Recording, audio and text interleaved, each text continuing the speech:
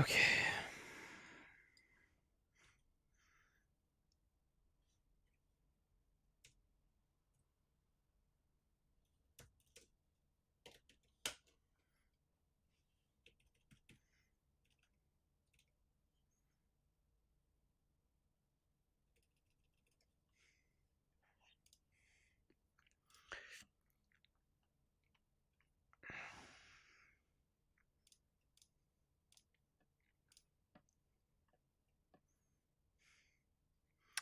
I might as well do these in order.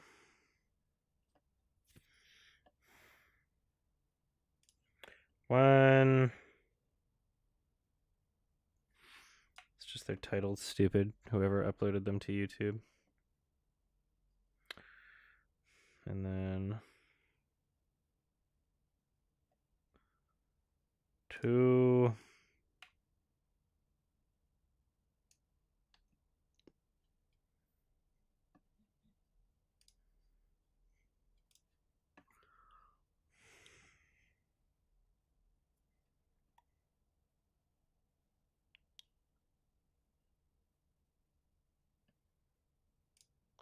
Three.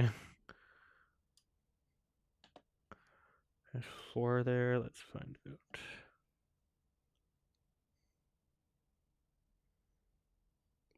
4.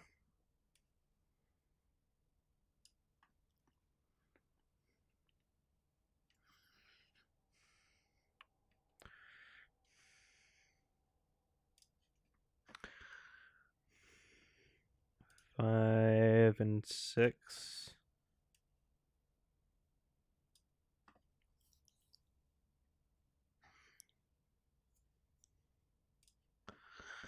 And then do we have 7? Yeah, 7, 8. And then I think 9 and 10 are missing. But 11 and 12 are there. But I got the Japanese dub of those ones, so it's fine. Or sorry, yeah, the Japanese dub English sub.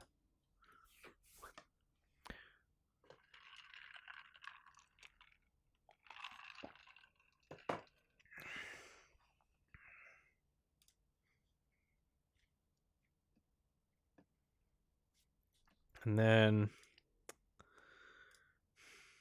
2000 movie and then 2009 movie. I'll put at the end.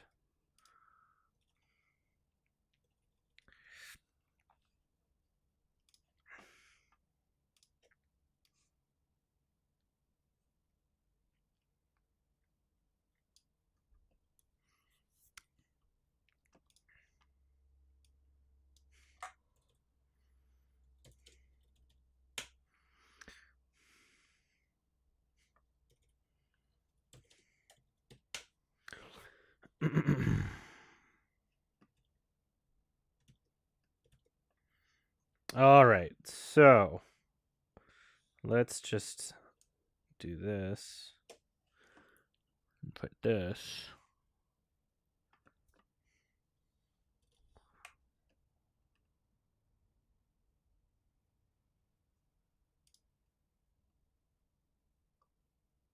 Right.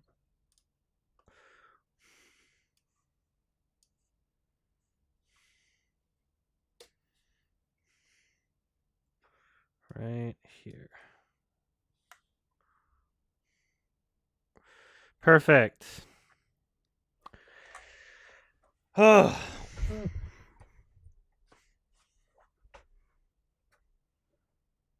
That's a lot of Kimbo. All right, so we got that in there. The footage is converted. That's fine. I'm kind of tempted to go through. There's like a bunch of YouTube videos on this. I'm kind of tempted to go through some of them. Look at how. Sorry. Look at this thumbnail right.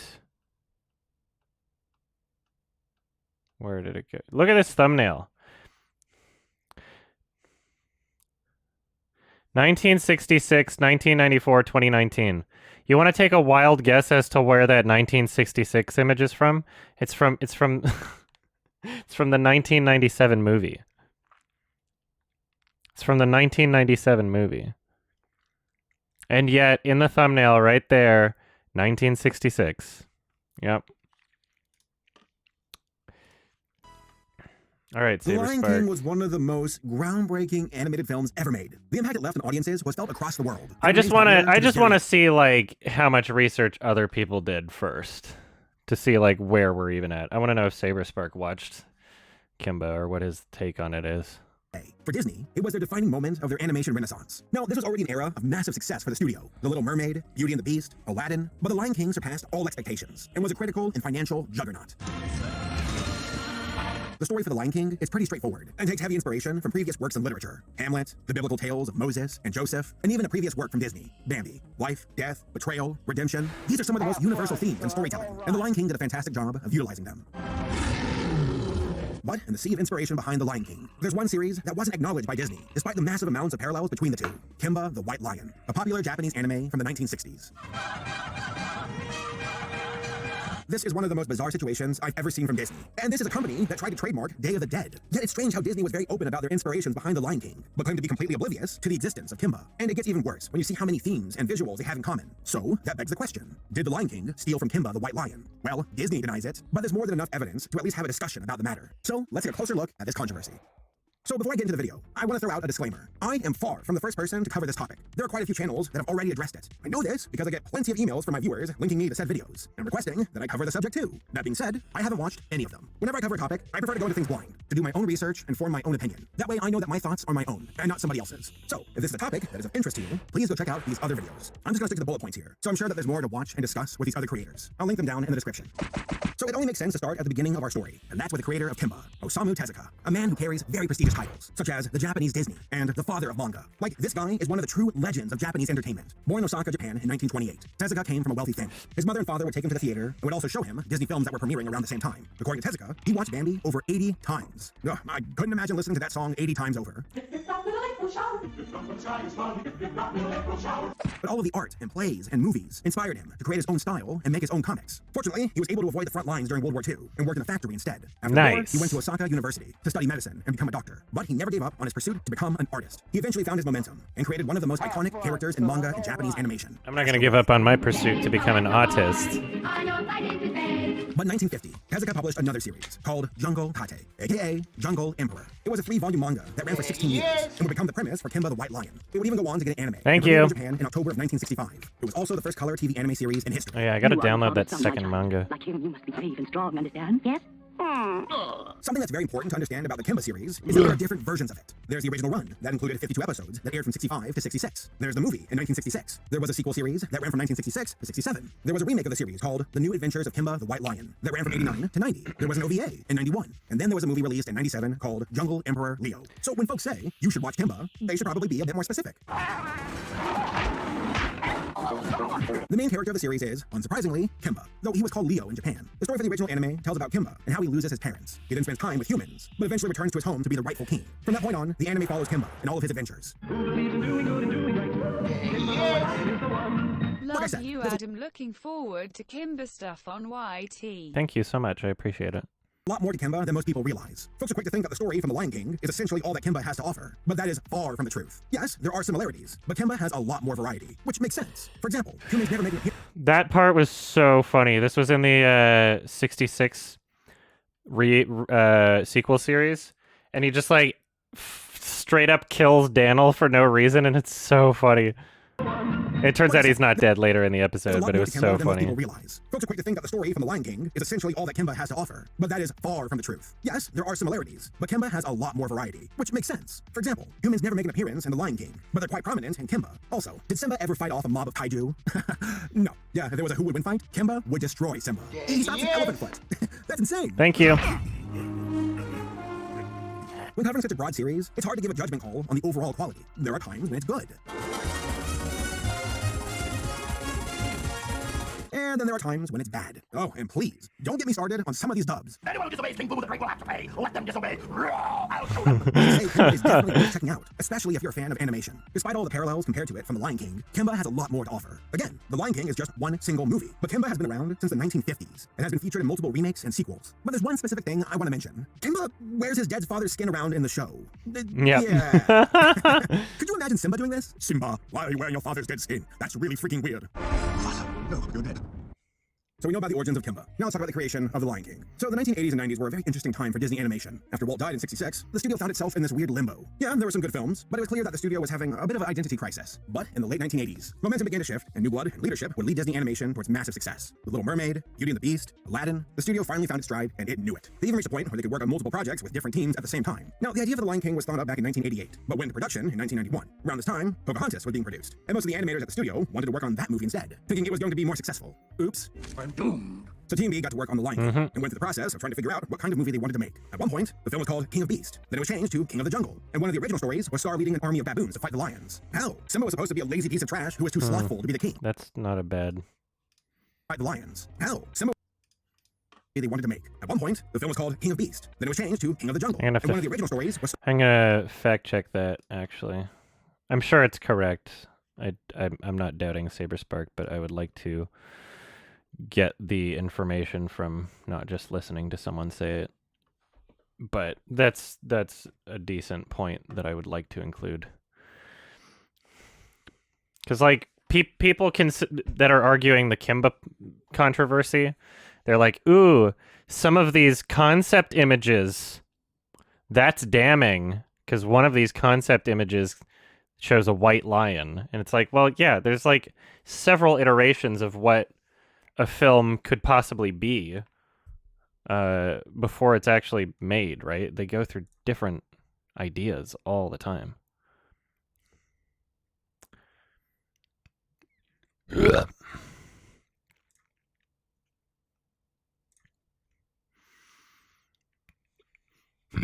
Yeah, I should go through a shit ton of concept art, shouldn't I?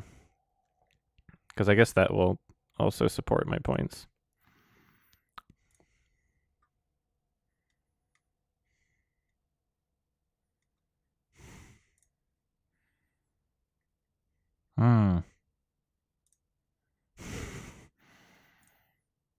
Yeah. Scar leading an army of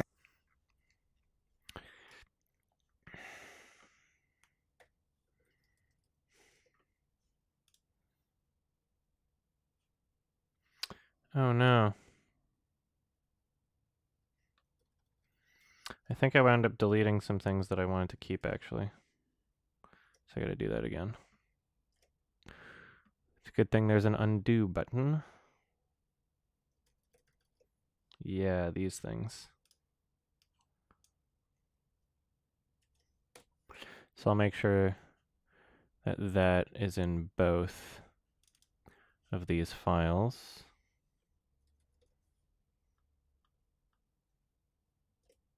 There we go.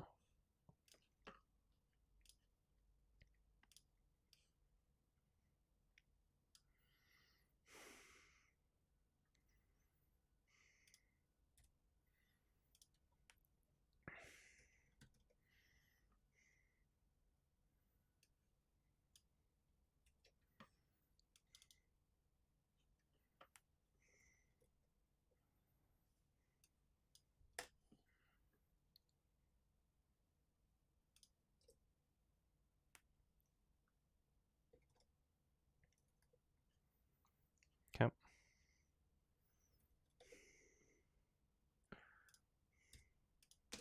animation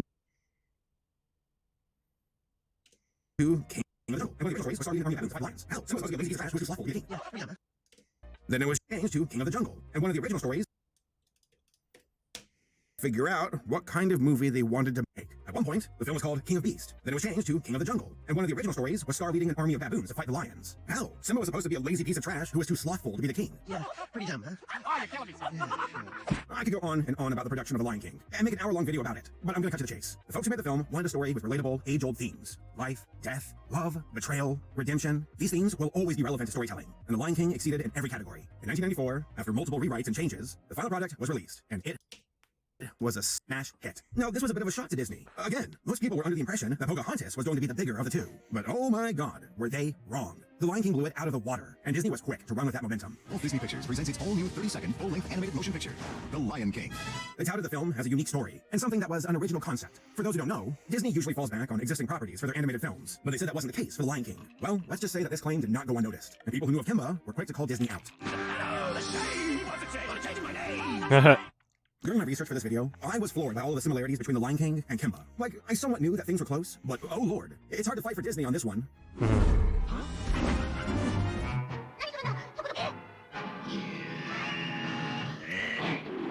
Really? That I'm being not said, sure. Like, there's so many different instances. I can't.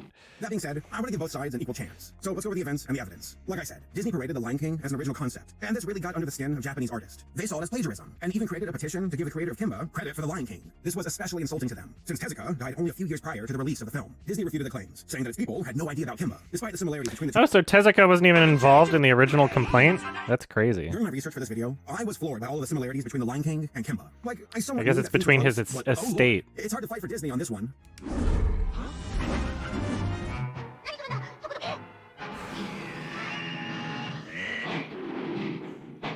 That being said, I want to give both sides an equal chance. So let's go over the events and the evidence. Like I said, Disney paraded The Lion King as an original concept, and this really got under the skin of Japanese artists. They saw it as plagiarism, and even created a petition to give the creator of Kimba credit for The Lion King. This was especially insulting to them, since Tezuka died only a few years prior to the release of the film. Disney refuted the claims, saying that its people had no idea about Kimba, despite the similarities between the two properties, to which there are a lot of. We have dead fathers, baboon mentors, evil lion villains, bird sidekicks, lackey hyenas, Yeah. and a story about being the rightful heir to the throne. And that's just some of it. Apparently, one of the lion cubs was supposed to be white. Oof, that looks pretty bad. And then you have Roy Disney Nah. during some interview saying Kimba instead of Simba. Was it a mistake? Maybe, but this point right here, this was No, insane. this is Matthew like Broderick, the voice of Simba, conspiratorial. said that he was under the impression that the Sorry, Lion King hold was the on. American version. Roy Disney during some interview saying Kimba instead of Simba. Was it a mistake? Maybe, but this point right here, this one's for certain. Matthew Broderick, the voice of Simba, said that he was under the impression that the Lion King was an American version of Kimba, and that he was familiar with the property since he watched it when he was young. It doesn't matter. It's in the past. There were a few other people involved with The Lion King that shared their thoughts on the subject. Roger Allers, the director of the film, said he'd never heard of Kimba before, and that he only learned about it around the end of the production for The Lion King. He also said that there was no mention of it during the development phase for the movie. Now, there's a bit of information about Allers working in Tokyo during the 80s, and how there was a Kimba remake that aired around the same time, that perhaps he saw it on television while he was in Japan. This accusation isn't true. He left Tokyo in 1985 and made his way to LA, and the remake for Kimba didn't air until 1989. So as far as a Okay. few other people involved That's funny, because the other Kimba channel... with The Lion King that shared their thoughts on the subject. Roger Allers, the director Okay, I'm gonna look that up, too. of the film, said he'd never heard of Kimba before, and that he only learned about it around the end of the production for The Lion King. He also said that there was no mention of it during the development phase for the movie. Now, there's a bit of information about Allers working in Tokyo during the 80s, and how there was a Kimba remake that aired around the same time, that perhaps he saw it on television while he was in Japan. This accusation isn't true. He left Tokyo in 1985 and made his way to LA, and the remake for Kimba didn't air until 1989. So as far as him watching that version of the series, there was no way. He wasn't there for it. Now, if it was a re-airing of the old series, then maybe that was the case. It's also kind of strange that during his time there, he never saw anything Kimba related. It's entirely possible. Then maybe that was the case. It's also kind of strange that during his time there, he never saw anything Kimba related. It's entirely possible. Are you sure Boo Boo's down there? And why don't you take a look for yourself? Sucker! Two animators who worked on The Lion King, No. Tito and Mark Holsler. I'm so bad at saying names. Well, they're on the record saying that they were familiar with Kimba, but that it didn't drive the direction of The Lion King. That Bambi was more of an influence, if anything. And then you have the co-director, Rob Minkoff, who said that he wasn't familiar with Kimba. He's also on the record saying that whenever a story is based in Africa, it's, quote, not unusual to have characters like a baboon, a bird, or hyenas. Yeah. So, yeah, there are quite a few people who worked on The Lion King who claim that no foul play was involved, that all of the similarities were just by coincidence, that Bambi was more of an influence, if anything. And then you have the co-director. I'm so bad at saying names. Well, they're on the record saying that they were familiar with Kimba, but that it didn't drive the direction of The Lion King. Sucker! Yeah, I disagree with these similarity Two animators who worked on The comparisons. Lion But... King, Tom Cito and Mark Holsler. I'm so bad at saying names. Well, they're on the record saying that they were familiar with Kimba, but that it didn't drive the direction of The Lion King. That Bambi was more of an influence, if anything. And then you have the co-director, Rob Minkoff, who said that he wasn't familiar with Kimba. He's also on the record saying that whenever a story is based in Africa, it's, quote, not unusual to have characters like a baboon, a bird, or hyenas. We could have whatever's lying around. So, yeah, there are quite a few people who worked on The Lion King who claim that no foul play was involved, that all of the similarities were just by coincidence. But there are still some who remain adamant that plagiarism was involved. Machiko Santanaka, the manga artist who led the Japanese petition against Disney, said, quote, no one is claiming the stories are identical. However, when my observations first reached Disney, I was told abruptly that Disney had never heard of Kimba, the White Lion. She also said, quote, at least a subtitle to pay homage to Tezuka, or a few lines paying respect to the origin of the story should be included. You must avenge my death, Kimba. Danin Simba. And then we have Fred Ladd, a guy who was involved with importing Kimba over to NBC America. He said it's ridiculous that Disney claimed to be ignorant to the existence of Kimba. We see Simba. Have fun. What I was called before it became Kimba. Walks out onto a promontory against the sky with building clouds. And I turned to my wife Arlene and said, "Boy, I said, don't tell me they're going to pan up to the clouds. In the clouds, we're going to see the dead father's image." And the camera did indeed in this picture of Lion King. Camera panned up, and there the clouds took the shape of the dead father. I said, "Oh boy." I said, "This is right out of Kimba." Sorry, but it was unmistakable for Jeff Katzenberg, then to later on taken the position when confronted with this, to be accused of ripping off a series on 30 years earlier, not 30 days earlier, or 30 weeks or 30 months earlier, 30 years earlier. And for Eddie Disney to say, well, this couldn't be a ripoff of Kimba because I remember as a young guy, I never even saw Kimba. When in fact, I knew those guys. I knew that they had Kimba masks in their animation cells at the Disney studio. They were young kids. They did all grow up with Kimba. They couldn't help but be influenced by it. And there's just, to say, so much similarity there that I think one cannot just glibly try to explain it away. The evidence is pretty stacked against Disney, but they hold their position about Kimba to this very day. Now, there was a question of whether Tezuka's family would pursue a lawsuit against Disney, but they ultimately decided against it. Something about Tezuka and how he would have been honored about a Kimba adaptation from Disney? I guess. And how they also want to maintain a good relationship with the company. Okay, your call. But let's be real here. The probable reason of why they backed out is because Disney has a terrifying legal team. There is one little problem. And also, I mean, like, They think I'm king. that's not how copyright infringement works, also.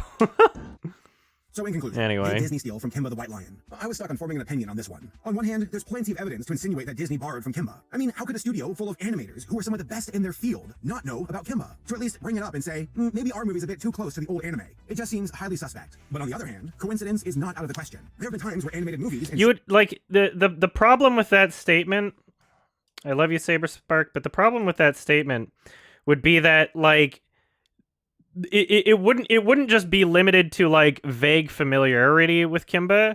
In order for people to make that call and say, like, wait, this is too similar, they would have to have memorized Kimba. Like, there's 52 fucking episodes of the original show and then plenty more after the fact, right? So it's like, So in like, conclusion, if did Disney the steal- comparisons of it being, like, way too similar are going to involve things like a warthog that appeared in one episode, you know, like, depends which episodes they've watched, really. from Kimba the White Lion. I was stuck on forming an opinion on this one. On one hand, there's plenty of evidence to insinuate that Disney borrowed from Kimba. I mean, how could a studio full of animators who are some of the best in their field not know about Kimba? To at least bring it up and say, maybe our movie's a bit too close to the old anime. It just seems highly suspect. But on the other hand, coincidence is not out of the question. There have been times where animated movies and shows look quite similar, but there was no foul play involved. It was just common, creative territory being interpreted by different people. I love you. I love you.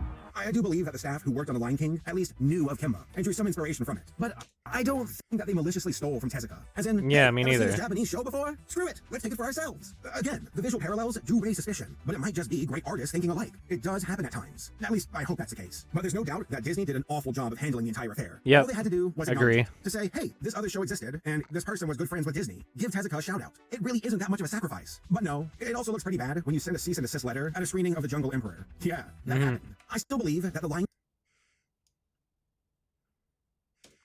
Yeah, that happened. I still believe that The Lion King is a fantastic movie, and is still absolutely worth watching. The staff did a great job of condensing all of its inspirations and themes into a single movie. Again, it falls back quite heavily on some major works of literature, but it successfully combines them all into a wonderful interpretation of the story. But I think one of the biggest victims here is Kimba itself. Outside of Japan, it's mostly unknown, and that's really a bummer. It's an important part of animation history, and was made by one of the greatest creators in Japan. It was one of the earliest Japanese cartoons on American television, and it really should be known for more than being that one thing that The Lion King might have ripped off. Seriously, try it for yourself. Type Kimba into Google, and most of the results are going to be about The Lion King, and how it might have stolen its premise from Kimba. Yeah. The entire legacy of Kimba now is tied to The Lion King, and that's unfortunate. If you get the chance, Yep. please check it out. It's absolutely worth it. But no matter how bad things get between Kimba and The Lion King, we can all collectively shit on the shameless ripoff that is Simba King Lion, a show that stole from both properties, with Yep. some adult themes added for good measure.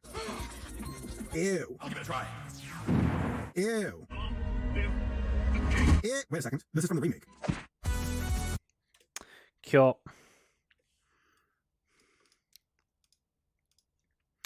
All right. That is Saberspark's take. This episode of Yesterworld is sponsored by NordVPN. On October 1st, 1993, the incredibly successful Disney animation Aladdin was released on VHS. But as thousands of families popped the movie into their VCRs to rewatch the highest-grossing animation of all time, they get a tease for something even bigger. For the summer of 1994, Disney animators will take you deep into the wilds of Africa for Disney's 30-second all-new full-length animated feature, The Lion King. This was the first glimpse of Disney's upcoming animated feature, The Lion King, promoted as the first Disney animation. I like how they say 30-second as in like 32 ND, but it sounds like 30-second as in 30 seconds long. based off an original story idea, and everything about this film leading up to its release defines the 1990s for many, myself included. From inside looks into the production to iconic music videos, toys, soundtracks, video games, restaurant tie-ins, the list goes on and on. But nothing can even compare to the actual reception when the film hit theaters on June 15th, 1994. The Lion King was an immediate commercial and critical success, and would far surpass Aladdin as the highest-grossing animated film of all time, a record that would go unchallenged for over 15 years. But with this groundbreaking achievement came a controversy. You must avenge my death, Kimba. I mean, Simba. Newspapers began covering allegations about how Disney's, quote, first original story was stolen from the Japanese animated series, known in America as Kimba the White Lion. Disney, of course, strongly denied these accusations again and again, despite what many thought to be a mountain of evidence to prove foul play. Now, over 2 decades animated series, known in America as Kimba the White Lion. Disney, of course, strongly denied these accusations again and again, despite what many thought to be a mountain of evidence strongly denied these accusations again and again, despite what many thought to be a mountain of evidence to prove foul play. I'm glad that this Now- person is actually using clips from things that weren't created after The Lion King 2 in decades their later, it's time to video. finally answer the question once and for all: did Disney steal the Lion King? Happy birthday, Carlos. To properly tell the story as honestly and as balanced as possible, you have to go all the way back to Japan in the 1940s, I as by can't this do point, it. America's animation industry had been revolutionized by Walt Disney shorts and feature films. However, overseas this was not the case. But then came a young cartoonist by the name of Isamu Tezuka, who saw the potential of Japanese cartoons if given the chance. Tezuka's idol and inspiration was in fact Walt Disney himself, and would cite the original Mickey Mouse newspaper strips as a major influence, and the two shared the core belief that animation could appeal to all ages and feature strong characters instead of relying on cheap gags. Tezuka produced many types of comic books during the late 40s and 50s. Some were intended for children, but many appealed to a much wider demographic. He even had the chance to adapt an illustrated version of Bambi, a film he would often cite as another major influence in his career, and claimed to have seen it over 80 times in theaters. But we finally arrived to the one that pertains to our story here, Junguru Taiti, or the Jungle Emperor in English, also known as King of the Jungle. The idea originated, according to the creator himself, from Bambi, as he disagreed with the film's portrayal of intelligent, self-aware animals being so removed and distant from mankind. Now, to avoid a lot of repetition between the book and later adaptation, we'll be diving into the specifics of the story a bit later. The series was very successful with children, but its powerful storytelling and strong characters also resonated with older audiences. But it was his next series, The Mighty Atom, otherwise known as Astro Boy, that would take Leo the Lion to the next level. After an unpleasant experience working on the adaptation of a series Son Goku the Monkey King, he began his own animation studio, Mushi Productions. One of the first projects was turning the incredibly successful Astro Boy into a weekly, 30-minute episodic anime TV show, which at the time had never been done before in Japan. To accomplish this, he would abandon the traditional form of Disney animation, instead using as few images as possible to save on money and time. Astro Boy was an unprecedented success, and led to a deal with NBC to broadcast the show in English for the US, a first in America's television history. NBC was so pleased with the ratings and popularity of Tezuka's Astro Boy, they also agreed to co-produce a TV series of the Jungle Emperor. This would be the first ever color Japanese animated television show. And in 1965, the show began airing in Japan as Jungle Emperor Leo. However, in America, the show premiered as Kimba the White Lion. Don't worry, we'll explore the name change from Leo to Kimba a bit later. Though not quite as much as Astro Boy, Kimba the White Lion was a success in the US. It would air on television mostly up until the mid-70s, with a few stations broadcasting the show up until 1983. However, Kimba's success in America was nothing compared to Japan. Kimba and his animal friends were everywhere, from toys to playing cards, puzzles, plushies, bobbleheads, and much, much more. To put all this into perspective, Isamu Tezuka was often cited as the Walt Disney of Japan, and his characters from Astro Boy and Kimba were the equivalent of Disney's characters in America. In 1966, a summarized version of the show was released in the theaters in Japan called Jungle Emperor. The same year saw a sequel series air in Japan, Jungle Emperor Onward Leo, but wouldn't be seen in the US until 1984 as Leo the Lion. In 1988, work began on adapting the later stories of the original manga for a feature-length animated film. However, with the tragic passing of Isamu Tezuka at the age of 60 the following year, the film would spend nearly 10 years in limbo. But over in the United States, another animation began development in 1988. Yeah. Okay. Tragic passing of Isamu Tezuka at the age of 60 length animated film. However, with the tragic passing of Isamu Tezuka at the age of 60 the following year, the film would spend nearly 10 years in limbo. But over in the adapting the later stories of the original manga for a feature-length animated film. However, with the tragic passing of Isamu That's pretty important. And it's really funny that that one Kimba channel, when they got to like, yeah, well, the 97 movie was supposed to come out before The Lion King, but The Lion King, like, did something, like, and there's just more obvious answers that don't involve massive conspiracy, you know? Isamu Tezuka at the age of 60 the following year, the film would spend nearly 10 years in limbo. But over in the United States, another animation began development in 1988, about a young lion whose father dies and is destined to become king of the jungle. I was on a plane with Jeffrey, and somehow the topic of Africa came up. And Jeffrey said, that's what we should do. We should do a movie about Africa. The official story is that after this initial discussion, producer Jeffrey Katzenberg added story elements about coming of age and death, and the filmmakers openly cited two major sources of inspiration. One was the story of Moses in the Bible, specifically the elements of Moses being forced to leave his home and returning when he's called to free his people. The other was Hamlet, in which the prince seeks revenge against his uncle, who murdered his father in order to seize the throne and marry his mother. Before I came aboard, it was described as Bambi in Africa with Hamlet thrown in. So Bamlet. There were days when we went more down the Hamlet path than other days. There were moments when we had lines of Shakespeare into the movie. This leads to something I believe many often miss with this whole Lion King versus Kimba the White Lion controversy. While the influences of Moses, Bambi, and Hamlet can be found from the very beginning, from 1990 until 1993, the script itself went through drastic rewrites. This includes the title, which began as King of the Beast, becoming the Lion King as early as 1990, then King of the Jungle, before settling back to the Lion King again. It would literally take an entire video itself to go through every single alteration, as most of it is unrecognizable from the final drafts. It was sort of a war between lions and baboons. Rafiki was a cheetah. The character of Scar was actually the leader of the baboons. It's a very different tale. There's a reason why I titled this episode The Lion King Lie, and not something like how Disney stole the Lion King, because when it comes to just the story itself, the short answer is no, and that's actually the least controversial part of this whole situation. So let's take a quick dive into the story of Kimba the White Lion, or Jungle Emperor as known in Japan. Much like the comics, the story more or less begins with Caesar, the king of the jungle. Though he used to guard a village, he moves to the jungle to protect the animals, but becomes a menace to the local tribe when freeing their livestock. The natives' cows and pigs keep disappearing. You mean the white lion eats them? No, he doesn't eat them. He steals them and sets them free in the jungle.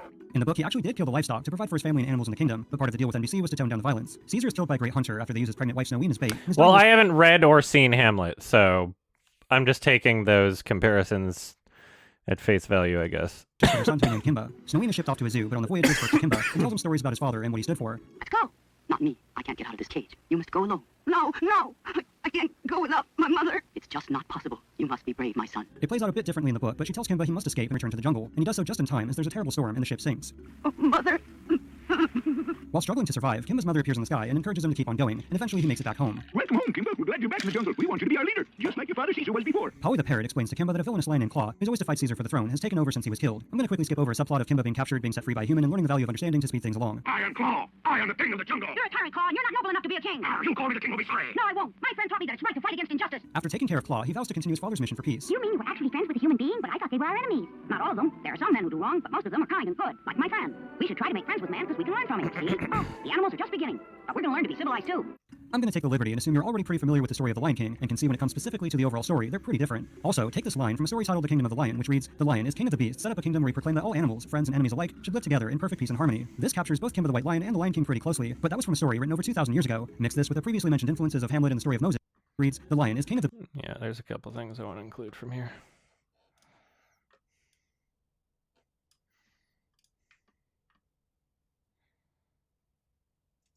With older airing in Japan. Yeah, this. However, with the Trap Lion, a sequel series air called Jungle Emperor. The same year saw a sequel series air in Japan, Jungle Emperor Onward Leo, but wouldn't be seen in the US until 1984 as Leo the Lion. In 1988, work began on adapting the later. In 1988, work began on adapting the later stories of the original manga for a feature-length animated film. However, with the tragic passing of Isamu Tezuka at the age of 60 the following year, the film would spend nearly 10 years in limbo. But over in the United States, another animation began development in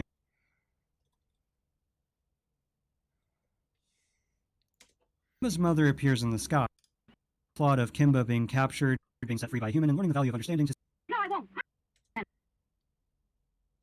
With the story of the Lion King, and can see when it comes specifically to the overall story, they're pretty different. Also,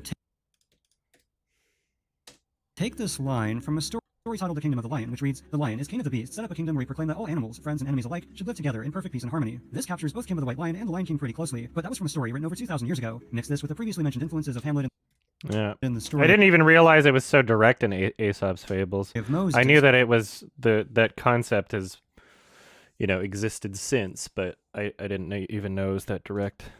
Story of Moses, and you have the story of the Lion King. There's even a deleted scene in which Scar tries to seduce Simba's mother, which is one part of the story of Hamlet they left out. A king alone is a sad situation indeed, but a king without heirs.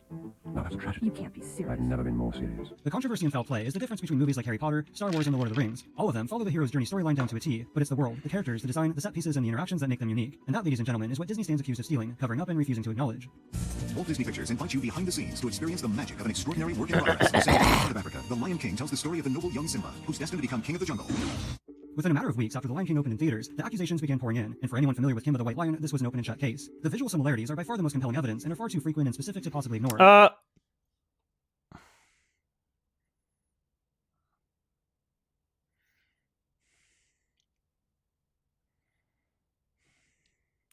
I'm not gonna call bullshit right now. That seems like it's from the 97 movie, but I don't know. Far too frequent and specific. I can't say for sure. Coincidence is one thing, but there's example after example after example of just how closely. It's just after 3,000 minutes versus 90 minutes. It's the most unfair comparison imaginable. Of just how closely these scenes match to those present in Kimba the White Lion. Both animations even feature Stampede, with the character in danger hanging from a branch with a bird character telling them help. It's so stupid. It's so stupid. I can't. The way. In Kimba, it's antelopes. In The Lion King, it's wildebeests. Hey, why'd you kick my father's hide? Yeah, if you just replace characters with other characters, then the same kind of vague thing happens, kind of, but not really. The context is entirely different. The result is entirely different. Its purpose is entirely different. Pretty much the only similarity is that there's a stampede and a character is hanging from a tree at one point. Does he even say branch in this one? Because if he says branch, that's going to be evidence to me he didn't watch the show. Those present in Kimba the White Lion. Both animations even feature Stampede, with the character in danger hanging from a branch with a bird character telling them help. He's not hanging from a branch. I mean, it's weird that he said that. I don't know. Maybe he did watch the show. Because, even just by looking at this clip, that's not a branch. Danger hanging from a branch with a bird character telling them help is on the way. In Kimba, it's antelopes. In The Lion King, it's wildebeests. Hey, why'd you kick my father's hide? Ow! Jeez, what was that for? But it's really the sequences involving... Really? Those two scenes are going to be compared? That's so stupid. I'm sorry. And this guy, who made this video seems to be of the opinion that it's not a ripoff, but This is just a weird thing to compare. Hey! Why'd you kick my father's hide? Ow! Jeez, what was that for? But it's really the sequences involving Simba and Mufasa against Scar that, with a little restructuring, are virtually identical of those between Kimba and Claw in the sequel series Leo. Nah.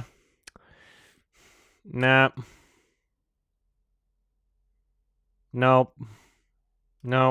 That, with a little restructuring, are virtually with a little identical restructuring. of those between Kimba It's not and virtually identical. Claw. It's literally not the same at all. Yeah, if you switch which character threw what at the other person's eye, and also what they kicked at the other person's eye, if you switched like everything around, then it's the same. Between Kimba and like Claw in the sequel series Leo the Lion. However, keep in mind that Leo the Lion wasn't broadcast in the US until 1984. We'll get to the arguments for and against whether all this was or wasn't intentional and how it might have happened, but these similarities are pretty incredible. Heck, even Mufasa's death can be recreated using Leo the Lion, though obviously the outcome is far less tragic. And of course, one of the most famous examples is Kimba seeing his deceased mother. It can be recreated if you like stitch together a bunch of random episodes from like several different series. Until 1984. We'll get to the arguments for and against whether all this was or wasn't intentional and how it might have happened, but these similarities are pretty incredible. Heck, even Mufasa's death can be recreated using Leo the Lion, though obviously the outcome is far less tragic. And of course, one of the most famous examples is Kimba seeing his deceased mother and father in the clouds. Again, very similar to the iconic scene in The Lion King, though it is important to mention that this wasn't part of the script until near the end of the rewrites. One plot thread of Kimba is his goal of turning carnivores into herbivores, and while Simba technically does become a vegetarian, the movie still ends with the circle of life. Eating bugs is not vegetarian. I respectfully disagree, and I don't understand why anybody thinks that eating living organisms is vegetarian. Eating bugs is... Do people think that? Is that like, do vegetarians eat bugs? Is that a thing?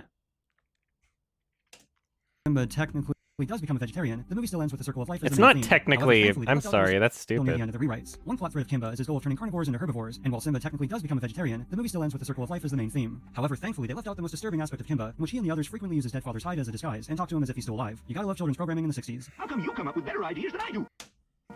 Maybe it's because I have a special inspiration. Right, Father? Now, as far as the characters themselves, Simba and Kimba are pretty different. Kimba is a mature young cub trying to unite the kingdom together in peace. Simba is pretty much the opposite, spoiled, self-entitled, and cocky. By the way, the only reason the name Leo the Lion was changed to Kimba in the first place was because Leo the Lion was the name of MGM's mascot. NBC wanted to copyright the name, so they took the Swahili name for lion, which is Simba, and put a K in front, either from the K in KNBC or the nickname of an executive's daughter, Kimberly. The only reason the name Leo the Lion was changed, spoiled, self-entitled, and cocky.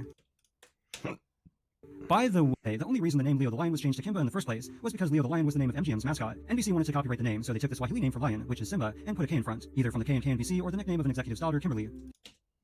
Kimba. Then you have Mufasa and Caesar, whose morals and personality are nearly identical. You also have Scar and Claw, whose names are... Sorry? Kimba. Then you have Mufasa and Caesar, whose morals and personality are nearly identical. I disagree. I disagree with that. Caesar's entire philosophy for the jungle is that, like, no one should fight ever, and, like, Kimba turns this into his vegetarianism thing, and I think it's even hinted at that, like, Caesar was trying to make everyone vegetarian, too.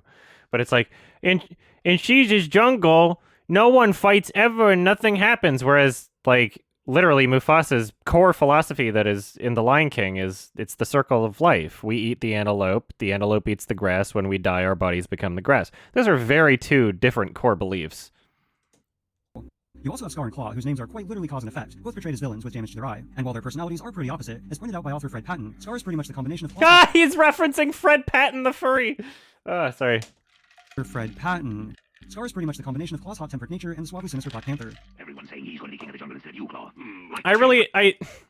I think that's such a stretch, and it's so stupid that, like, you have to combine two different characters to get one character. I think that's stupid. I think that's absolutely stupid. Yeah, Scar combines elements of both. Why? Like, I'm sorry. And the suavely sinister Black Panther. Everyone's saying he's going to be And also, I really don't feel like Scar acts like this dude at all. What's his name? I forget. Like to see him try. Cassius. Squad orders to the Laughing Hyenas, Tip, and Tab. And while the Lion King has 3, it's a little too coincidental. Although admittedly, the villains are much creepier in Kimba. You're a great king, Claw. Kitty. Do you still want to have me as your queen? Mm-hmm. I'd be very happy to accept your proposal, Your Majesty, and share your throne with you. Zazu and Polly are both birds meant for mostly comedic purposes. The baboons, Rafiki and Daniel, are also both wise old mentors who guide Kimba and Simba on Okay, hold on. The baboon Polly are both birds meant for mostly comedic purposes. I find this... I find this so stretching because not only are their characters entirely different, but you could say literally every character in Kimba is for comedic purposes. You could say his antelope friend too. You could say Daniel the baboon. They're all for comedic purposes. It's not like and it's not like Zazu's it's not like, even if you were to say they're both for comedic purposes, it's not like that's exclusive to either of these characters. They're not the only characters in the show or film that are, they're not the comic relief. That's not what they are. And their characters are entirely different. I find the Zazu and Polly comparison to be like absolutely ridiculous, like absolutely insane. Like you have to stretch so far to get there. You have to either stretch or reduce. Zazu and Polly are both birds meant for mostly comedic purposes. The baboons, Rafiki and Daniel, are also both wise old mentors who guide Kimba and Simba on their journey. Their arc— Not really. Not really. Every once in a while he'll be like, hey, chin up, old little boy. Because he's supposed to be an old kook, whereas this guy's like a fucking witch doctor. Right? They're entirely different characters. This guy's a fucking crazy witch doctor. Guide Kimba and Simba on their journey. There are quite a few more comparisons we could explore, but we also run the risk of trying to say a film like Harry Potter, where a boy who's left in the hands of an aunt and uncle who suppress information about who he truly is and is destined for great things, is copying Star Wars, a film where a boy is left in the hands of an aunt and uncle who suppress information about who he truly is and is destined for great things. But then there's also this. That's why all the others always laugh at me, Kimba. I know my mother must be ashamed of me. No, you can't do this. It's one episode where the Warthog's there and he's nothing like Pumbaa. You can't do this. And it's weird that I'm complaining so much about this guy that I'm like apparently is on my side of the issue by saying it's not really a ripoff. I'm wondering why he's including all these clips when they're so ridiculous, that the stretches, that the mental gymnastics that you have to apply here to get to that point. It's just so ridiculous. I know my mother We just watched through this episode the other night. It has nothing to do with anything. must be ashamed of me. Once The Lion King was released, Disney's response to the allegations were very— Pot of Petals, do you believe that like South Park rips off The Simpsons? Have you seen the South Park episode Simpsons Did It? Like when to make that kind of statement, these similarities can't be written off as coincidence. You're acting as though you're an expert on how art is created.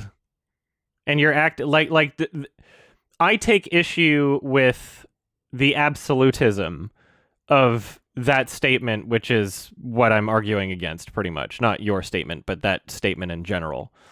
Is I'm willing to say, yeah, it's entirely possible that The Lion King was inspired by Kimba. But what I'm arguing against is the absolutist statement of, oh no, there's no way it could be a coincidence, or that The Lion King, there's no way The Lion King would have come up to with their own film the same way independently of Kimba existing. I don't think that's true. I don't think that's true at all. I don't think that it's impossible. I think that's ridiculous. very inconsistent. First, they claim to be surprised, clarifying no one associated with The Lion King had ever heard of Kimba or You say no, but the inspiration is there. I don't... You're saying that the writers of The Lion King... Were you here last night when we went through this episode? You're saying that the writers of The Lion King added Pumbaa in as a character and had him ashamed of his own, like, smell for the story next to a watering hole because they watched this particular episode where this warthog, who has some weird pain fetish, like, who helps them out at the post office and then cries because he's ugly and is trying to bang the other warthog girl who's, like, not ugly. That, by the way, I'm not even sure this is a watering hole. I think it's just, like, a source of water, like a lake or something. I guess it's the same difference. But, like, how... That doesn't make any sense. That doesn't make any sense.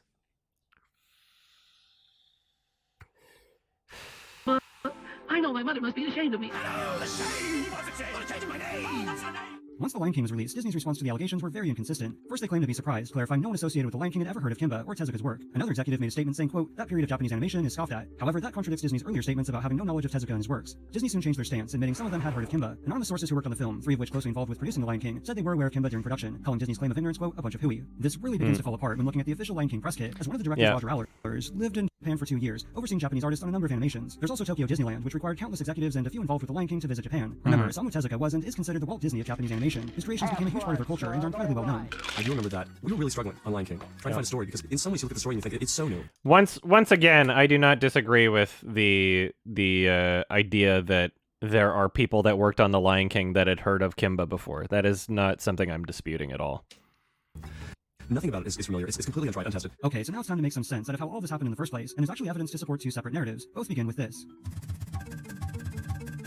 In a very early presentation reel of The Lion King, one particular concept drawing stands out. This has always been considered the smoking gun of sorts, in what seems to be a white Simba, or Kimba. I also came across another example, only this one showing a grown-up Simba. These set up narrative 1. The Lion King actually began as a Kimba the White Lion retelling. On July 19th, 1993, while still in production, Roy Disney gave the equivalent of a Reddit Ask Me Anything for a site called Prodigy Communications. To answer a question about whether there'd be any nice motherly figures, he said, quote, wait until you see next summer's The Lion King and Kimba's mother. If The Lion King began as a Kimba remake, this would be an easy mistake. That's... Words. And what seems to be a white Simba, or Kimba. I also came across another example, only this one showing a grown-up Simba. These set up narrative 1. The Lion King actually began as a Kimba the White Lion retelling. On July 19th, 1993, while still in production, Roy Disney gave the equivalent of a Reddit Ask Me Anything for a If it originally began as a Kimba the White Lion retelling, then why were there original first concepts for Scar being him as the king of baboons then? Right? Why did they move away from those other concepts if... Ugh. To answer a question about whether there'd be any nice motherly figures, he said, quote, wait until you see next summer's The Lion King and Kimba's mother. If The Lion King began as a Kimba remake, this would be an easy mistake to make. This would also explain Matthew Broderick's It's an easy... This would also explain Matthew Broderick's statements, claiming to have been under the impression he was hired for the role of Kimba in a remake of the Japanese animated series. Matthew Broderick didn't write the movie. Matthew Broderick is a voice actor. I don't know why that's used. I don't know why that's an argument. In a remake of the Japanese animated series, there's also one anonymous employee who claims to have received a letter from a publicist about the, quote, remake of Kimba the White Lion we're doing. Going further, in April of 1980... Anonymous employee! Remake of the Japanese animated series. There's also one anonymous employee who claims to have received a letter from a publicist about... Anonymous employee, unknown publicist. Quote, remake of Kimba the White Lion we're doing. Going further, in April of 1980, Osamu Tezuka starred in a Disney World television special, playing a character from The Reluctant Dragon. According to his translator, he later visited the Disney Animation Studios in Burbank, California. This adds credibility to the story that supposedly he was meeting with Disney to develop a feature-length remake or retelling of Kimba. In fact, years earlier, he finally met his idol Walt Disney in person, from The Reluctant Dragon. According to his translator, he later visited the Disney Animation Studios in Burbank, California. This adds credibility to the story that supposedly he was meeting with Disney to develop a feature-length remake or retelling of Kimba. In fact, years earlier, he finally met his idol Walt Disney in person. It's conspiracy level. Who praised his Mighty Atom series. Again, this is pretty speculative, but many believe the passing of Tezuka in 1989 put Disney in a tough position. Either abandon Kimba altogether, or make enough tweaks to the story, characters, and animation to avoid outright theft. This might also explain why those who came into the production later would have no idea about its Kimba retelling origins. In retrospect, people go back and analyze the movie and say, oh, how clever they wove in these influences and those influences. If you really saw how the movie was put together, you would say, oh my god, you mean they did it this way? But then there's narrative 2, which in my personal opinion, based on my research, is the most likely. The Yeah. origins of The Lion King more or less began just how the creators insist. But, and this is a big but, Kimba was always a massive influence, both consciously and subconsciously. Personally, I truly believe Simba was initially designed to be a white lion as a tribute to Kimba. As based on early concept art, there's no denying this. However, in the same presentation reel mentioned earlier, you do see Simba as... But I don't understand why people treat this as a smoking gun. It's one concept image out of a billion. Out of a billion concept images. Like, it's one concept image and people are like, oh yeah, obviously it was supposed to be Kimba. What? Like, that doesn't make any sense. There's a billion concept images that look different, right? Like, they go with a lot of different... Personally, I truly believe Simba was initially designed to be a white lion as a tribute to Kimba. As based on early concept art, there's no denying this. However, in the same presentation reel mentioned earlier, you do see Simba as a regular lion, and there's a ton of very early concept art showing this as well. So I think this was abandoned almost immediately. Once the allegations began, a handful of artists and animators went on record to say that, yes, many of those involved were not only aware of the similarities to Kimba, but they embraced it. The production as a whole was unprecedented and chaotic, so it's easy to imagine how a storyboard artist or animator's tribute to Kimba, no matter how obvious, could slip through the cracks by superiors who had never seen the actual cartoon series. Sometimes you don't know really who's responsible for what, because everyone built on the other ideas. You're working very hard to bring a sequence or to create a background or layout or a moment of animation. The problem is, like, you would have to have memorized the show. It's the level at which people are claiming that it is lifted from Kimba when we're talking about, like, things like the Pride Rock or, like, oh, they battled on a cliff, right? or like the specific shot of the warthog at the watering hole. It's like you would have had to have memorized the show. It's not just like, oh, I was familiar with Kimba. You would have had to have memorized it to lift those things from it. Really wow the people that you respect. When the allegations began, the president of Tezuka Productions initially made a statement saying they considered it a form of flattery, that Tezuka himself would have been pleased. However, with Disney's repeated dismissals, insults, and unwillingness to acknowledge these influences, they changed their stance. And that's really been the heart of the problem all along. Animators, artists, and fans of Kimba just wanted Disney to pay the same respect Tezuka showed Disney. They often cited Bambi as an influence and inspiration for the Jungle Emperor, so why not reciprocate? To make matters worse, in 1997, Tezuka Productions finally finished and released their Jungle Emperor Leo film that began production in 1988. However, Disney sent the team a cease and desist, claiming they were stealing from The Lion King. Though Disney eventually dropped the case, the marketing team would make a very clear statement years later. The animators who were working for the Walt Disney Studio at that time in the 1990s were the best in the world. Before we wrap this up, I want to make one thing very, very clear. None of this does anything to tarnish, discredit, or undervalue the incredible and groundbreaking work everyone on the team of The Lion King put into the film. From the directors, the writers, storyboard artists, animators, composers, voice actors, and more. The hard work and dedication to achieve such an incredible animated film is not something to be taken lightly. There was a letter that was sent to Disney by a man who had lost his wife. And he said, I didn't know what to tell my child, too young to truly understand what death was. And he said, what I did was I tried to explain to them that mommy was gone, but mommy was always looking down on them. It was just really touching. And I think when our films do that, it makes it all worthwhile. Yes, the influences remain controversial, but that doesn't minimize the lasting impact the movie has had on audiences all around the world. Maybe I'm biased because The Lion King is my favorite animation of all time next to Aladdin, but even with all the similarities we've explored, to label the movie as simply a ripoff is a disservice to all the original work that did go into the film. So at the end of the day, I think it's important to look beyond the controversy itself and instead focus on what we can ultimately learn from it. Speaking of learning from the past, unless you've been living under a log in the jungle like Simba's meal, you're probably well aware about how your online identity is at risk now more than ever. Boop. All right.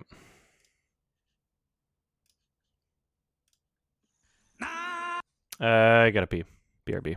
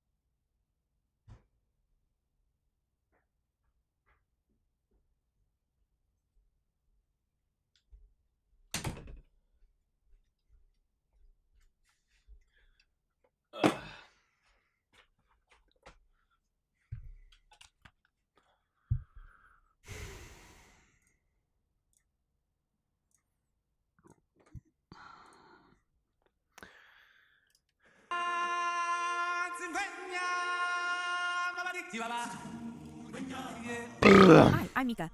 The Lion King is awesome, and you've probably noticed that it's based on Hamlet and Bambi. There's the evil uncle who usurps the throne of a good king. And the infant royal heir who grows up, learns responsibility, and deals with the death of a parent. But I think there's another inspiration for the Lion King, and that's Kimba the White Lion.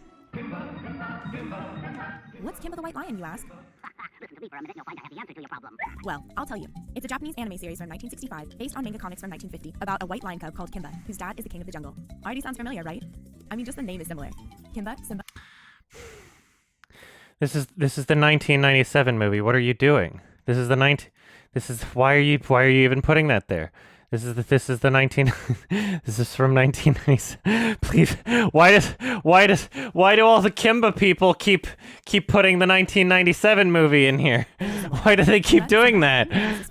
Oh, somebody has to go and warn them. Trust me, it gets a lot worse. So the story begins when Kimba's dad is lured into a canyon and killed, just like Mufasa in The Lion King, and just like Simba in The Lion King. What? Ah! He's lost away from home and has to make his way back. But he has the ghostly Oh my god. Trust me, it gets a lot worse.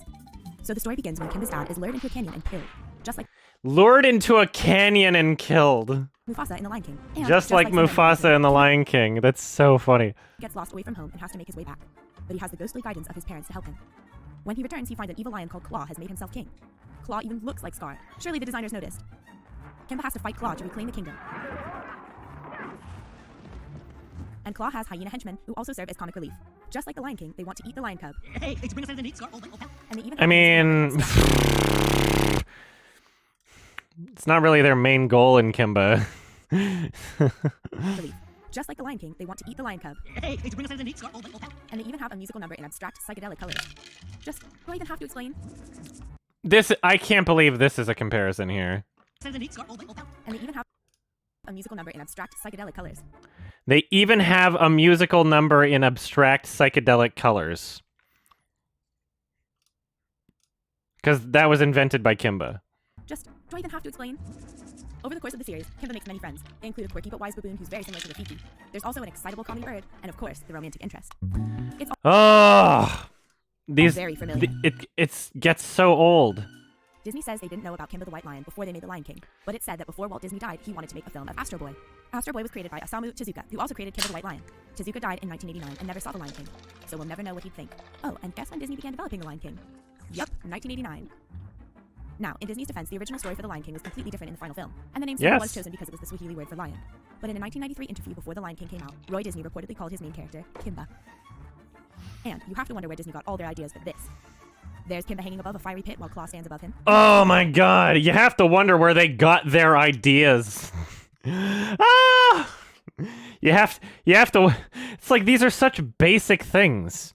If it was something like really complex, then I would be on the side of Kimba people. If it was something complex that like you can't possibly have written without lifting it from something else that previously existed, that would be an argument. But these are not complex things. Dangling from a cliff and then adding this extra element of like fire underneath is not a complex thing. And this is like, as I've already fucking shown, like there's a billion instances of like people fucking falling from cliffs in Kimba. So no matter how it was done, Kimba would have done it. Also, this clip that they used, is that actual fire? This is lava, I guess? Like he just fell, right? That's not even Claw, that's fucking Cassius. Look, he's dangling from a cliff again. Look, he gets pushed off a cliff. Look, he's dangling from a cliff. There's another line. Now she's dangling off the cliff. Look at this.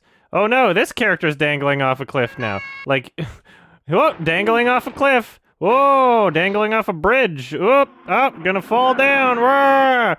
Oh, falling into the hole. Like, this show itself is evidence that, like, when you have animal characters in Africa and you want to add conflict, like, how many fucking things do you think are possible here?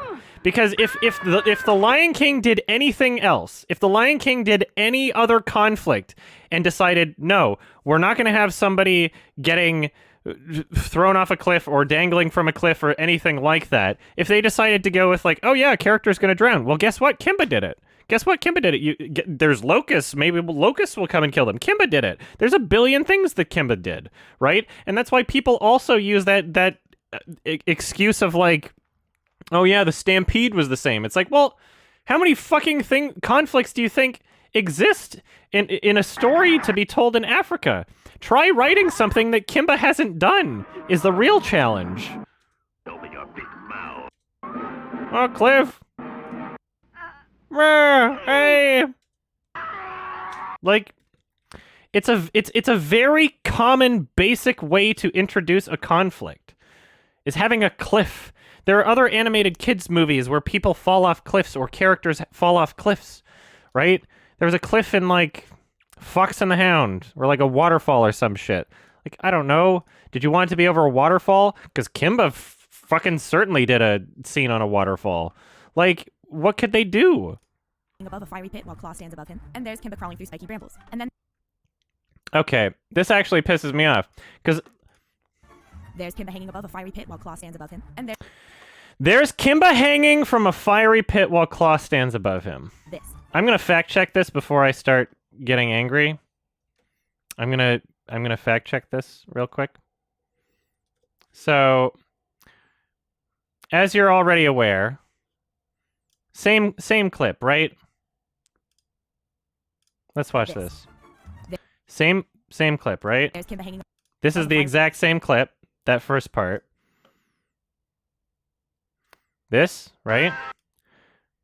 Same clip. Let's see if I can find the exact same frame. It might be reused animation, who knows? Oh, it might not even... It might be reused animation. They've done the same thing so many times.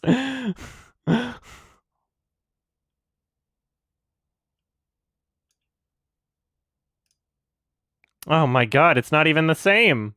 Okay, it's probably from a different episode. Above a fiery pit while Claw stands above him, and there's Kimba crawling through spiky brambles. And then there's the king himself standing on that iconic rock. Kimba crawling through spiky brambles. And then there's the king himself standing on that So, it stretches so far. Then again, Disney never had Simba keep Mufasa's dead hide and run around wearing it. So what do you think? Is The Lion King a real ripoff? Or is it all just a big coincidence? No! Thanks for watching. If you like this video, please subscribe and check out Becky's video about the spooky similarities between Avatar and Fern Gully. So what do you think? Is The Lion King a real ripoff? Or is it all just a big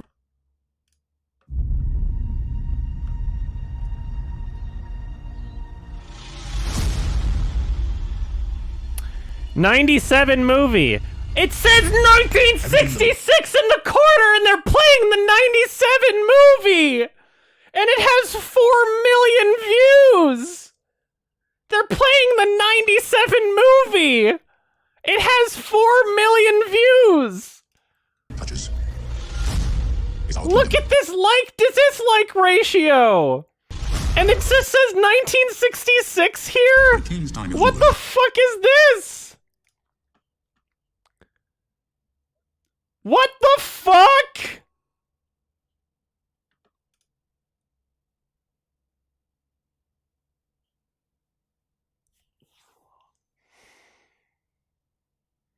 And nobody's arguing against this.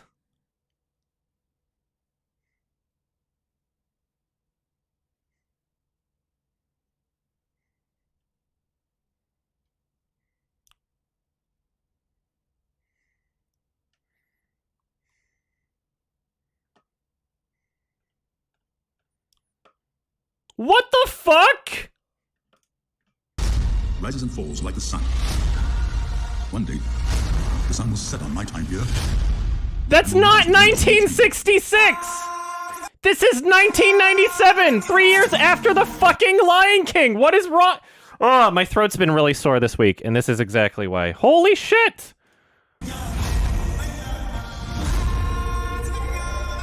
What is wrong with you? How can you upload this video? You're lying to people! But this, what's weird about this one, who is this? Who is this person? You're not, like, I don't believe this person's a Kimba fan. So it might just be, like, complete ignorance, right? Yeah, this is like a clickbait channel. This is like Supreme Clickbait, the channel, right? They're just making clickbait. And maybe they actually thought it was from 1966 because of other really manipulative videos on the channel, right? Maybe. Alright, I'm pissed off. It's not 1966! What is wrong with you? What the fuck? It has 4 million views! And nobody's arguing about this! Yeah, who else has never seen Kimba the White Lion? Kimba the White Lion exists. Disney. Hippity hoppity, your show is now my property.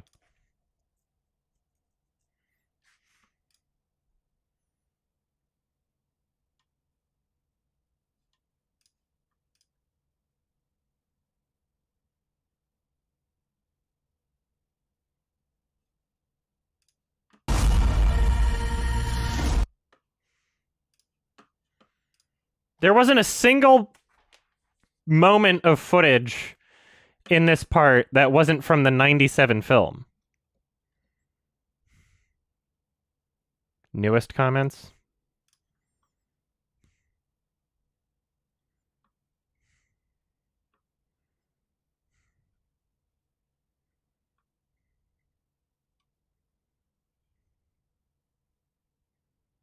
Wow, Wow, Lion King really did copy Kimba.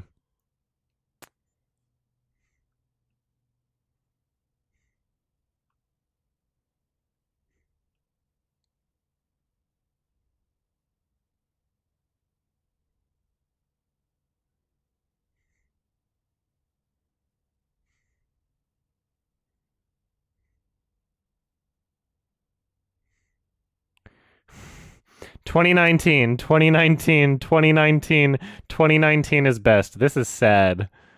I love 2019 Lion King. 2019."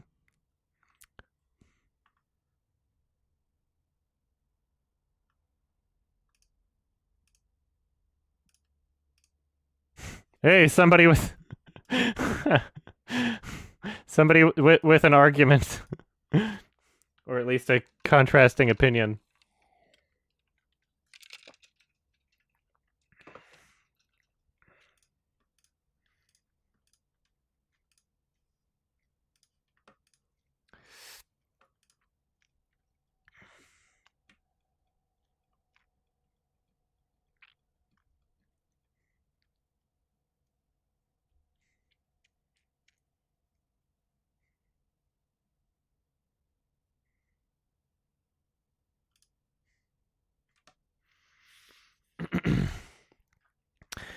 Disney offered to buy it from the original creator, but he refused before his death. Is there anything proving that, or is that just a crazy made-up conspiracy theory?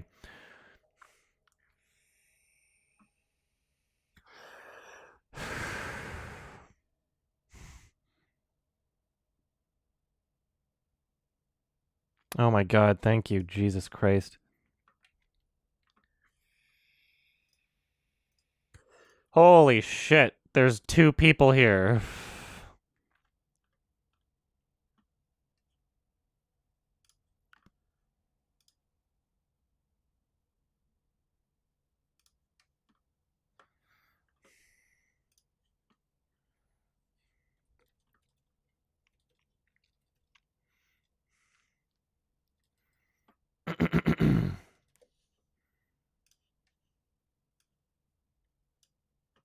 I can't believe it!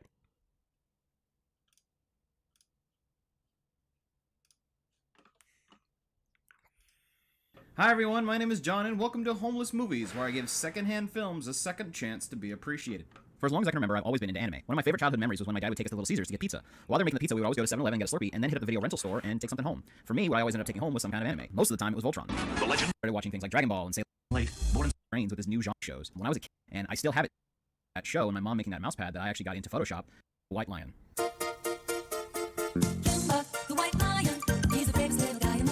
Originally debuting in the 1960s, this was actually an adaptation of a popular manga back in the day called Jungle Emperor Leo. And this cartoon is surrounded by more than enough controversy. The story revolves around Kimba, the prince of the jungle. His father, the king, dies a tragic death, and Kimba must learn to rule with the aid of his animal friends. Does that sound familiar at all? And therein lies the controversy. The similarities to Disney's The Lion King are so obvious, it almost hurts. Even the names are familiar. Kimba and Simba are only off by 1 letter, but Disney denied any influence whatsoever. And to be fair, that's about where the similarities stop. Even on the back of the DVD, it says so right here. The series inspired much of the classic film The Lion King. So these guys aren't even trying to hide the fact that they stole from him. The story goes that The Lion King was originally meant to be a mix between Bambi and Hamlet, and some of the animators may have been actually influenced by the show since they had grown up in the 60s. The filmmakers didn't find out that their movie had a lot of similarities to this TV show until they were already over halfway done with production, so there was no way they were going to stop. They saw the similarities as nothing more than an amusing coincidence. You know, they got one show about space pirates who find a genetically altered girl frozen in a box, make her join their crew, and then go on wacky adventures. Coincidence. I mean, this shit just kind of happens, I guess. And here's where it gets a little bit interesting. The creator of Kimba the White Lion, Osamu Tezuka, was actually a massive Disney fan. Tezuka went on to claim in his autobiography that Kimba was actually an homage to Bambi as well as the other Disney cartoons. Bambi was actually the inspiration for Kimba, which eventually became the inspiration for The Lion King, which was based on Bambi. Or the DVD could talk. I'm a dude playing a dude disguised as another dude. What? It just goes to show that when it comes to art, imitation can be the most sincere form of flattery, as long as the new work somehow maintains a sense of originality. Like with a cover song, or when a hip-hop artist uses samples to tell their own version of a story, even if it makes things very confusing from a legal standpoint. So when I bought this DVD, I actually bought it and another Kimba the White Lion DVD, except this one said Volume 2 and the other one didn't have any volume on it, so I just automatically assumed that it was Volume 1. When I got home, I found out that they were actually the same DVD with the same episodes on it. So I only have the 2 episodes, which I'm going to assume are episodes 3 and 4. Our first episode begins with Kimba looking very determined to be the best bush muncher in Africa. It turns out his friend Bucky the Gazelle is trying to teach the other carnivores how to become vegetarians. So I guess they'll just stop eating everyone? Animals eat other animals. It's nature. No, it isn't. We taught a lion to eat tofu. The cats try to pass the grass from one to the other, as you do, but it just doesn't seem to work. So Kim goes to seek advice from a sage like Baboon who explains how and why the food chain works to a lion. And animals with sharp teeth and claws have, in turn, eaten little animals to survive. You and the others will become... So he watched the Canadian 1993 dub. He watched the Canadian 1993 dub of the show, it seems. If you don't eat meat, it might be better if you steal farm animals and eat them instead. No way, that's a terrible idea. Oh, I'm sorry, Daniel. His name is Daniel? He gets a message from Not-Zazu that their crops are being attacked by crows, and the music gets really intense and almost terrifying. Wait a second, why do the animals have a farm? Do they have agriculture? Are they that advanced of a civilization? How soon is it going to be until they take over with their animal farm? Maybe in a different movie. But then the A-Team shows up and scares the crows away. Thank goodness we were able to save our vegetables. Way to take credit for other people's work, jackass. The other cats who had come to hopefully eat some crow end up eating crow of a different kind when they attack Bucky and get their ass kicked by Kimba. Stop it, you guys! I thought we agreed that we're not going to eat our friends. Fish are friends, not food. I think I'm going to go crazy if I don't have any meat. We'll go bonkers and die. That is a valid argument, but Kimba rebukes and claims that because he's a vegan, he's now better than everybody else. I should convert this. Oh my god, oh my god, oh my god. Daniel. I was hoping he would talk more about the Lion King Kimba thing, but he's not really doing that. He's just making a review on these episodes. Talking to him with it. Oh my god, he's moving the mouth and everything! While in his father's skin, Kimba's friends try to encourage him to follow. First impression was right. You're everything that your father was. Compromise and acceptance. So for that, and the sheer novelty and insanity of it, I would recommend giving it a watch at least once in your life. I just feel like that something like this, which was made in the 60s as a pioneering form of entertainment, just deserves a better release than this crap DVD, which was obviously released just for the money and is covered in typos and errors. So that's it for this week. Come on back next week and see if we have something even sillier than this. Thanks, guys. Oops. When I was a kid, I remember popping in a VHS tape, watching Pokemon, Dragon Ball, etc. This and I remember title. seeing a commercial / ad, the commercials that played at the beginning of a VHS, that would show this, Kimba the White Lion. And when I was a kid, I had no idea what it was. Since I was so young, I actually used to think that it was a continuation of The Lion King. I had no idea, what anime was, what, actual sequels were. Like, I had no idea if, what copyright was, etc. And so, after years have finally passed, I actually know what Kimba the White Lion is, and it's actually not a continuation of Lion King, but actually it's a separate series. But the point is, though, is with the recent release of The Lion King's live-action film, the drama that spawned in the 1990s has resurfaced. And this drama, you guessed it, is around Kimba the White Lion and Lion King and how similar they relatively are. And to get right into it, the point is that Disney, in their advertisements of Lion King, the original movie of Lion King, they constantly stated that it was an original story. It was completely original, completely brand new. No one has ever seen something like The Lion King ever. That's how it was advertised in the 1990s. And obviously, if you know about Kimba the White Lion, then you know for a fact it came out way before The Lion King ever did. Now, obviously, you can kind of argue and say, okay, fine, Disney truly thought it was original. They had no idea something else was necessarily created before it that was very similar. But see, you can't really make that mistake, especially if you're part of an animation studio. And let me explain. The creator of Kimba the White Lion is very famous. A famous animator, in fact, a famous writer that has even inspired Studio Ghibli. Because of this, there is no way Disney, knowing who they are at the time, that they would not even be aware of, animation techniques or who is really popular in other countries, especially Japan. And it doesn't just stop there. The thing is that Kimba the White Lion, its entire story is exactly like The Lion King. And once again, if you had no idea with Kimba, you'd be like, maybe Kimba stole from The Lion King, because Disney, everybody knows Disney is someone that probably creates these original stories, these beautiful stories that just blows everybody away. But Kimba came out many, many, many years way before The Lion King ever came about. And the point here is that Disney denied that they ever used any reference of Kimba. Like, they were never inspired. I don't believe this person has watched through the entire story of Kimba. I do not believe that for one fucking second. There's no way you can watch through the entire story of Kimba and then say the entire story was ripped off by The Lion King. That is not something that is possible. Him at all. But later on, it was revealed that some of the people that were working on it, they did say that they were inspired. But Disney, the higher-ups, they never admitted it, they completely hushed it, and when you really think about it, the people behind Kimba the White Lion could have made a really good case to win and go against Disney. But here's the thing, the reason why they kind of dropped it in the past is because there was just no way that they could actually legally compete with Disney. Because at that time, Disney still had way more money in its pocket than, what they could do to fight back for Kimba the White Lion, and so they kind of dropped it. They settled it, it's fine, they moved on. But the point is that it really just shows a really scummy tactic of history when it comes to the situation between, let's say, Disney and anime. But the main point I want to get at, though, is to show the comparisons of how you cannot really deny how The Lion King was inspired by Kimba. So this clip you're seeing, I did not create myself. It was actually from a Reddit post I noticed, and I just want to give credit to them. Okay, hold on. I was gonna... I'll link it in the description below. Look at this entire animation sequence. It literally shows characters side by side from, The Lion King, the, Lion King movie, but also it shows scenes from Kimba the White Lion. When you look at these things side by side, you're like, whoa, they're so identical that you cannot deny. You cannot deny. Like, there could be accidental mistakes of drawing something similar, but you cannot deny. And, when you think about it, if the situation was reversed, hypothetically, if, let's say, similar, but you cannot deny, and when you think about it, if the situation was reversed, hypothetically, if, let's say, Kimba really was stealing from Disney, Disney would have instantly went after the writers and all that of Kimba the White Lion, because Disney is known to do that. They were actually even a company that went out of their way to deny a father his child a grave that had Spider-Man. So when you really think about it, it's just kind of scummy tactic, and it's just something that really just shows that at the end of the day, even the biggest companies that bring us a lot of joy, that are beautiful like Disney, with the Marvel series and stuff, they still have their own scummy tactics that they do behind the scenes. But I kind of want to make this video to kind of dive into the history of, anime, and since The Lion King, came out, the live-action Lion King came out, I do actually want to watch it. I do want to talk about a piece of history that some may not have been aware of, but it has resurfaced a little bit in the community, so I kind of wanted to put my 2 cents on it. Personally, I've actually never watched Kimba. I never really got to see it, because I never really knew how to find it when I was a kid. I had no idea, and I should definitely sit down and watch the original, because I love So you, you made this video and you just admitted you have never seen it. But I want to end it at that. Let me know your thoughts. Oh my god, you made this video and you just admitted it. And since The Lion King, came out, the live-action Lion King came out, I do actually want to watch it. I do want to talk about a piece of history that some may not have been aware of, but it has resurfaced a little bit in the community, so I kind of wanted to put my 2 cents on it. Personally, I've actually never watched Kimba. I never really got to see it. You made this video titled Disney Stole the Plot of The Lion King from Kimba the White Lion, you said they stole the entire plot of Kimba, and then you just said, I've never watched Kimba. Has resurfaced a little bit in the community, so I kind of wanted to put my 2 cents on it. Personally, I've actually never watched Kimba. I never really got to see it because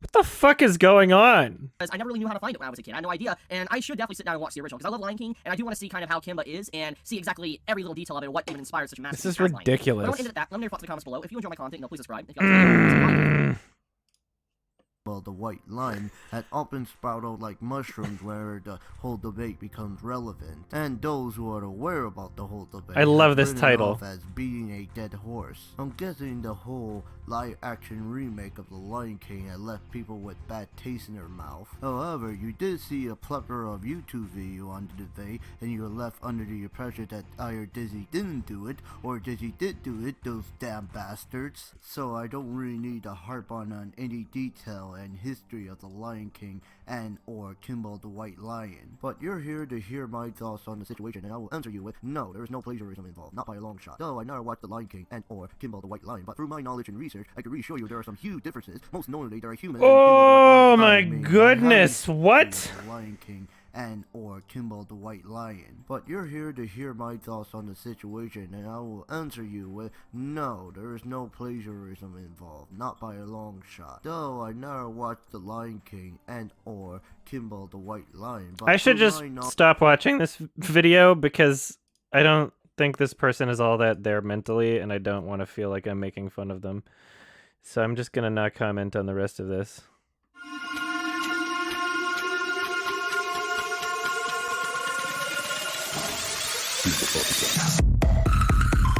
T-Bear! What up, it's your boy T-Bear doing the reaction. So, I came across this recently though. There's a whole discussion on my Facebook about Lion King and everything. Somebody said some funny stuff about Disney. They don't like Disney or anything. Trying to think Disney's like some foul shit. But recently in the conversation, they mentioned that how Disney, Lion King, one of the hottest Disney movies of all time, is a ripoff of a classic anime, Kimba the White Lion. I heard this anime. I never watched it though. I was thinking about watching one day. It's the curiosity, but I'm not sure they have an English dub. You know, I am anime, especially old school animes. But I came across somebody posted this link in the video in the comments about it though. So let's see what this is all about. I'm reacting to a reaction, guys. It's reaction. So let's check it out.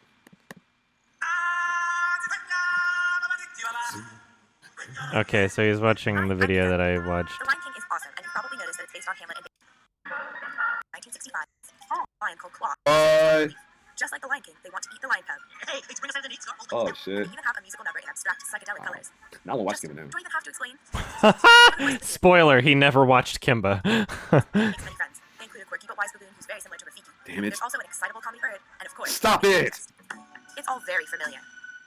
Disney says they didn't know about Kimba the White Lion before they made The Lion King. But it's said that before Walt Disney died, he wanted to make a film of Astro Boy. Astro Boy was created by Osamu Tezuka, who also created Kimba the White Lion. Tezuka died in 1989 and never saw The Lion King, so we'll never know what he'd think. Oh, and guess when Disney began developing The Lion King? Yup, 1989. Now, in Disney's story, the original story for The Lion King was completely different in the final film, and the name Simba was chosen because it was the Swahili word for lion. But in a 1993 interview before The Lion King came out, Roy Disney reportedly called his main character Kimba. And you have to wonder where Disney got all their ideas for this. There's Kimba hanging above a fiery pit while Claw stands above him, and there's Kimba crawling through spiky brambles, and then there's the king himself standing on that iconic rock. This looks familiar. Then again, Disney never had Simba keep Mufasa's dead hide and run around wearing it. So what do you think? Is The Lion King a real ripoff? Nope. Or is it all just a big coincidence? No! Thanks for watching. If you like this video, please subscribe and check out Becky's video about the spooky similarities between Avatar and Fern Gully. Thanks for watching All Time Movies. See you next time.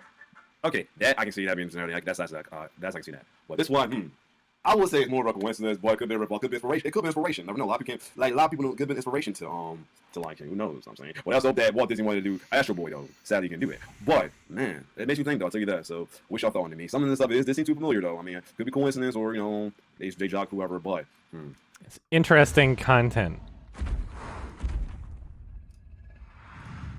The fuck is going on? Hollywood diet के आज के info film में आपका स्वागत है। आज के इस इन्फो फिल्म में हम बात करेंगे film Simba the Lion King की और उसके साथ जुड़ी एक कंट्रोवर्सी की। हम सब ने बचपन में Simba the Lion King film देखी है और डिज्नी की ये कार्टून फिल्म और इस फिल्म का हीरो सिम्बा हम सब के दिलों में एक खास जगह रखता है। पर डिज्नी और सिम्बा के साथ ये कंट्रोवर्सी स्टार्टिंग से ही जुड़ी है कि क्या Simba the Lion King Disney की ओरिजिनल स्टोरी है या फिर ये किम्बा द व्हाइट लायन से इंस्पायर्ड है। तो आपको बता दें कि हालिया रिलीज हुई Lion King movie Walt Disney की 1994 में आई Indian people use so many English words just casually in the middle of their conversations. that this creates a scenario where I spend a long time trying to figure out if they're just speaking English with a really thick accent or not. Animated film पर based है। Disney के अनुसार इसकी शुरुआत 1998 में तब हुई जब जेफरी कैटzenberg, रॉय ई डिज्नी और पीटर श्नाइडर मिले।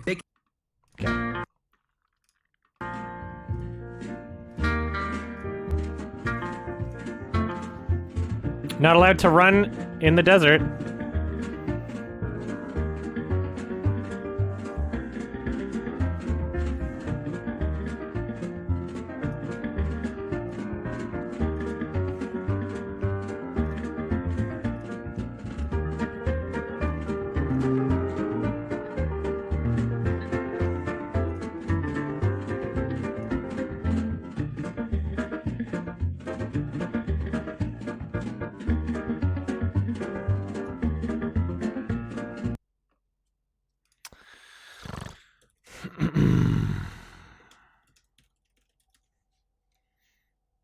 Oh, Kimba OST. They have the owl song. Oh my god. All right, I'll look through this later. There's a lot of turmoil here. There are big fan clubs up here who are really up in arms, who are the same function. And are agitating the Disney studio because... Are you sure about that? What was that? The weather. Very peculiar. For so long. Ow! Jeez, what was that for? It doesn't matter. It's in the past. Yeah, but it still hurts. First thing I see a baboon who bears an uncanny resemblance, both in appearance and in his moniker, and in his role in the picture. He's playing the same function. Then there's a talking bird that appears. That's, gosh, that's a lot like a Polly Cracker. The parrot, it's not a parrot, that's a talking bird. They are not the same. What's with these?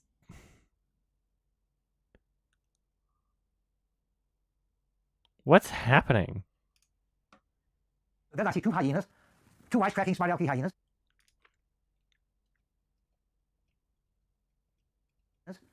Boy, I said two hyenas. This person doesn't even know what the fuck they're talking about. And I know they don't even think it's a ripoff, but they don't know what they're talking about either. What the fuck is going on?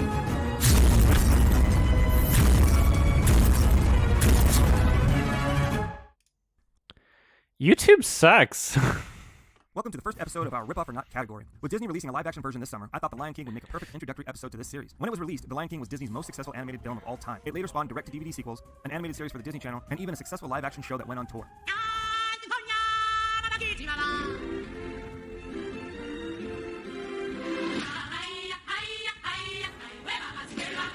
Now Disney is set to make even more money off of that amazing property. The problem is, The Lion King is a blatant ripoff, plagiarism, and theft of a Japanese manga and anime series known as Kimba the White Lion. It was later released in the US as Jungle Emperor Leo. Kimba, not Simba mind you, was created by manga legend Osamu Tezuka, who was also known as the Walt Disney of Japan. Tezuka originally published Kimba the White Lion in 1950, and it was later animated in 1965. Tezuka was honorable enough to admit his artistic style took influence from Disney, particularly the big eyes, which would later become a staple in Japanese anime. Tezuka also admitted that Bambi influenced his second most famous work, Kimba the White Lion. Of course, his most famous work was Astro Boy. Unfortunately, in 1989, Osamu Tezuka passed away. Now I'm sure that it's only a coincidence that just happens to be the exact same year Disney began production on what they claimed was their first original story for an animated film. That original story was what the world would soon come to know as The Lion King. The film would not be released until 1994, but when it did, it quickly became Disney's most successful animated film of all time. The similarities between The Lion King and Kimba would take the entire length. You're using clips from the '97 movie!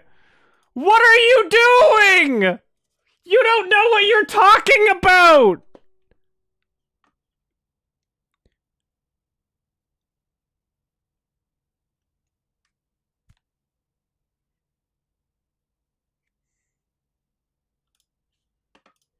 Film. That original story was what the world would soon come to know as The Lion King. The film would not be released until 1994, but when it did, it quickly became Disney's most successful animated film of all time. The similarities between The Lion King and Kimba would take the entire length of the Lion King film to point out, so I'll try my best to sum up the most critical areas.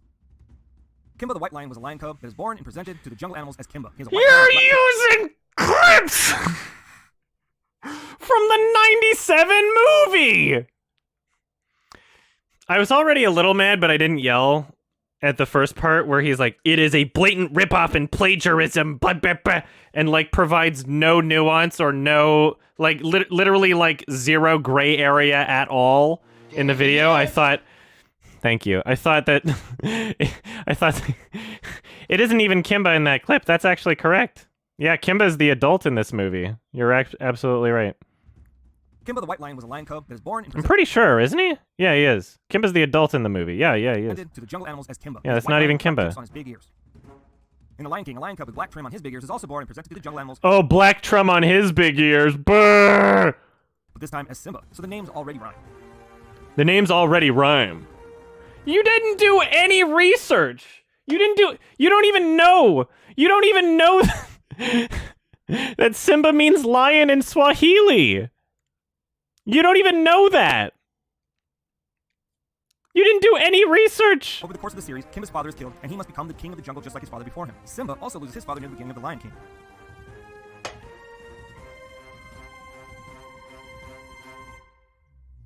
Visuals throughout Kimba and The Lion King are unmistakably similar, but going beyond what can be simple coincidences, now let's get into the cast of supporting characters. In Kimba the White Lion, the villain of the story is an evil lion named Claw. He has a bad left eye that he can't open, a dark mane, and has dim-witted hyenas as his evil henchmen. Compare that to Disney's The Lion King, whose main antagonist is an evil lion named Scar. He too has a dark mane, and his left eye has a scar over it. And of course, his evil henchmen are dim-witted hyenas. In Kimba the White Lion, Kimba is guided and mentored by the baboon Daniel and the colorful parrot Polly Cracker. In Lion King, you don't know what you're talking about. You don't know what you're talking about. His baboon Rafiki and the colorful hornbill bird Zazu. In order for Kimba to make peace with all the jungle animals, he eats plants and bugs to avoid eating his friends. That's not really what happens in The Lion King. With all the jungle animals, he eats plants and bugs to avoid eating his friends.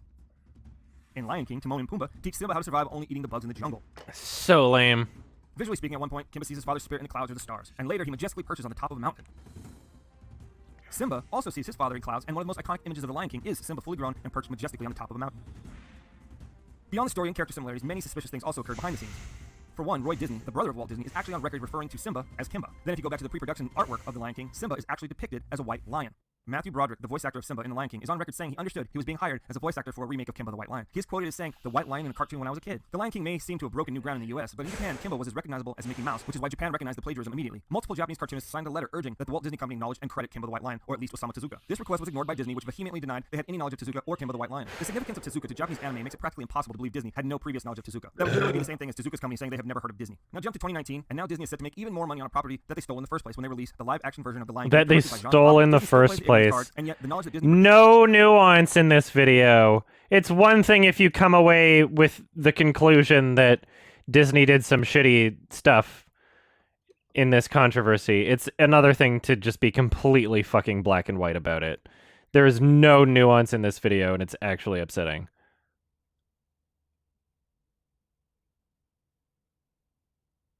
That pisses me off. This off is not a secret to anyone in the industry. That one's for you, Green Gums. You made an old jazz man happy, Lisa. You must avenge my death, Kimba. I mean, Simba. Luke, I am your father. Going back in time, whether or not a deal went sour and Disney just decided to roll with it under a different name after obviously having preliminary talks, or if Disney just got greedy and cut Japan out altogether since Tezuka had just died, we may never know. But it's impossible to discount the evidence as coincidence or even as simple homage to Tezuka. How could it even be considered an homage when Disney denies they knew he existed? My conclusion, Disney knew exactly what they were doing. They have so much power and knew it was a foreign property. In the end, they knew Japan couldn't do anything about the plagiarism, and they also knew American viewing audiences would either be unaware of the theft or they would be willing to overlook it since it's Disney. Besides, what about Kimba made The Lion King successful? Everything that I love about The Lion King has nothing to do with anything that was happening in Kimba. Right? When you go through these, like, comparison shots and shit. Like, what about... First of all, these are two completely different scenes in context. But, like, what about that made The Lion King successful? There's nothing... Like, the fucking music made it great. This is one tiny fucking 5-second moment where Daniel picked up a stick to hit somebody. This was Rafiki's staff. It was like a part of his character design. Don't pretend like Daniel picking up a stick for 5 fucking seconds that some Disney person went and saw that and was like, ooh, a baboon with a stick? That's a crazy idea, and that is why Kimba was successful, so we'll do the same thing. What are you talking about? What are you talking about? You must avenge my death, Kimba. I mean, Simba. Luke, I am your father. Going back in time, whether or not a deal went sour and Disney just decided to roll with it under a different name after obviously having preliminary talks, or if Disney just got greedy and cut Japan out altogether since Tezuka had just died, we may never know. But it's impossible to discount oh my god, you just used a clip from the '97 movie again. But it's impossible to discount the evidence as coincidence or even as simple homage to Tezuka. How could it even be considered an homage when Disney denies they knew he existed? My conclusion, Disney knew exactly what they were doing. They have so much power and knew it was a foreign property. In the end, they knew Japan couldn't do anything about the plagiarism, and they also knew American viewing audiences would either be unaware of the theft or they would be willing to overlook it since it's Disney. Besides Osamu Tezuka not getting his due credit, the sad part is, if Japan made a live-action Kimba the White Lion film today, most people might actually believe it's a ripoff of The Lion King. It is one of the worst examples of plagiarism, and it is being done by the most powerful studio on the planet that portrays themselves as the moral, family-loving company. I love The Lion King because it is a great movie and a great story, but I do not believe anyone can discount this as coincidence. Do you? Tell us what you think. Sign off. I don't believe you've watched Kimba. I don't believe for a fucking second that you've watched Kimba. Oh yeah, so this is the trailer for...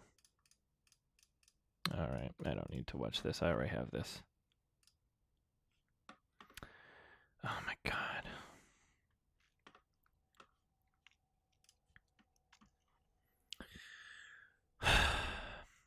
Like...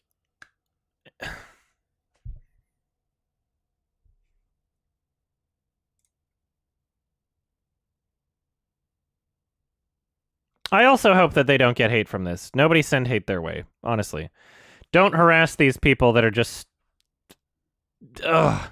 making videos pretending to have any kind of knowledge on a subject that they know absolutely nothing about and didn't do any research on, and include clips from the 1997 film saying that The Lion King went back in time with a time machine to rip them off. Don't send any harassment their way. I'm just gonna make my video, state my case. That's gonna be it. Oh, it sucks. Oh, my throat is so sore. I keep yelling. Oh, it sucks that like I'm in a position where I have to leave no stone unturned in order to even have this conclusion, you know? All right. BRB.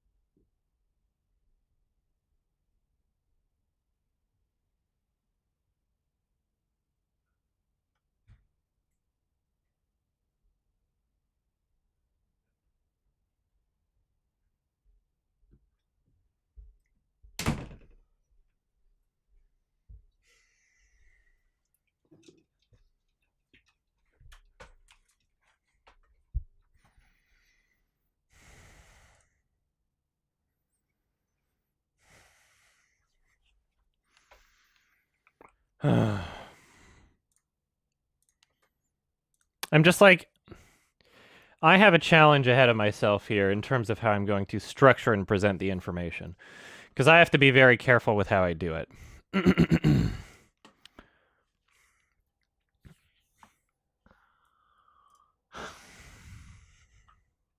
If I'm going to like make any kind of an argument at all, sort of thing.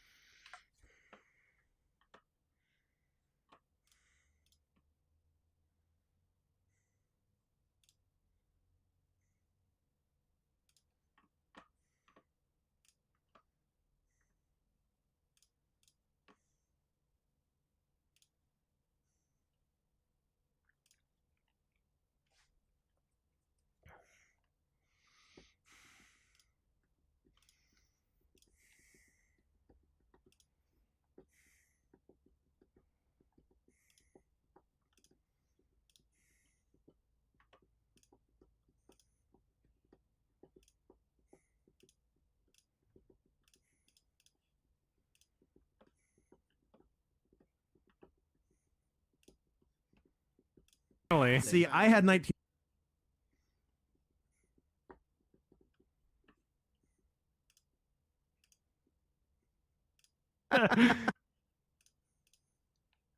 Okay.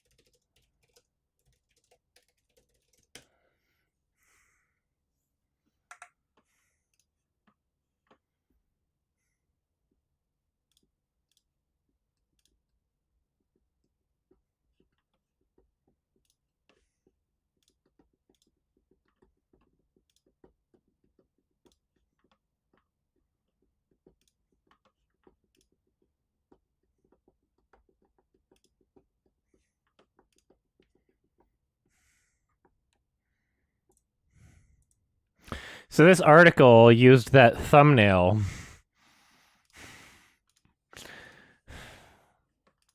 Like, what the fuck? All right.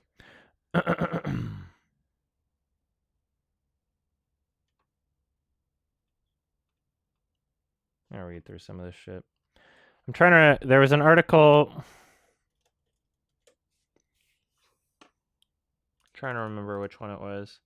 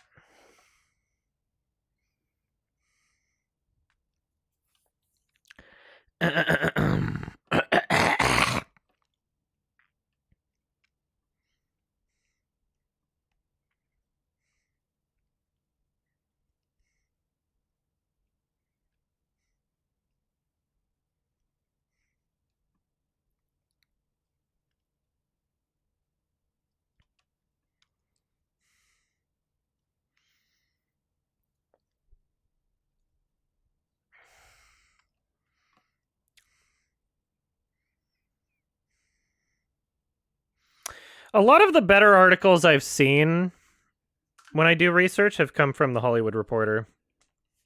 I've seen a lot of pretty good coverage and really informative shit from the Hollywood Reporter.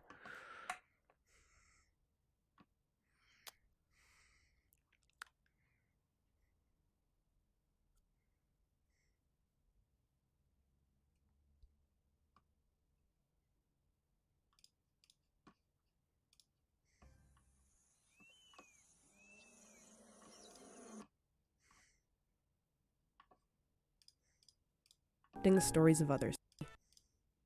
So I watched this. The Walt one, Disney didn't of Japan. I?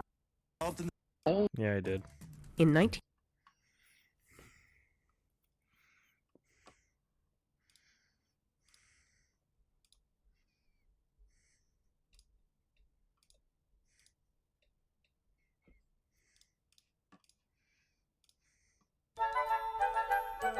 This person is acting in such bad faith.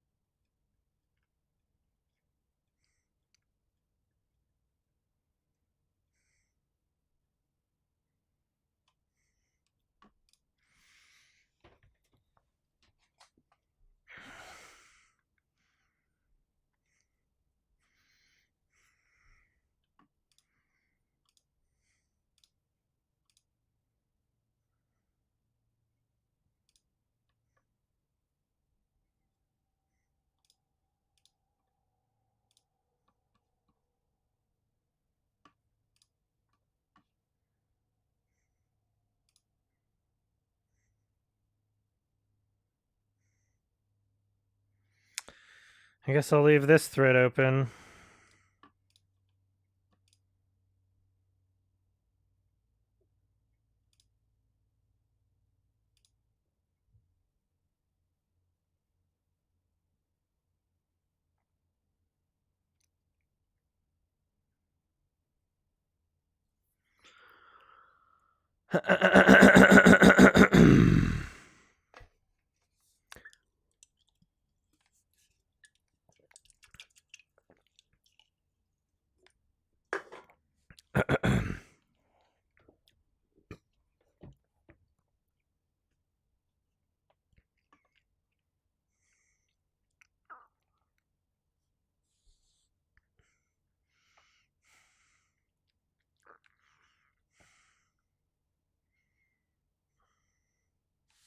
Have fun, son. All right.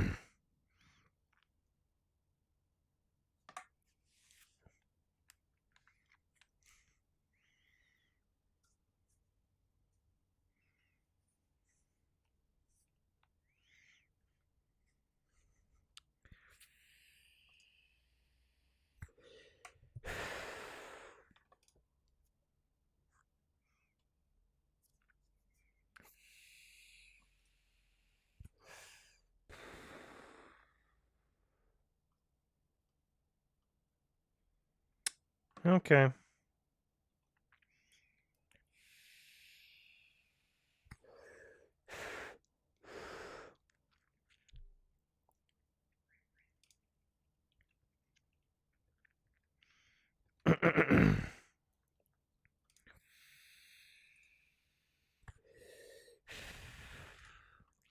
This video is literally used in the Hollywood Reporter article.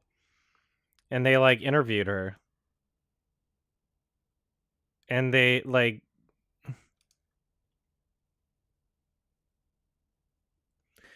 I don't know. She has to know that people are coming away from her video knowing or with the impression that, like, the 1997 and 2000 footage that was shown is some sort of evidence, right? I think that's bullshit. I think that's stupid. Anyway. All right.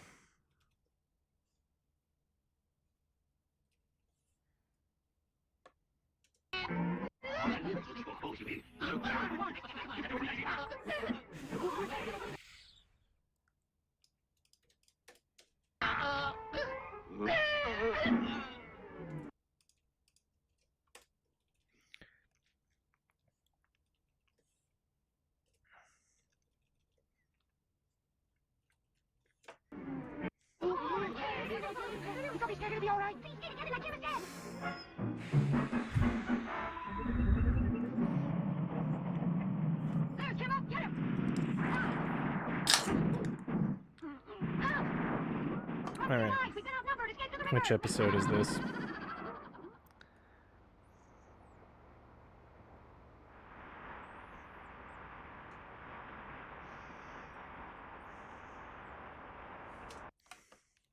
This is episode 45.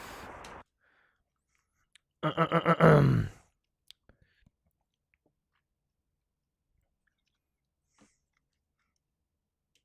that laughter makes life work.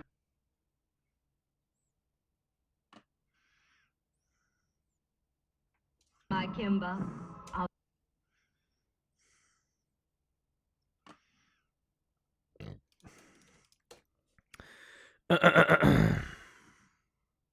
Return of Fancy Prancy.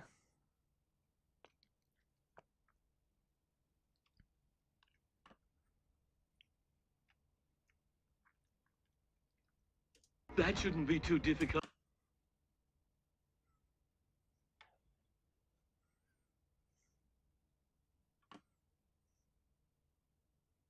Holy cracker!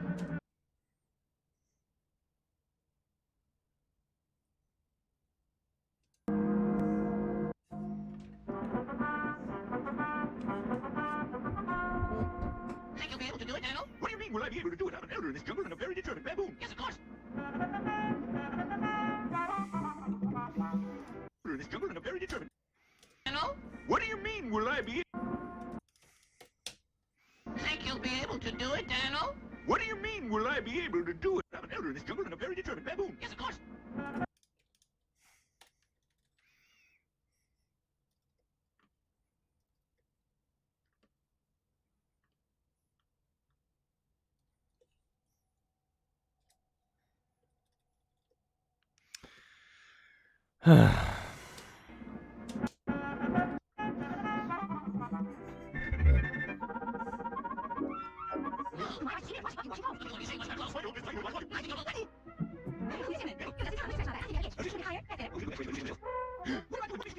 Okay, what the hell is happening here? Mind your own business. I can do it if I just want to. I think you're all wet. Who is this gentleman? Daniel. You're just in time. Would you scratch my back? I seem to have an itch. How's this? A little bit higher. That's better. Always been a good back scratcher if I do say so myself. What am I doing? What makes you think I came here to scratch your back? As you're a gentleman, would you please tie my ribbon for me? I positively will not. You won't? Then would you please bring me some water? And I refuse to bring water. I'm not a nursemaid. Daniel's right. You're big enough to get... And I refuse to bring water. I'm not a nursemaid. Daniel's right. You're big enough to get your own water. There's water right here. You don't even have to move. Why, that's nothing but a mud hole, and you know it. Maybe that's what you like. Oh. As you're a gentleman. Oh. You're beginning to anger me. I wouldn't want to do that. I just thought any gentleman would want to help me across that mud puddle. Sure. You should feel honored that you were able to help such a beautiful lady. So weird.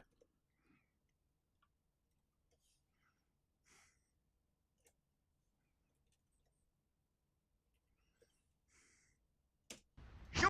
You should feel honored that you were able to help such a beautiful lady. Oh, thank you. Beautiful she may be, but lady she is not. And I want her to get out of this part of the jungle right now. Right. Get going. Why, you meddling old baboon? If I thought you meant that, I'd tear you to pieces. You wouldn't. Well, now, if you say so, Kimba. No, oh, wait a minute there, Kimba. What do you mean by butting into such grown-up matters? You youngsters would be much better off in school. Who made you the big boss? The same one who made you so stupid, boy. Now, Bucky, you shouldn't talk to the little animals that way. That's right. That's right. Erase that. Hey, he has a stick again. He has a stick for a moment. This is like the second time he's had a stick. It's episode 46 now? Like... Be sassy to me, will you? All right, if that's what you guys want, then this means war. All you animals who agree with me that Francie and her followers have got to go, listen, so that we can tell which animals are on our side. We'll put leaves in our head, and we will win. We will win, right? Have fun, Our headquarters son. in this All restaurant, right. and we won't let anyone from the other side near us. Not one step. It's nearly lunch. All right. Now, Bucky, you...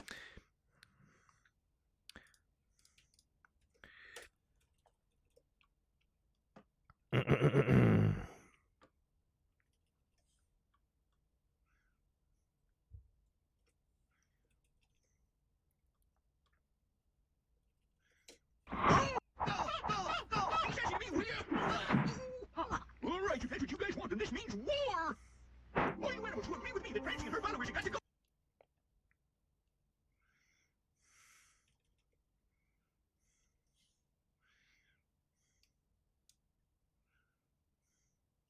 All right, if that's what you guys want, then this means war.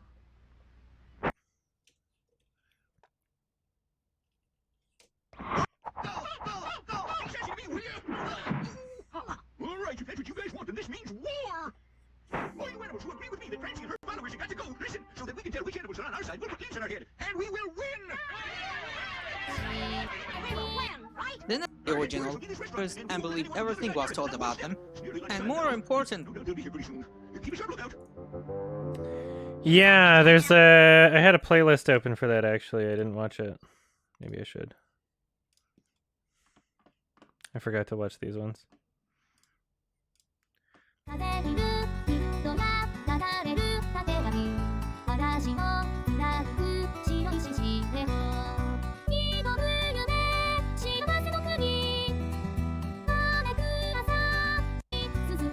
When it comes to creativity and artistic approaches, nothing gets as challenging as originality. One can write, film, or draw whatever they want and claim to be original, but the moment one recognizes a familiar part or feel from that product, then it's common to be accused of being a copycat, rip-off, or plagiarism.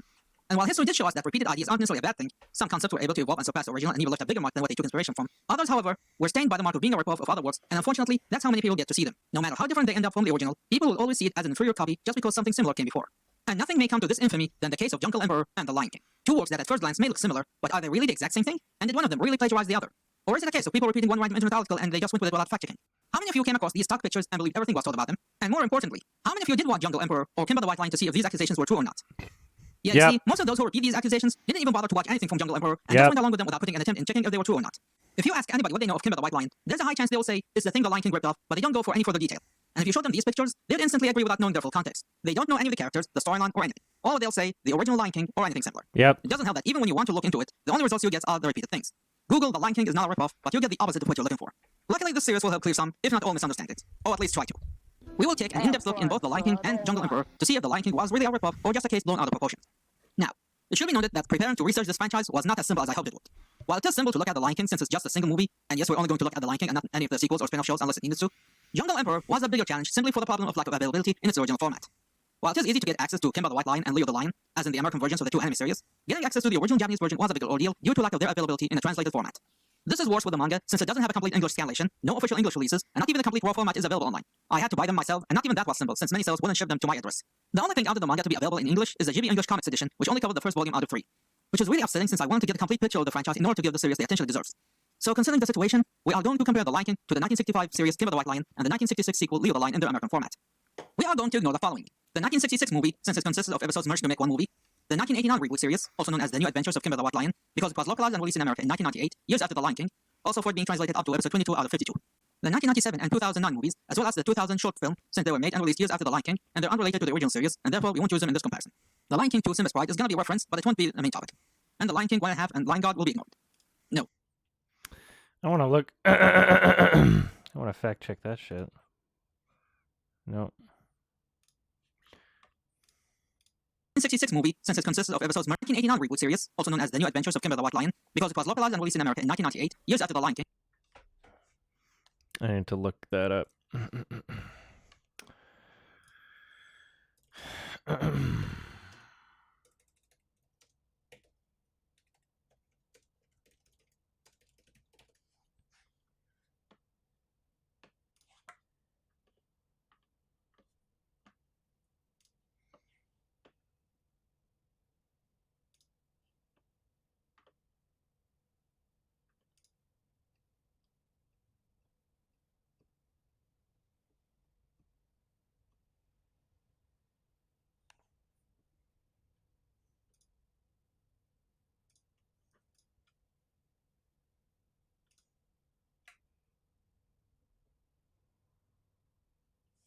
It says that the VHSs were released in '98. I'm not sure this person has their facts. I don't know exactly when it was brought to America.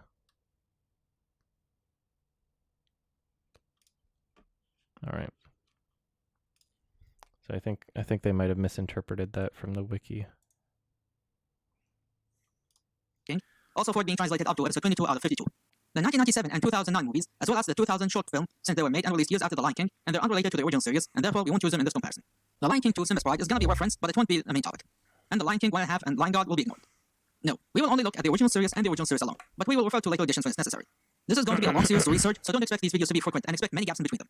We are talking about a 52-episode series and a 26-episode sequel, not to mention the other versions that I need to look at. Need I remind you that I have my job from 8 to 4 or 5 days a week, so it's not like I have the full time to spend watching them in short time. But don't worry, I'll post different videos in between so you'll get something from time to time. So please, be patient with me, and I'll see you next time in the first part of this new series, The Emperor and the King, when we delve to the history of the two franchises. That looks like some furry art. Holy shit, this one's half an hour. On your PC. Not knowing who this man was is like being a Batman fan and not knowing who Bill Finger was. On to the main topic. In 1963, the United States was introduced to Tezuka. Now, the logical anime in history would be perfect to represent seem to be cartoony and key characters being like nothing happened by the next one. This episodic format was done to make it simpler for syndication and allow everyone to tune in. And fourth, cutting the episode number from the planned 78 episodes to 52. Now, this was not the first time Tezuka has disagreed with American standards, and he made a comic complaining about what he sees as hypocrisy when an episode of Astro Boy was cut due to what was considered graphic content, which was simply a dog getting operated on to turn to a cyborg dog. Tezuka was really against the suggestion of leaving Leo a cub, since to him it took the most important aspect of the story, but unfortunately this time, he had to agree with these demands if he wanted to make his series a reality. Japan hadn't switched to color broadcast yet. His studio, Mushin Production, was not equipped to produce color content and didn't have the budget to convert the studio to do so. In the end, NBC agreed to sponsor Tezuka's project if he agreed to their demands and supported his studio with the required equipment. Let's talk about the name for a sec. The original title is Jungle Emperor. That's it. Jungle Emperor, or Jungle Taike, not Jungle Emperor Leo. Jungle Emperor Leo is the title used for the 1997 movie, but it has been used to refer to the franchise later on. Why did they change it to Kimba the White Lion? The MJM Lion. Seriously. The name Kimba is derived from Simba, which means lion in Swahili. So it's not Simba who ripped off Kimba's name, it was the other way around. It also makes Mufasa look like a lazy idiot for literally naming his son Lion.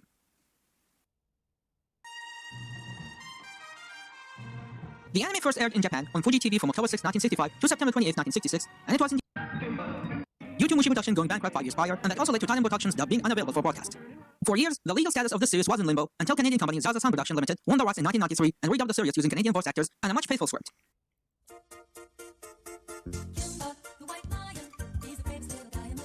Although the reception was lukewarm for that dub, with some criticism includes lackluster performance with different music and other edits. Some of the redubbed episodes were released on VHS by UAV Corporation, and if you follow Phalos and the movies, then you probably heard of that name. Anyway, UAV released a limited amount of the episodes under the title Kimba the Lion Prince, and for a while, it seemed like that was the only version available to watch. Luckily, by 2005, Australian company Madman Entertainment and American company White Stuff International were able to release the original dub on DVD, so all was not lost.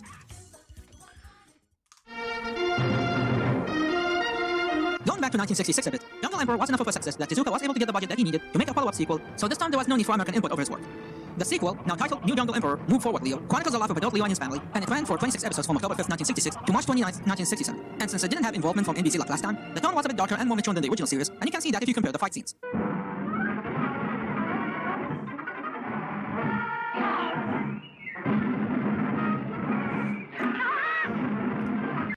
This is actually decently researched.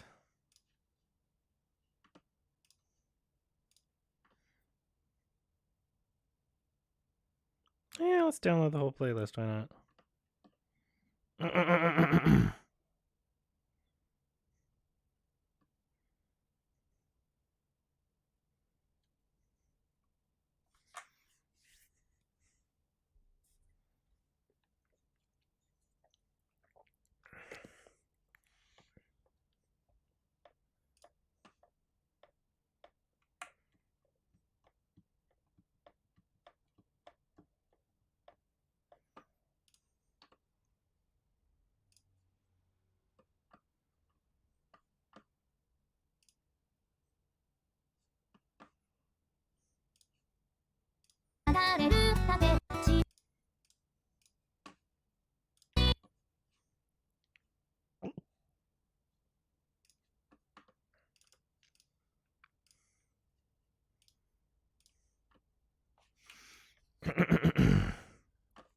All right. It's time now.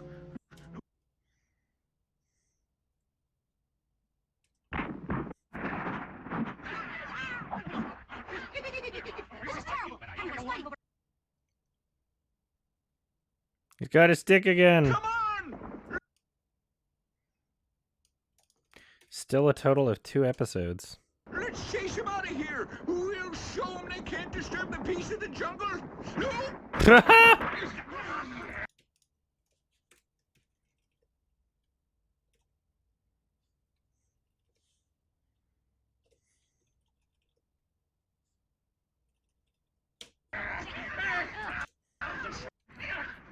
This seems pretty dumb to me. I don't want to fight.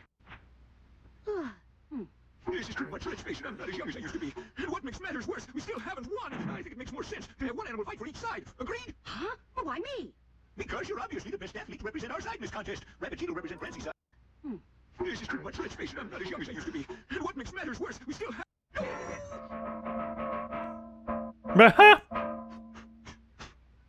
Stop staring at me and get on with the...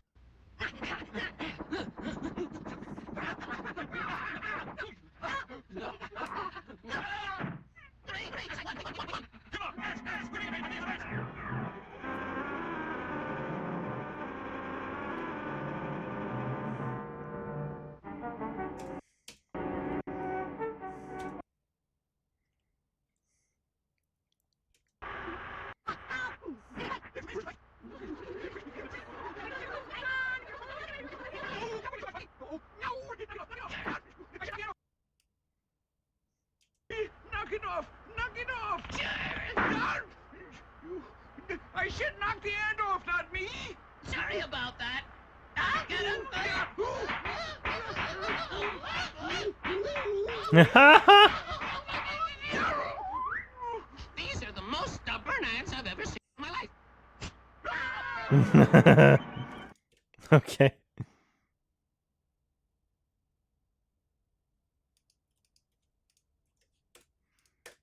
That was really weird.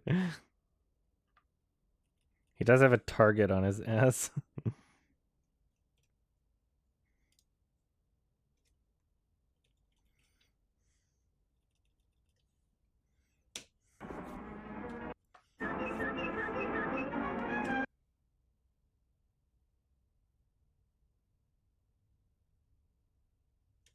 What's the matter? What is everyone staring at me like that for? Kimba, I'm surprised at you. Talk about being snooty. What do you think you're being right now, Kimba? Me? Snooty? Yes, you. And what's more, if you were half the leader that you pretend to be, you go back there and get Speedy and bring him here. It's not my fault. I can't help it if he didn't come along with us when we came here. Oh! Francie, wait. You can't go back. I have to. I have to. Take it easy, Francie. We don't know your brother's in trouble. He might be perfectly all right. He's my brother. I've got to save him. And Kimba, my leg hurts too. Cliff? Is it more Cliff?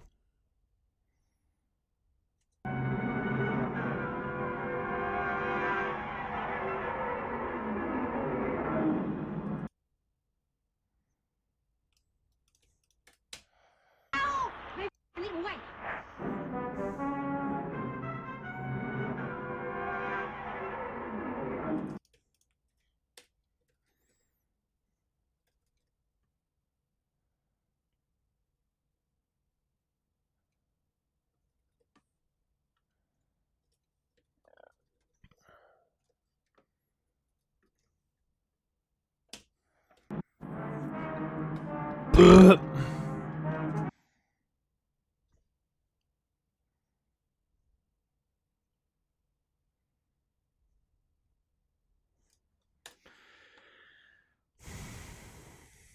$47.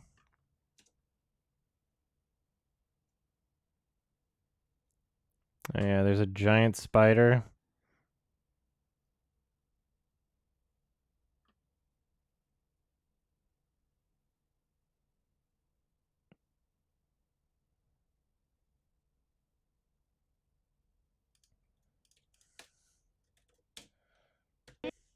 I'll get it this time. Huh?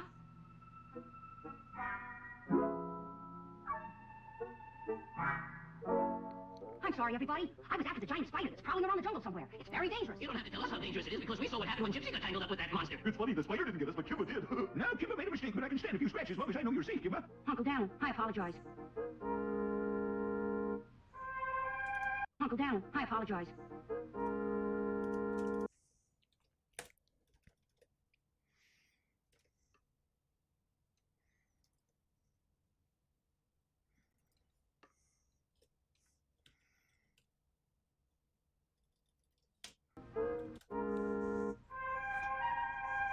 Uncle Daniel.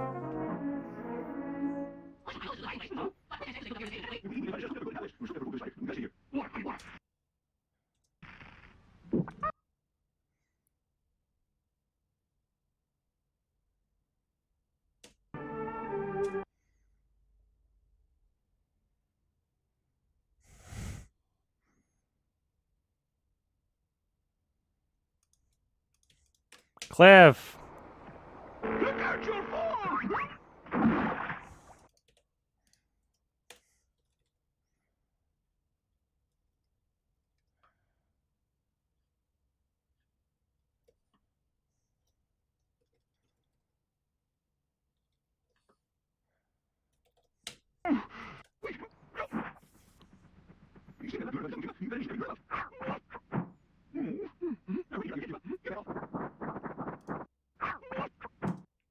The jungle, Kimba. You've got enemies you've never even... You still got a lot to learn about the jungle, Kimba. You've got enemies you've never even heard about.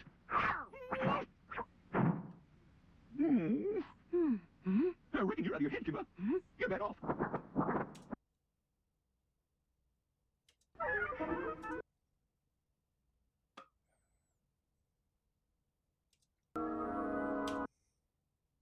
Yeah, my belly feels great.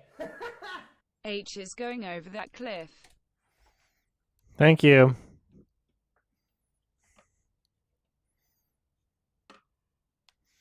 It's weird how the bot doesn't understand how to pronounce things a lot of the time. Spiders in. Yahoo! That's it. It's a brainstorm. Where? Spider wasp, Kimba. That's how we can get rid of our monster. Spider wasps are poisonous foes to spiders, just as tsetse flies at a beast like you. We won't be like Little Miss Muffet, will we? Because we'll frighten the spider away. Don't let it go to your head that you've got more brains than any of us. It was all your idea, you know. Go catch as many spider wasps as you can. Oh, how do we know what to look for? You'll find them down in the valley in beehives made out of mud. The giant spider's busy taking a little nap, so the coast is clear now. Okay, let's go.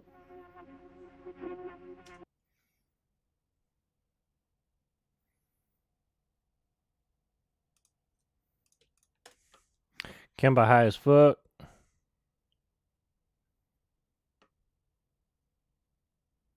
I'm scared. Don't tell me you haven't got anyone who's brave enough to risk it. Stop beating around the bush. Why don't you get up and volunteer? How about you, Daniel? Why don't you volunteer? I'm too old and you know it, all right? If nobody's going to volunteer, we'll have to draw lots.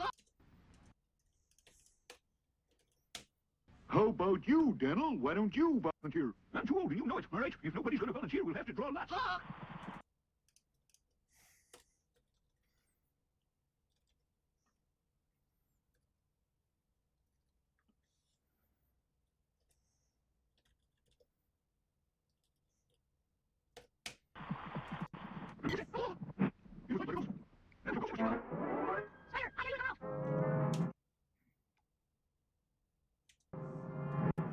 Come on, look out!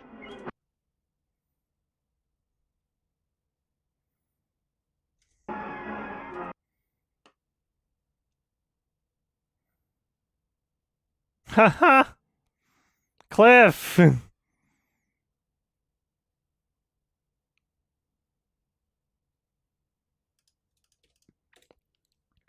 Like...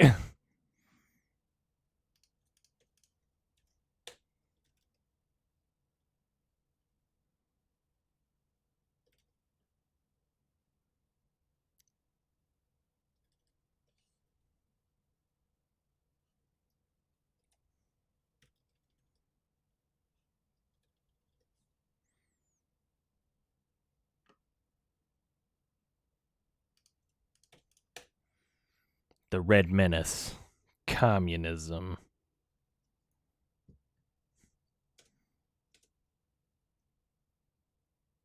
Oh yeah, it's fire.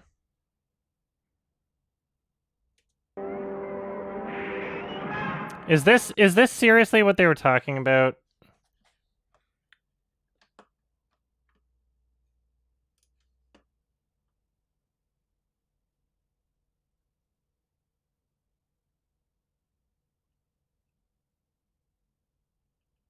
This is! This is literally... The Lion King, lightning starts a fire, and rain puts it out. And then Kimba, the Red Menace, lightning starts a fire, and then rain puts it out much later in the episode. Like, what the fuck? Kimba invented lightning starting a fire.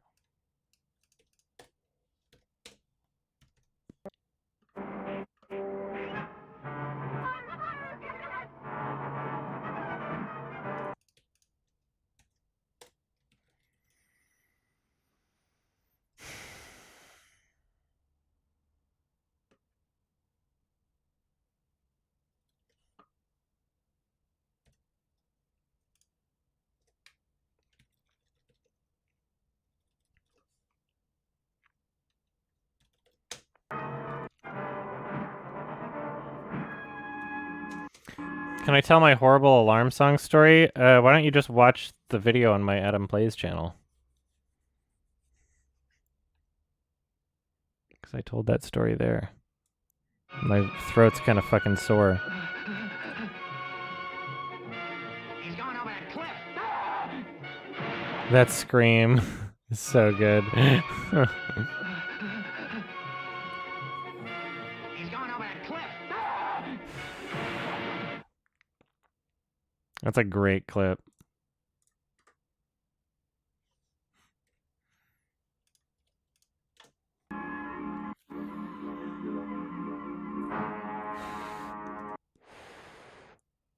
Forest Fire Federation, that blasted Red Menace is on the loose again. Huh? This is exciting. Oh boy, the forest is on fire. It's not a picnic, it's bad. That's right. Count your blessings that you're not getting driven away from your homes like all of those animals in Gully Gap Valley. Huh? Where? Oh, yeah. Isn't that where Pee-wee lives? Oh, the baby elephant. That's right, Dash. That is where Pee-wee lives. He may need help. Let's go. Come on. Might as well Have whistle in the wind fun, defense, son. Kimber. All right.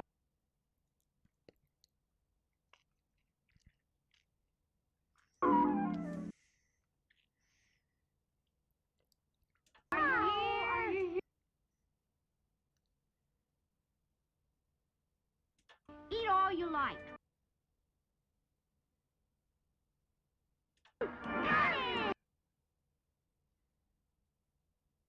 Made around here. Every.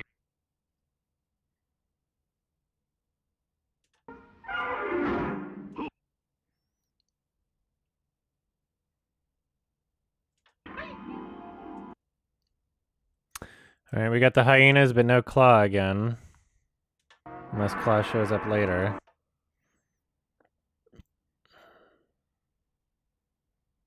The fire's getting closer!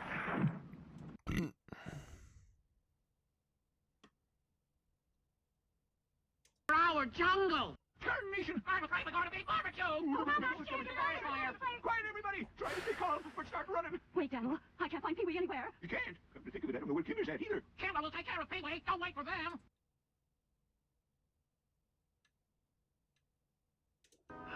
Surely Pee-wee and Kimber will show up soon, so don't cry, Patsy. Where could they be? I was afraid I'd never see my Pee-wee again. Daniel! Oh, Kimber, I was worried about you. It was all my fault, but I had to try and get some food for Pee-wee and the other dog gaps. I know. You may have a foolish heart, Kimber, but it's in the right place. Pee-wee, look! We're saved! Come, Pee-wee. It's Mama. Ah, I was afraid I'd never see my Pee-wee again. Daniel! Oh, Kimber, I was worried about you. It was all my fault, but I had to try and get some food for Pee-wee and the other dog gaps. I know. You may have a foolish heart, Kimber, but it's in the right place.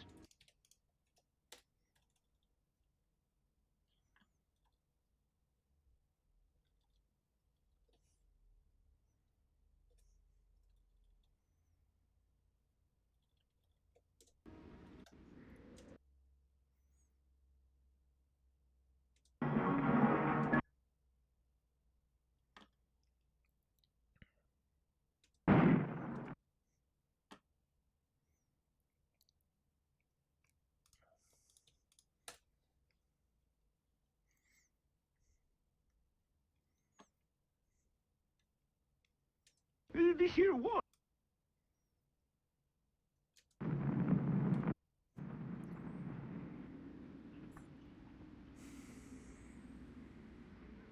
The fire's dying down. Look at that. Great balls of fire. This here wall really worked, didn't it? Seems to me it was a dark day for the Red Menace when you thought up that bright idea, Kimber. Okay, hold the fuck up.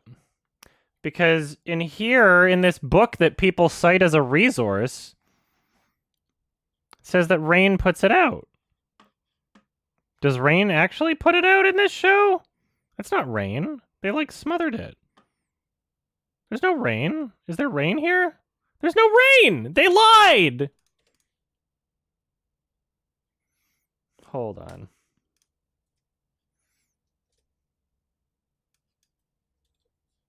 Why would they say that?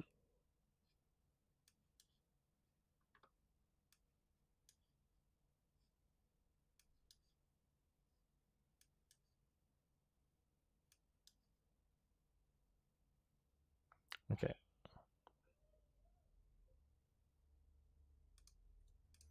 Episodes start at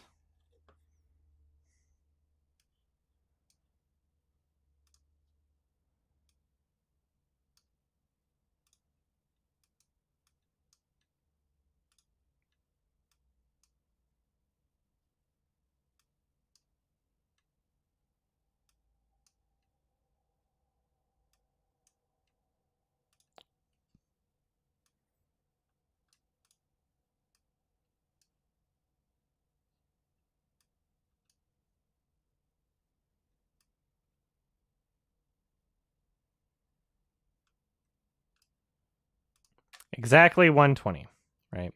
So this is the episode. This is the episode. Lightning starts a fire in The Lion King, blah, blah, blah. Kimber production, The Red Menace. Lightning starts a fire 0:38 to 0:47. So at 1:20, 38 to 47. Perhaps they're talking about... Okay. I don't know exactly where they're starting this.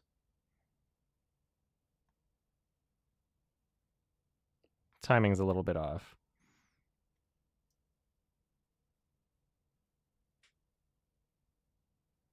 About 20 seconds behind, but still. And then they say, Rain puts it out 13:37 to 13:52. I just need to fact check this. Oh, Rain does put it out. Okay, good. That's like a separate separate part of the conflict. That's why I fact check.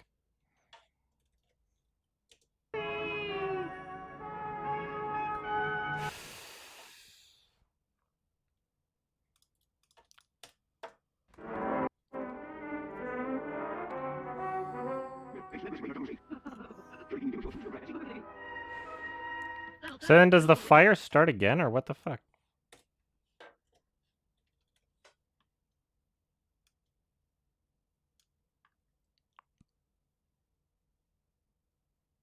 It's like...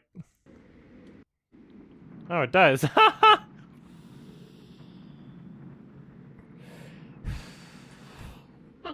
the red menace is rising up again. Okay. So the fire dies twice in the show.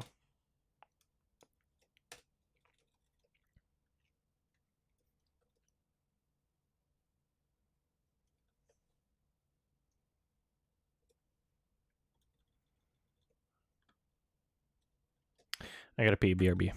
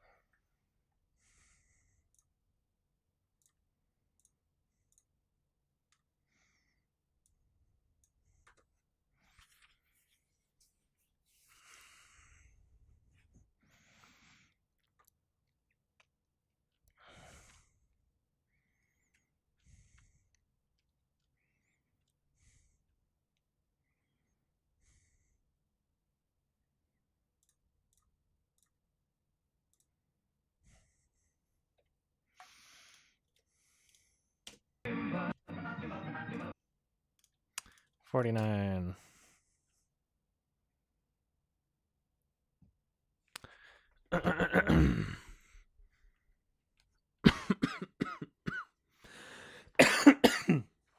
I hope I'm not getting sick.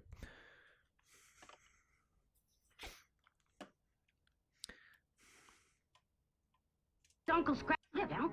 Ooh, I give a he lives up in the great old sun you've heard about. Where does Uncle Scratch live, Dal? Ooh, I give... Why do we always get left behind like a old shoe so we miss all the excitement? Please don't shout! All right, we'll stay. That's right, Spirit. They also serve with stand and wait. Let's go. Hold tight, Kimber.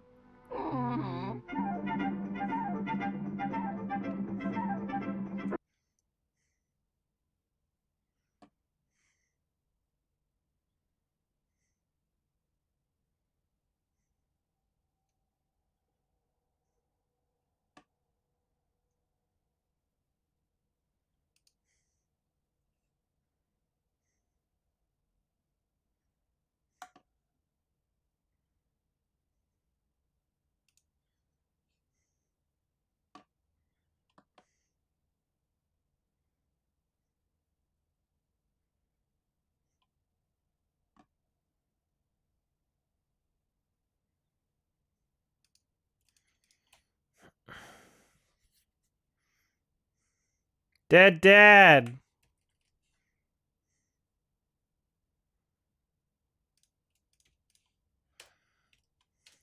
What?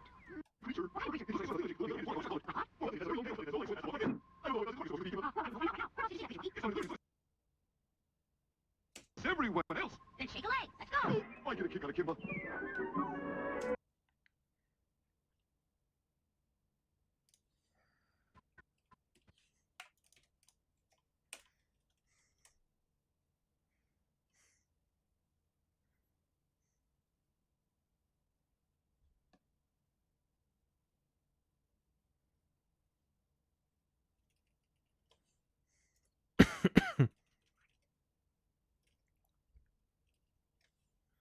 Get stoned.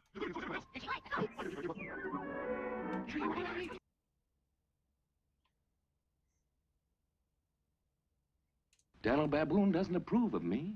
What? You left. Behave. My way. Bah! Bah! Now, why do you want to be such a bad boy? Takes you with it. Come down here. No, I won't. Come on down from there. No. Get off that rough horse and takes you with it. Come down here. No, I won't. Not till. Kimba. Mission to go on a trip with Floppo to see the sea? Nope, out of the question. Kimba! Kimba, where are you going? Come back here! Go behave yourself! Come on down from there! No! Get off that rough horse and takes you with it! Come down! Behave yourself! Come on down from there! No! Get off that rough horse and takes you with it! Come down here! No, I won't. Not till you left. Behave. My way. Bah! Now, why do you want to be such a bad boy, Kimba? I'm sorry, Daniel, but I'll be good. Just let me go. All right, you win. Just come down, please. Hooray! I can go.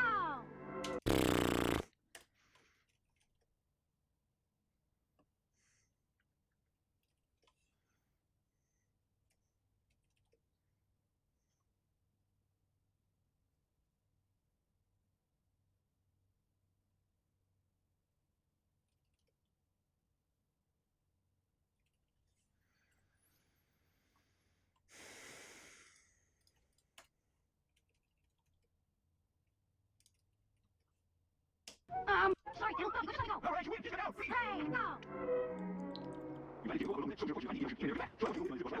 I can go. I want to. I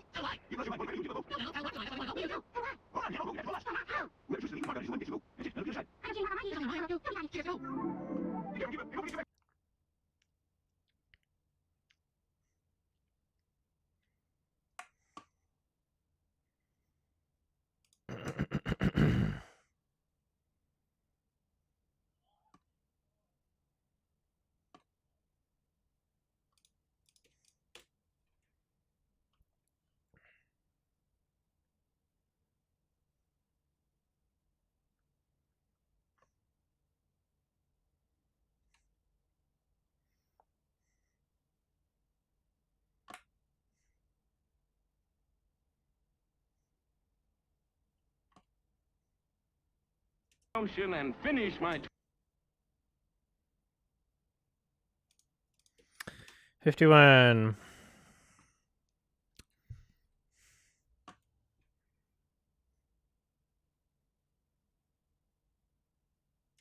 There is no school.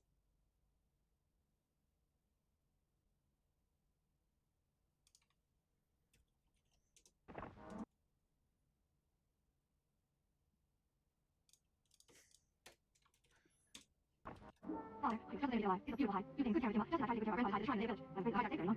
It's an there's no left secular. Still last place there. Shrine's damaged. What? Our grandma's hide has to be moved. There's some other place where they'll be safe. I can't do it alone, so you'll have to help me. Sure, I'll help. Good, Kimba. Alone, so you'll have to help me. Sure, I'll.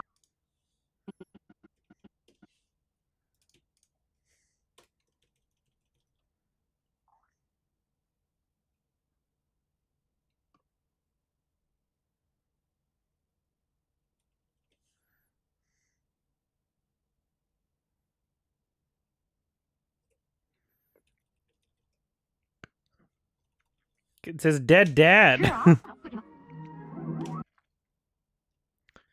There's like, Oh, gosh. We certainly have lots of grandfathers. The natives believed it would bring good fortune to honor the past, so they preserve. Oh, gosh. We certainly have lots of grandfathers. The natives believed it would bring good fortune to honor the past, so they preserved the hides. and I've guarded them ever since the natives left the village. So I can't let anything happen to them now. Let's move them right away. The wind could destroy the shrine.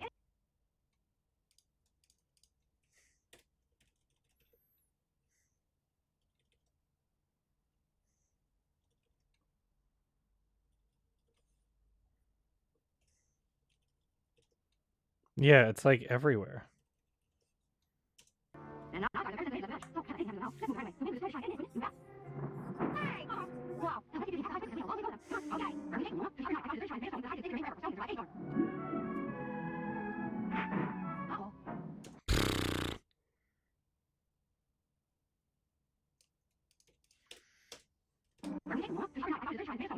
In forever, for stone can survive any storm.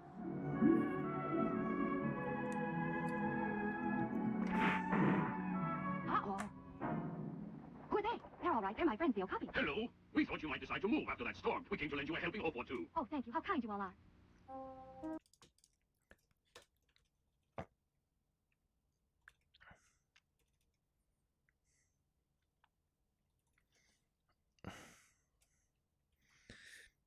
The dead dad category is pretty fucking big.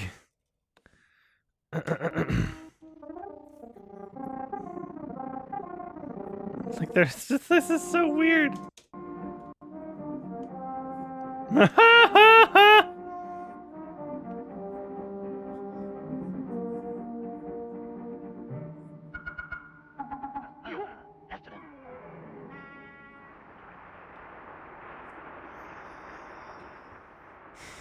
We have to climb up through the rapids to reach the shrine. Be careful. It's easy to slip on these rocks, but try not to drop the hide.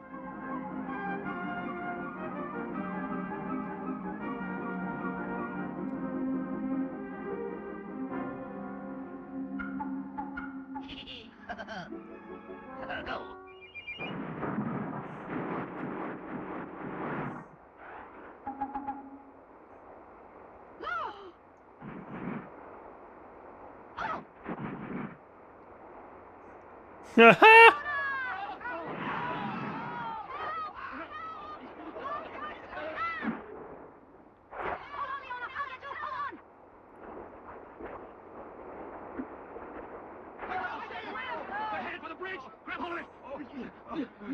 Leona, you all right? Oh, save the hide.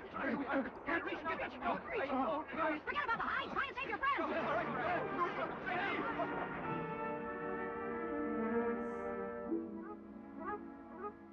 Leona, Kimba, but where are the hides? Over there, Leona. The Okapi, are they all right?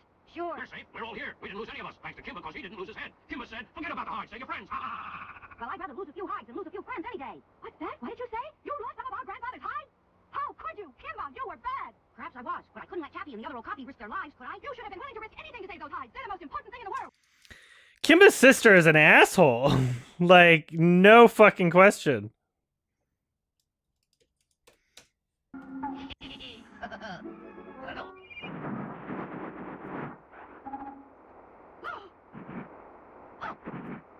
Have fun, son. All right.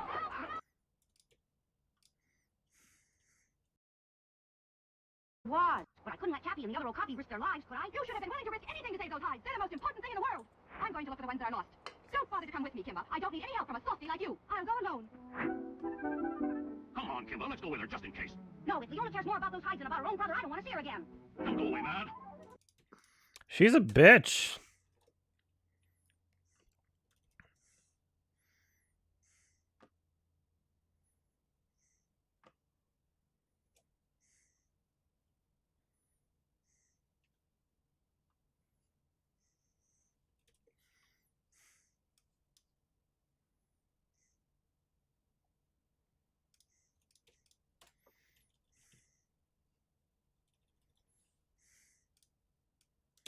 Oh, here we go.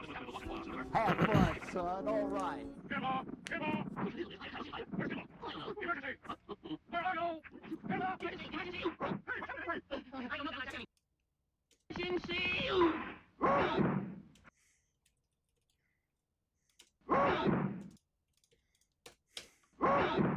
Hey, what's happening anyway?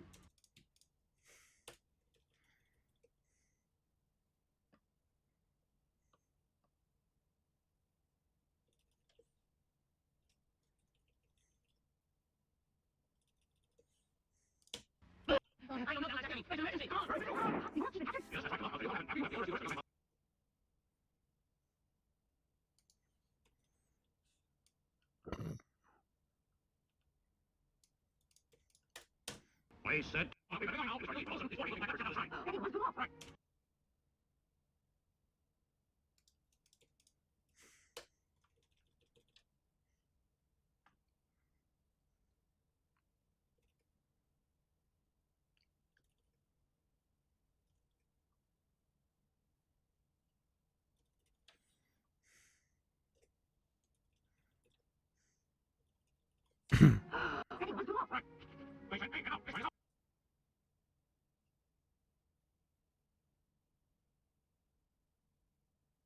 You.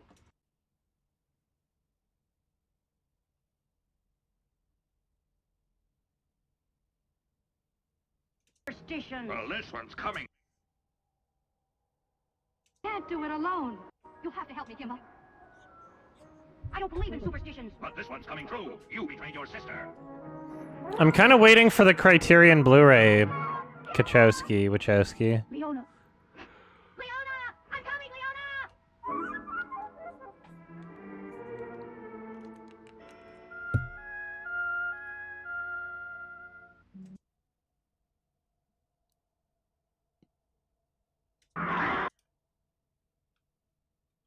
Get out! Not until I've rescued my sister.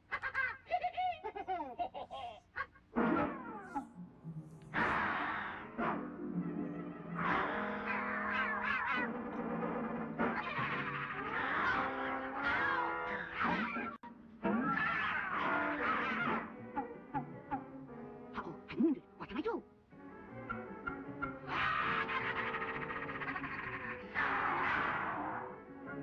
I'm in a bad spot. Out here in the open, they can all attack me at once. Wait a minute. There's a small opening in the rock. I've got to try and reach it. Good, I made it. We've gone pal. The pussy fell in the well, just like that girl lion did. That's right. Guess they won't be bothering us anymore. Let's get rid of those hides now. They bother me too.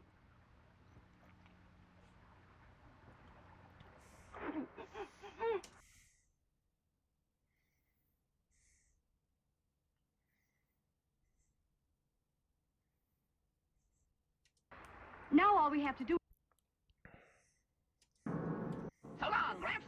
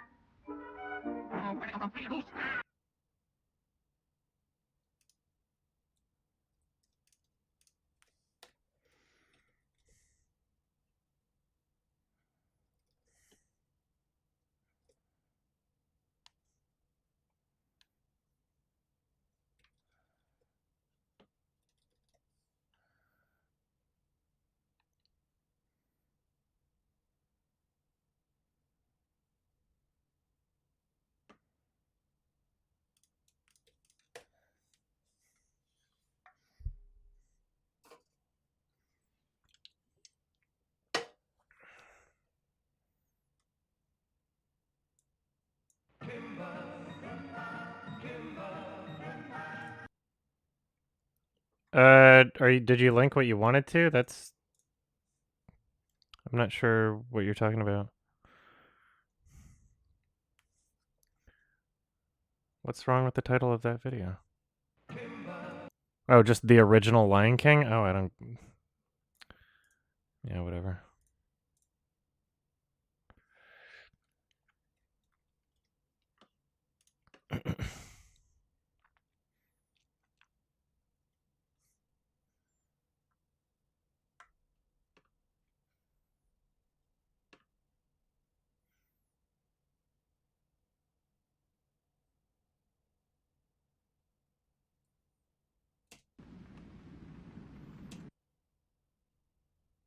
Oh, it's kind of cold tonight. I'm just trying to keep warm. I think I'll stay here and sleep tonight. Kimba, I know you've done something wrong and are trying to hold it back from me, but right now there's something else I'm worried about. What? What's wrong? Well, I saw a strange hunting party in the jungle today. What's strange about that? Hold on, I'm getting around to that. It was too large to be an ordinary hunting party. I'm sure they're here after something very special. Kimba, pay attention to me. Have you fallen asleep under there or what? Bee stings! Didn't I tell you to stay out of trouble? I suppose you and your friends thought you were smart enough to steal honey from the bees. Look, Al, it worked, Steve. Have I saved Brody from fun, bites, son, and he took the all beehive by accident. That's the truth. Kimba! Kimba, I just thought you might like to know that there's a strange old lion in our clearing. Huh?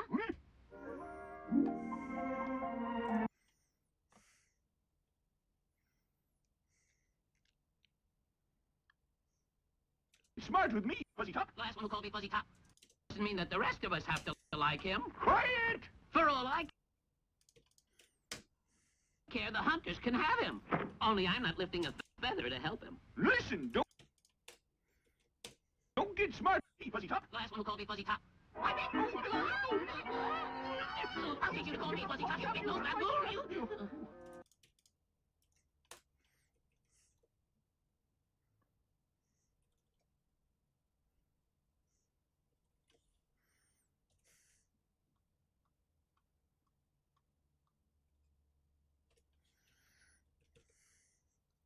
I don't know if I'm gonna see that Lionel movie. It's got acclaimed reviews so far? Really? That's surprising. The trailer didn't look good.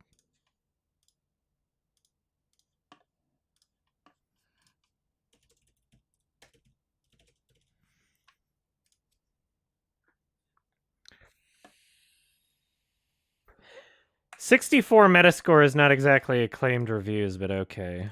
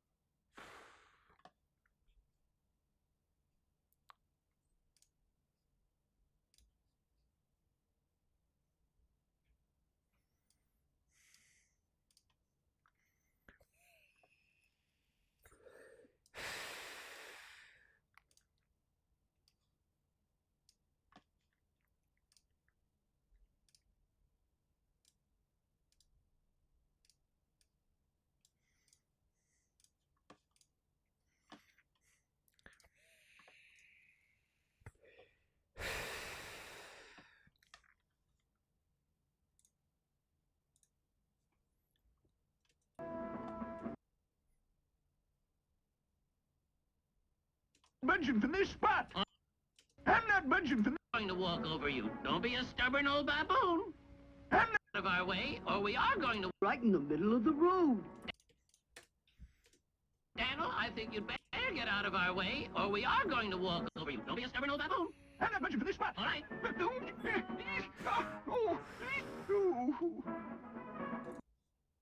Wait a minute. What am I worried about? They won't find Silvertail. They don't know where I hit him. You animals better get a new leader. The one you've got doesn't know where to find Silvertail.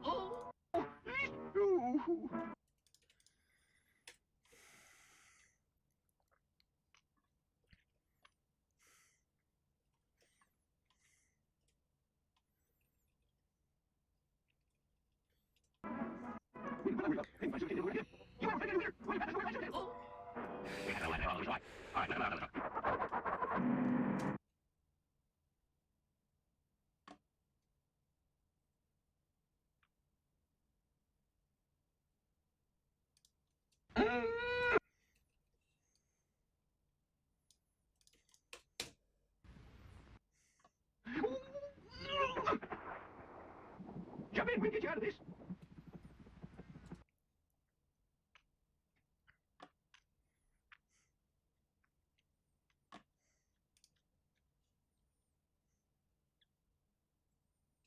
Go, only if he...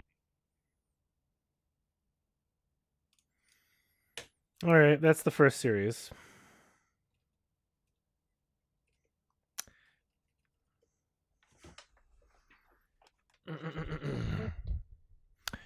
And then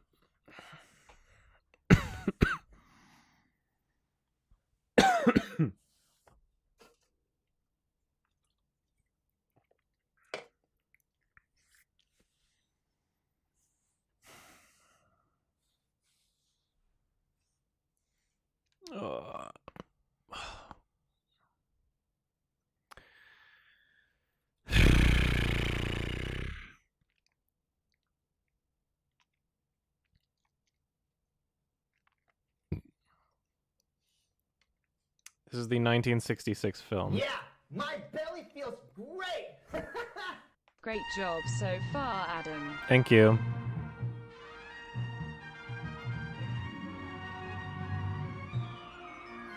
The 1966 film is supposed to be like a condensed version.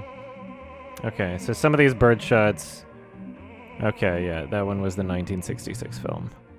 The one that I wasn't sure of before.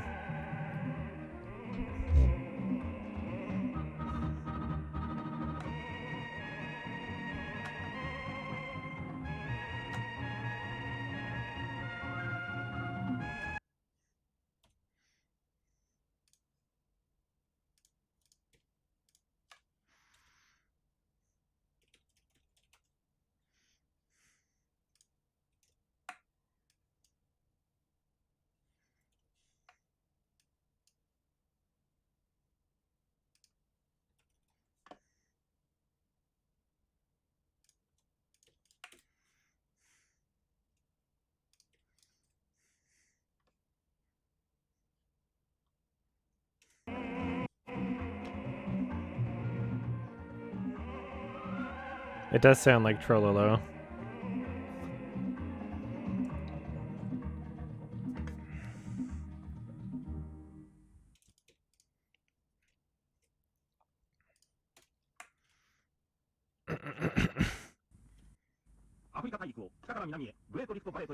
Yeah, and this is all in Japanese. And I didn't find subs for it. So I'm basically just looking over visual similarities here.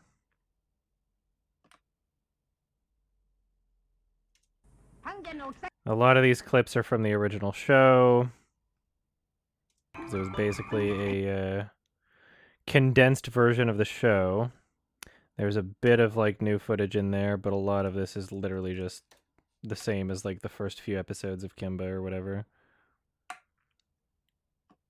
Yeah, a lot of this is literally identical to the first episode of Kimba.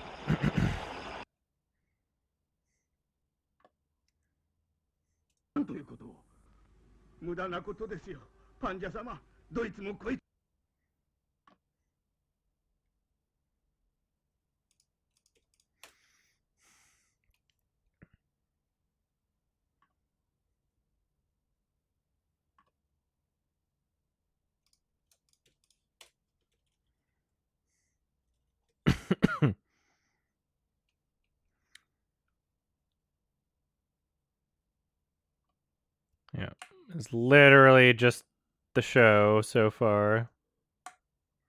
Just, it's considered a movie.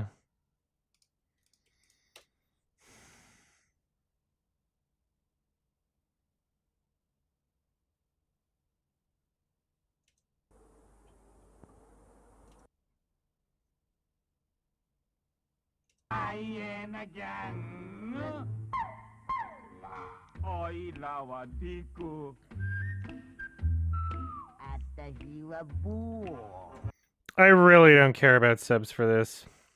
It's literally just the show again.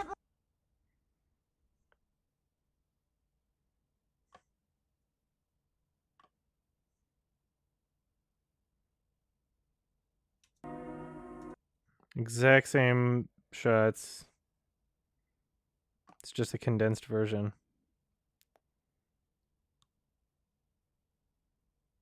Just calls itself a movie.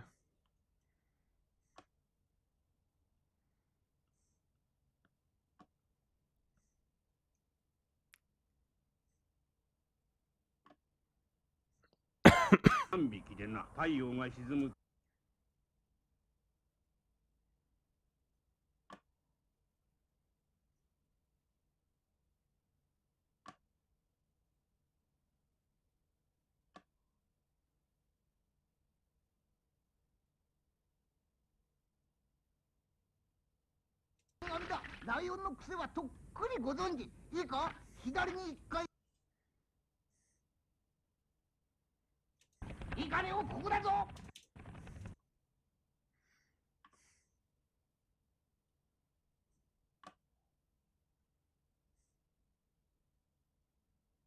Oh, is this?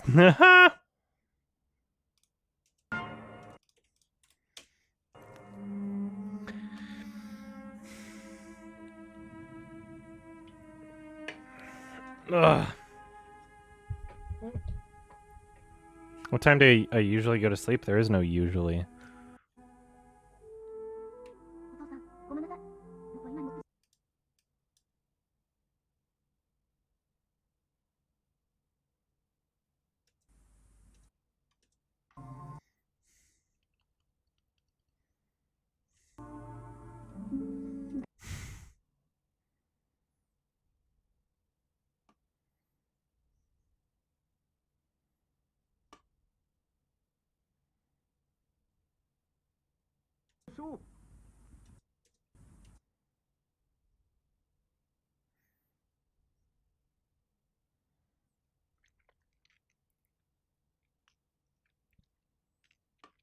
Flashback.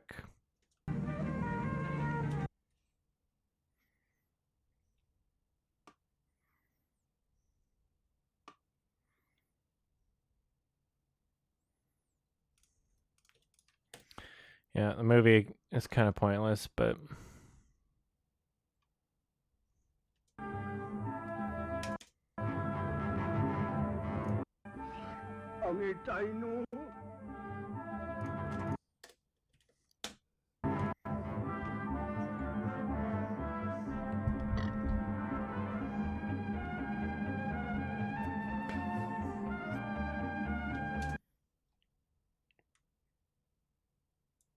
Mostly original.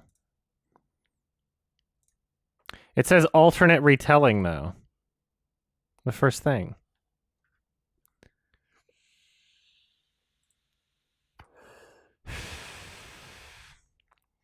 I mean, they reuse so much animation, it's difficult to tell what they've already done.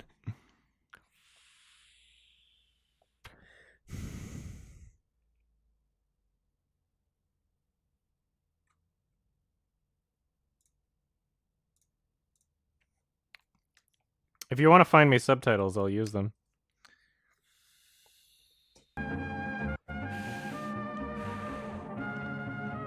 I actually wouldn't mind.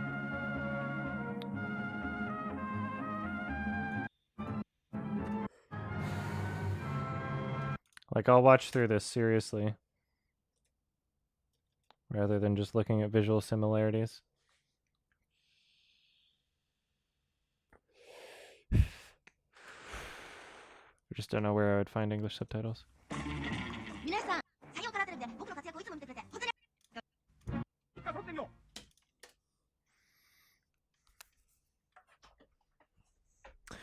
Okay, so this is the...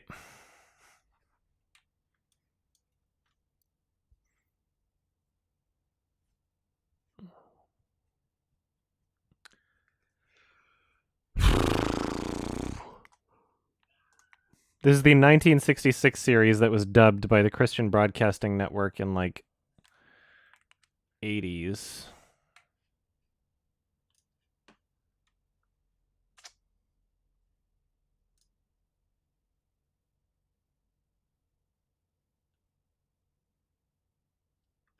In 1989. No. Uncut English dub. Some point in the 80s, anyway. And this is the DVD I have, and the audio and video are shit.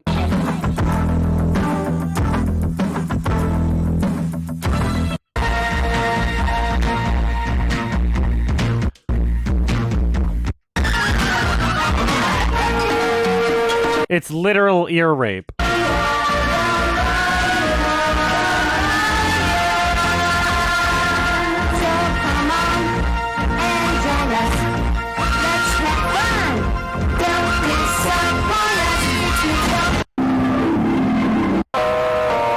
The entire show, this is at 0 decibels, by the way.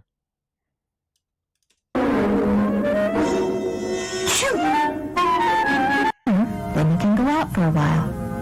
I'm not hungry. Okay, let me try it. This is like the worst dub of all time, by the way. There's someone that you two should meet. I wonder who that is. Hey, where are you going? Just to here. I want to look at the world some more. That's cheating. You're cheating.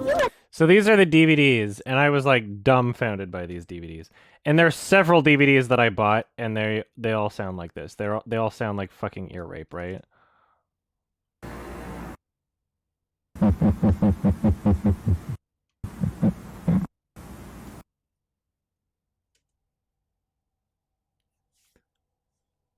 We must keep moving. It's not too far. Yeah, this is literally what the DVDs sound like.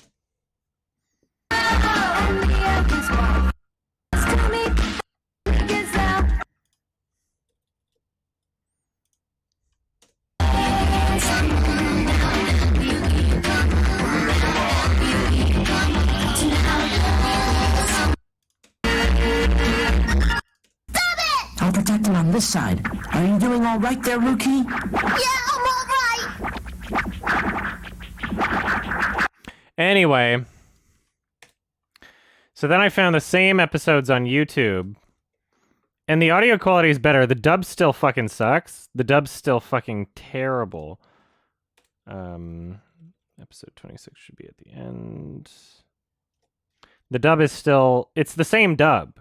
Literally the same dub. So I don't know. I have no idea why their DVDs sound like such ear rape. I wish I could see the White Lion even once. Come in. It's a terrible dub. It's the same Glad dub. to see you, Dr. Sugi. I'm Captain Bad of the Rismayan Monarchy. What can I do for you, sir? A small matter. Homesick. So years ago, animals, their most feared. I'm sure.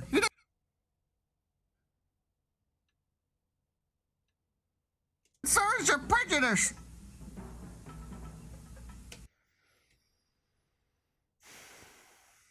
All right, I'm pretty sure...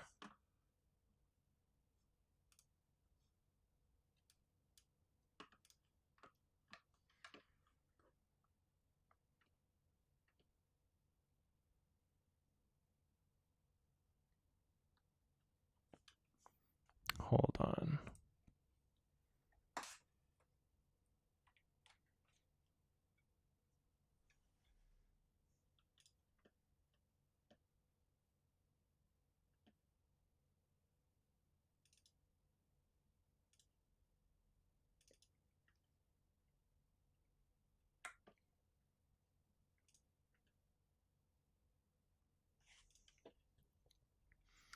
All right, so we have the opening and the outro that I still need to convert here.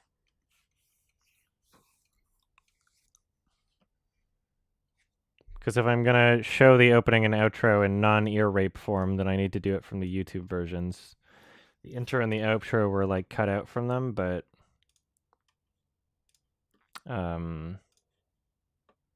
they were uploaded separately on YouTube, so I'm going to convert those.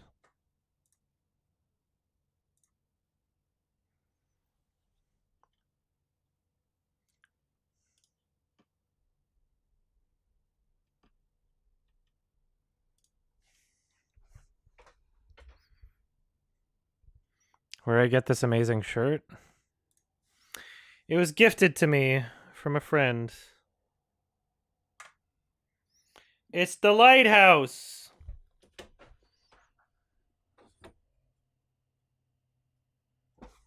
As a video game. I think it was Redbubble or something. Who are notorious for selling things that are like copywritten, but they don't give a shit apparently, so...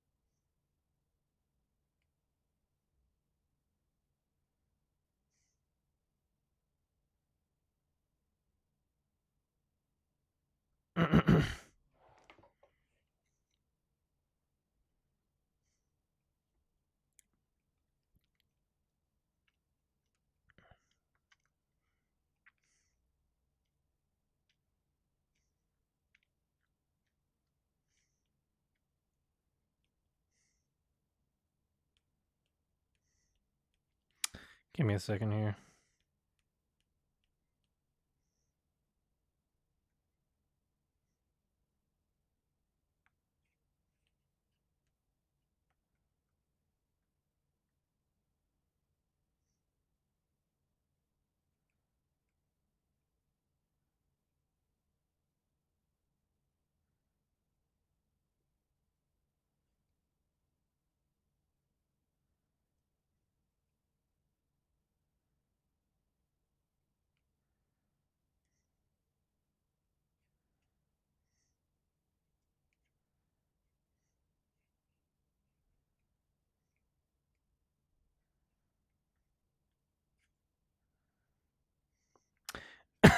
Yeah, South Korea now has over 1,000 cases of coronavirus.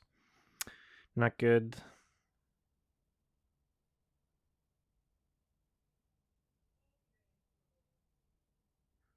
Brazil now has it.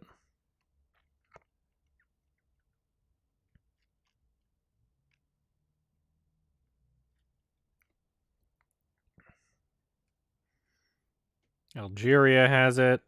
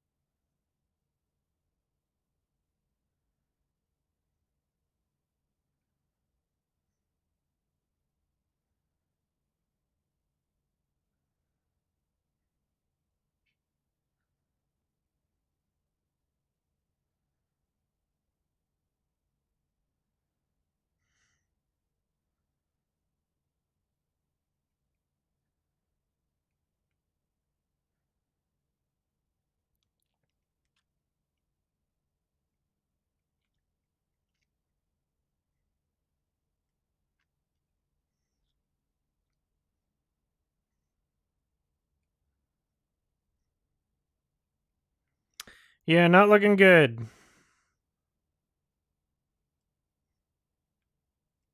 Not looking good.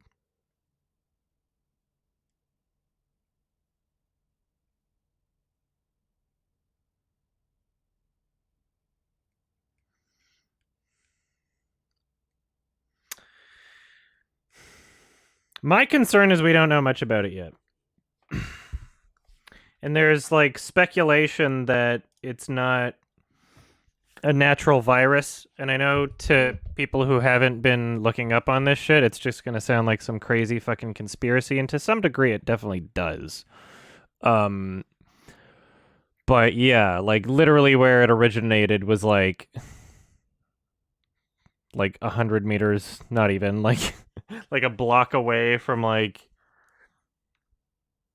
the like biotesting lab in Wuhan where they fuck around with like potential biological warfare diseases and shit. China has made and spread epidemics before and tried to cover them up. Do you have a source?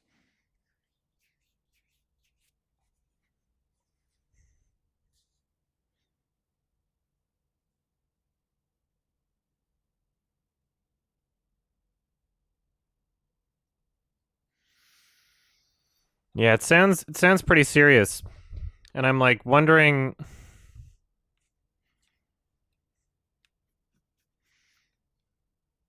like I don't know. Vancouver seems like too condensed. I might just like move to Alberta for a bit if it starts getting really bad. But if it starts getting really bad, it's like you're already fucked kind of, aren't you?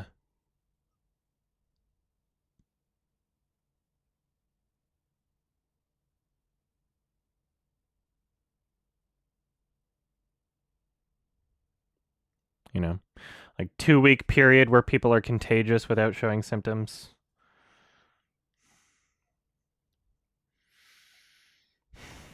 Like, that's not good. I'm gonna download some videos from the gaming channel editors for a second.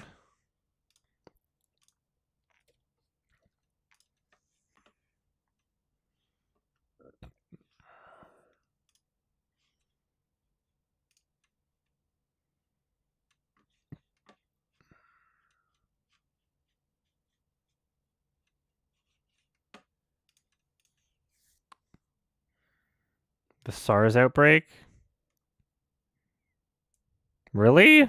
SARS, though?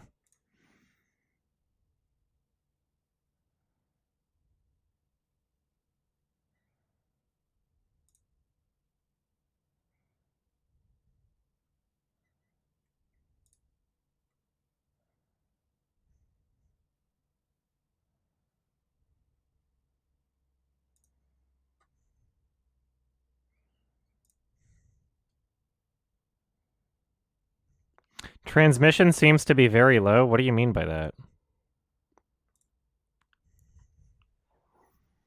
Worldwide, the flu kills like 500,000 people a year? Yeah, sure. The death rate for this one seems to be a lot higher. The only reason people aren't freaking out about it yet is because it's not everywhere like the flu.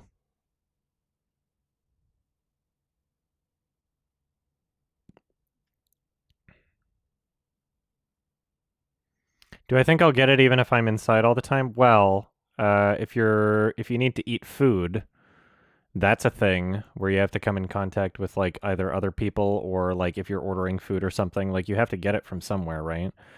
So like there's the possibility of stocking up on a bunch of canned food. We'll see if I make a grocery trip tomorrow, like how much of it's already gone.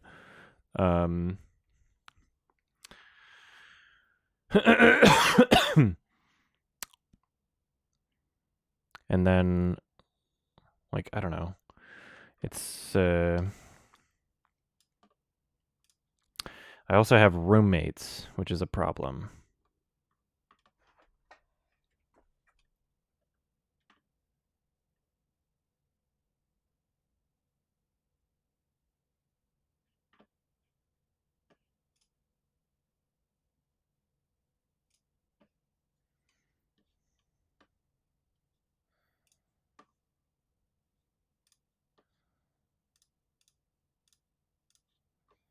And so, like, if my roommates aren't serious on, like, quarantine, then I might just have to dip out of my own house. But we'll see. What's really upsetting me is, like, I made plans way before. like months ago for some friends from Washington to come up here. Like on the weekend, like the first or second weekend of March. And I'm gonna have to like see how things are, honestly. It's like I might just feel like canceling it.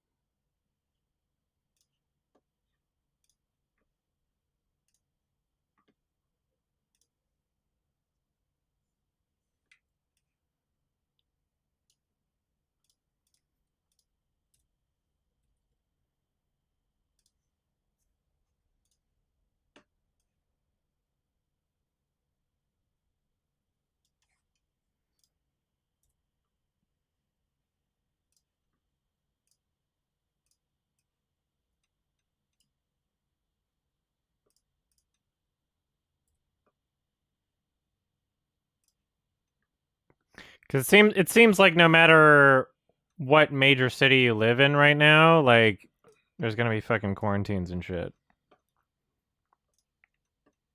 Seems like it's getting to that point. Like it's only a matter of time. It's just a matter of how fast. And Vancouver is a very, very multicultural city with people coming in from all over the fucking place. So are like, as far as the last time I checked, the newest person with coronavirus in BC was someone who showed up from Iran. Ugh, look at me rubbing my fucking eyes. Like that's something you're not supposed to be doing. Ugh. But my eyes are itchy. It's like I might already have it. Who knows? Like I don't fucking know.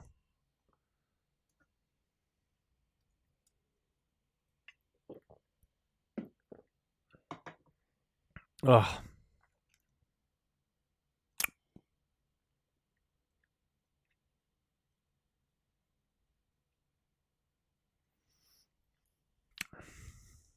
Yeah, I got some masks.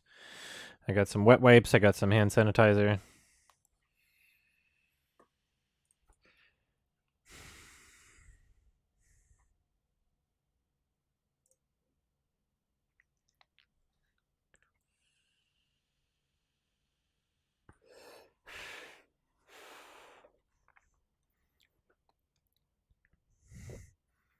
I haven't seen either of those series.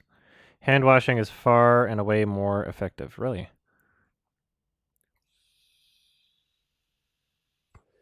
Conventional masks aren't effective. You need a respirator. Interesting. Well, we're fucked. Looks like we're fucked. Looks like everybody's fucked.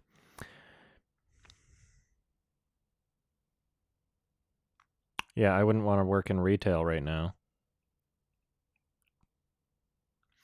Only 3% death rate? That's what they say, but like the numbers go up exponentially every time. So is the death rate based on the current amount of people infected? Because if not, then the death rate's much higher because it takes like 2 weeks for people to start showing symptoms and then like potentially up to like another month for people to actually like suffer through it and then maybe die. Right? So if we're doing the math in terms of like how many people have it from like when you get infected until like when you die, like how many people you've spread it to, the number should like it's not really 3% anymore. It's like 6 to 8%, right?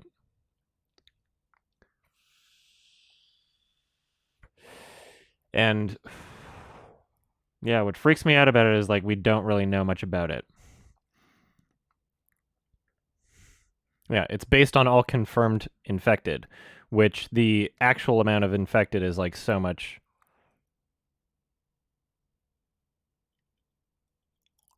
higher. And it takes a while for people to actually die from it, right?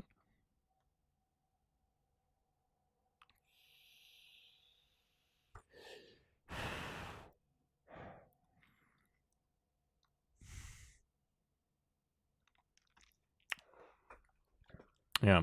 I'm not feeling good about it. Stresses me out, honestly.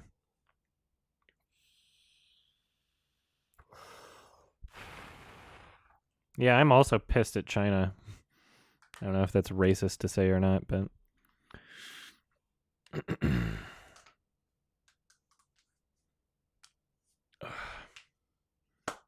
Seems to be China's fault one way or another, doesn't it? I don't know.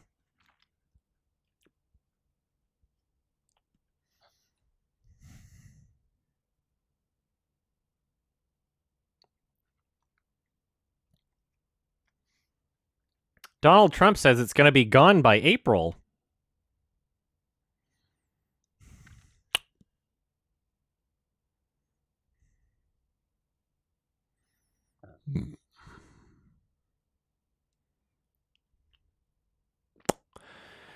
Yeah, Iran's fucked. Italy might be fucked.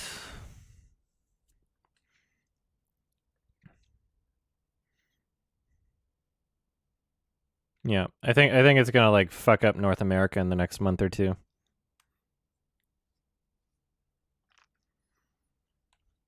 I think we're gonna be seeing a lot of people like quarantined.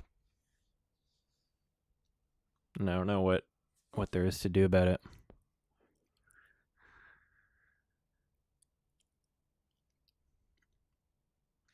Well, the problem is like this is so much more contagious than any of these other outbreaks, right? It's so much more contagious.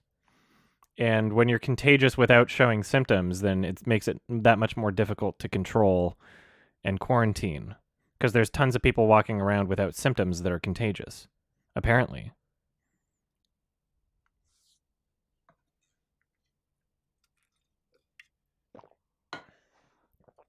Ugh.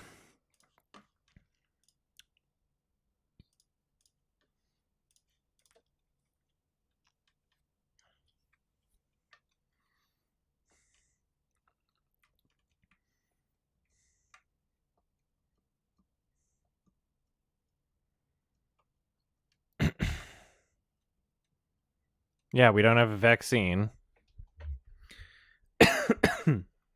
I could already have it and not know it. I have no fucking idea. It's so weird. Because it's like a lot of places aren't even like really testing people unless they've like been to Wuhan or some shit. They're like, oh, it's just the flu. But like nobody really knows because it like really closely imitates like flu and cold symptoms. In a lot of people, not everybody that gets it. Like if you're unlucky enough to be in this small percentage of people where it becomes like a serious thing and they need to like put you on a respirator or some shit.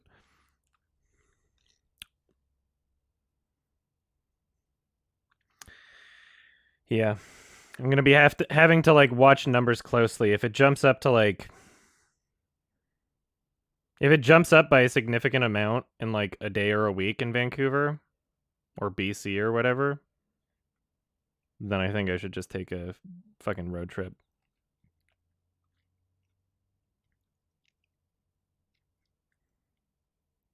Go to Alberta where things are less spread out. Or more spread out, I mean.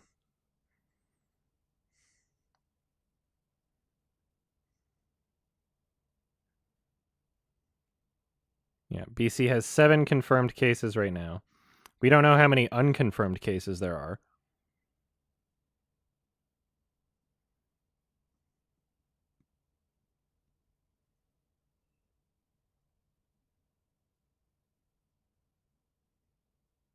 And that's the weird thing is like not everybody shows symptoms, right?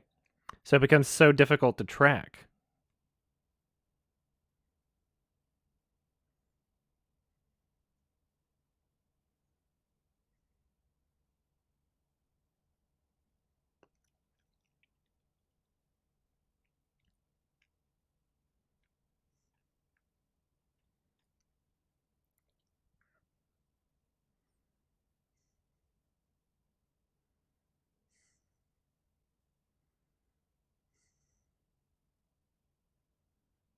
So far, about 700 people have been tested for the virus in BC.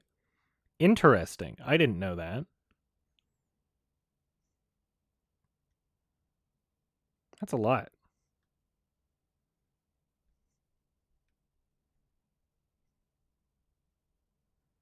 Yeah. So Canada has 11 cases total. 7 of them are in BC, which is where I am.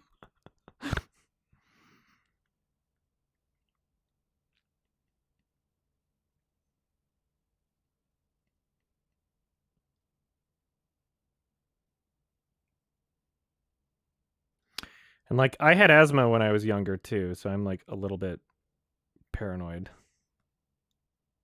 Because it affects your lungs, right?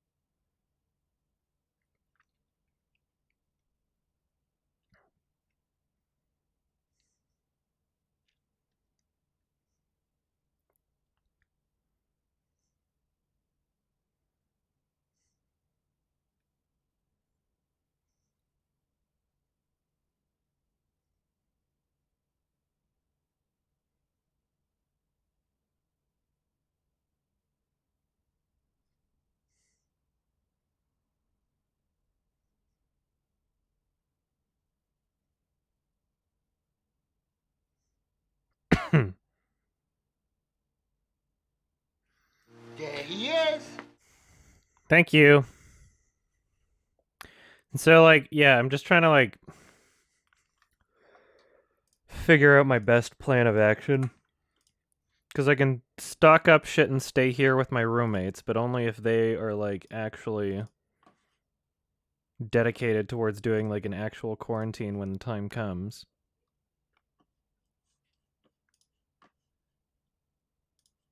Otherwise, I might just go to my parents' place in Alberta.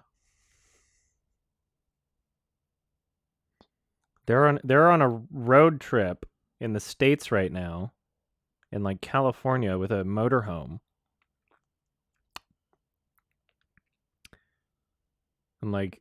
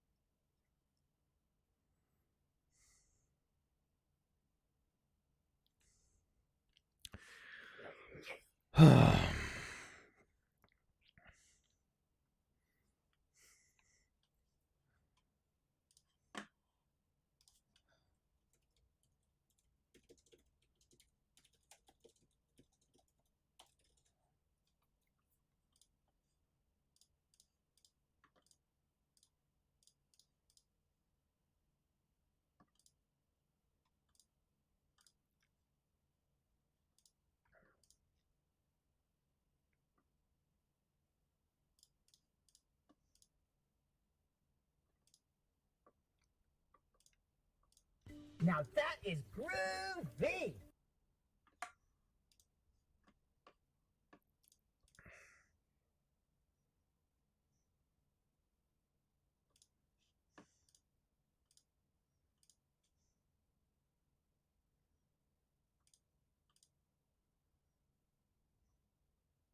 yeah, some who test negative are tested positive after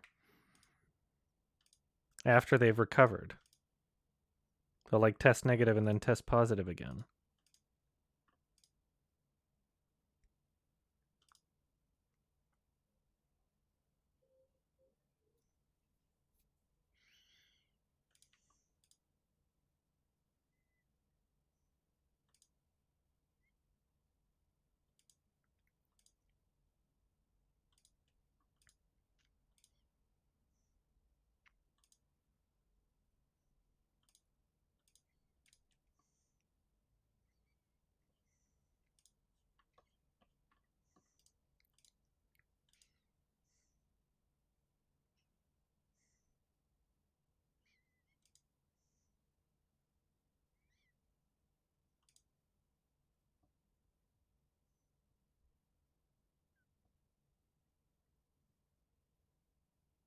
I forgot to rate the last Sardonicast recommendation. Shit.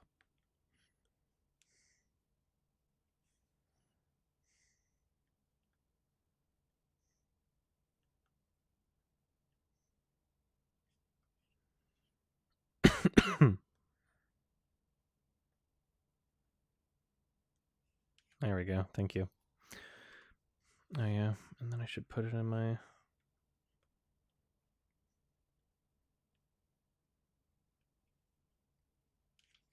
There we go.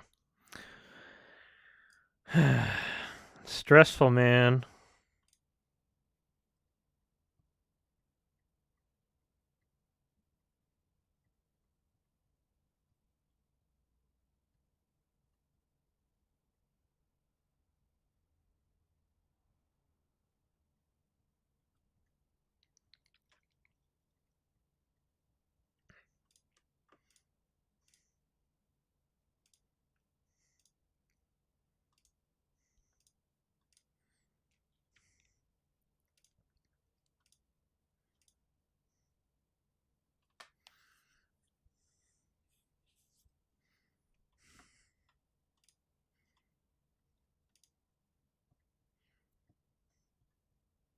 If this one was gonna mutate, it most likely would have by now. I don't understand how that makes sense. What are you basing that off of?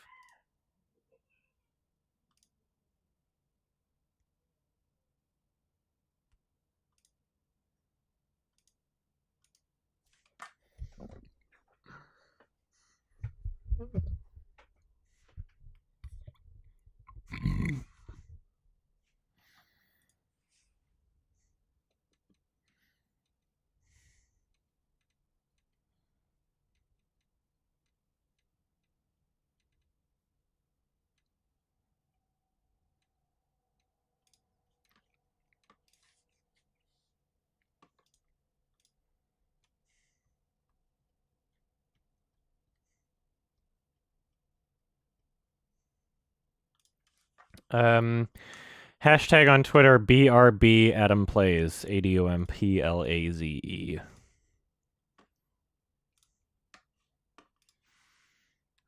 Ugh. I can't tell if I'm getting sick or not. I've been doing a lot of yelling and a lot of vaping, so that could be why my throat's dying, but I don't know.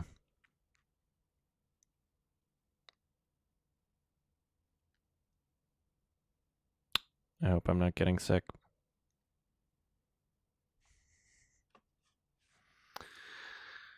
All right, let's get back to this shit. Actually, I'm going to pee first, BRB.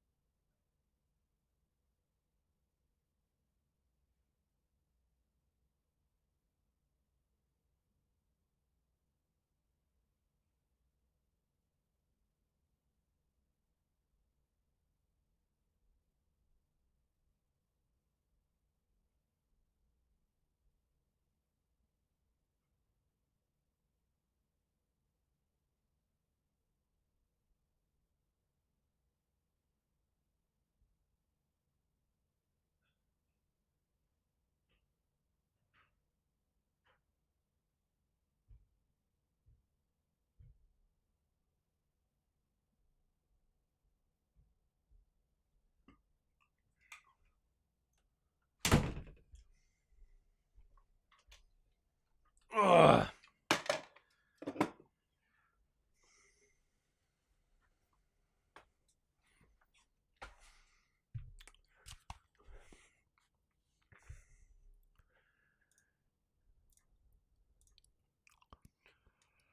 Hello. Hello. Okay.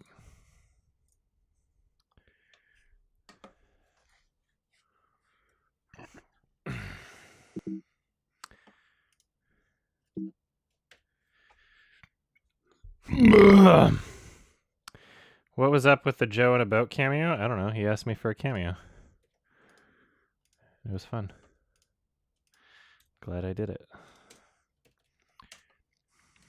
A story about one that means no progression, no endings or arcs, nothing.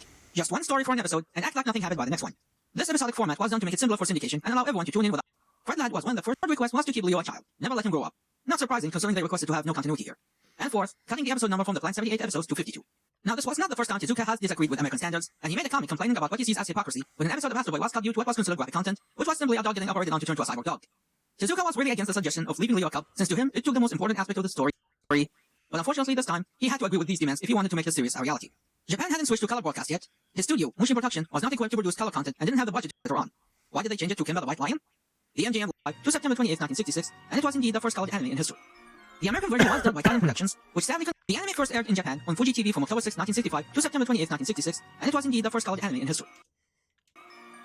The American version was dubbed by Talon Productions, which sadly couldn't find much info about them due to lack of a Wikipedia article and not much to say about them in IMDb.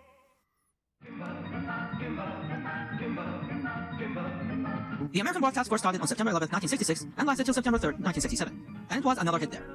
The license for the series expired on September 30, 1978, due to Mushi Production going bankrupt 5 years prior, and that also led to Talon Productions dub being unavailable for broadcast. For years, the legal status of this series was in limbo, until Canadian company Zaza Sound Production Limited owned the rights in 1993 and redubbed the series using Canadian voice actors and a much faithful script. And redubbed the series using Canadian voice actors and a much faithful script. And a much faithful script?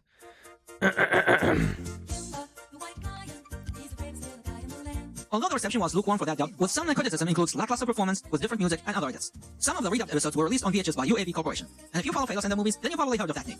Anyway, UAV released a limited amount of the episodes under the title Kimba the Lion Prince, and for a while, it seemed like that was the only version available to watch. Luckily, by 2005, Australian company Madman Entertainment and American company Right Stuff International were able to release the original dub on DVD, so all was not lost.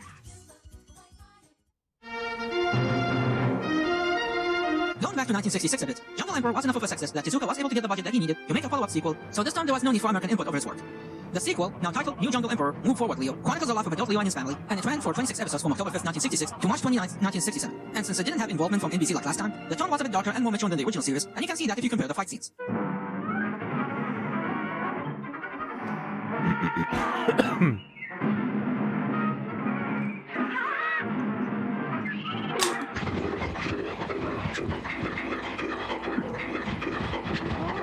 Despite the change of the tone, the ending was changed to make it on a happier tone than the sad manga ending. On the American side, since the franchise was in the aforementioned legal limbo, NBC was not able to get the distribution rights, and this time it was handled by Christian Broadcasting Network, or CBN for short. Yeah, I know, NBC, CBN is confusing. It was aired from 1984 to 1985, with the dub being handled by Florida company Sonic Sound International Corporation. Because this was a different company from last time, there was some debate if they wanted to keep the original names from the previous dub for the sake of continuity, or use the original Japanese names. In the end, they used Leo and made Kimba a nickname with an explanation behind the mix-up. Also, this dub wasn't as memorable for taking many liberties and going with whatever script they had, so in the end, this wasn't as fondly remembered as the first series. Now, some of you might ask, where is the manga out of all this? The manga is available in French, German, Italian, Portuguese, and Taiwanese, but not in English. Why is that? Are there legal rights issues that prevent an American license? The answer is simple. It was Tezuka Productions' decision to not release it in the West. Why do you ask? To make it short, blackface. Yeah, this is why they're afraid to release it in the US. They were okay with keeping the Nazi references for European releases, but blackfaces were a much... That's so funny. This is pretty well researched. This adds a lot of context. It was Tezuka Productions' decision to not release it in the West. Why do you ask? To make it short, blackface. Yeah, this is why they're afraid to release it in the US. They were okay with keeping the Nazi references for European releases, but blackfaces were a much bigger issue. I mean, look at it. They look too cartoony compared to the other characters. They look like they belong in a goofy cartoon than the rest here. But yeah, you thought DOA Extreme Volleyball 3 was the first of that case? Well, you guessed wrong, as this issue was older than that. They didn't have issue with the Ghibli release since that was intended for the Japanese readers, but unless they release a disclaimer explaining that it's a product of its time like the Looney Tunes, or edit the artwork, don't expect it to be released soon. At least the depiction of Africans in the anime wasn't as cartoony as the manga. Almost. Now this is the part where I'll end the section and move on to the history of the Lion King, but I thought I'd share with you the history of the franchise of this region and my personal experience with it. In the Middle East, the history of the franchise is a bit interesting. Jungle Emperor was one of the earliest anime to be adapted to Arabic, but unlike he's something like Middle Captain Eastern. Tsubasa, Future Boy Conan, or UFO Robo Grandizer, who became pop culture icons to this day, Jungle Emperor ended more like a cult anime. It is recognized as an old-school anime, but not as famous. It's also like the Dragon Ball situation in America, where the adult version is the iconic version instead of the child version. The first version was for Adult Leo and was titled Hikayat al-Layth or Tales of the White Line. No, seriously, that's how they named it. Tales, ... of the White Line. The first dub was done by the Middle East Television Studios and distributed by the Arabian Media Production at Riyadh KSA. This version had some names changed to Arabic, but the script is based on the Japanese version, with the most obvious evidence being the opening theme being based on the Japanese ending song of the first series, Leo's Song.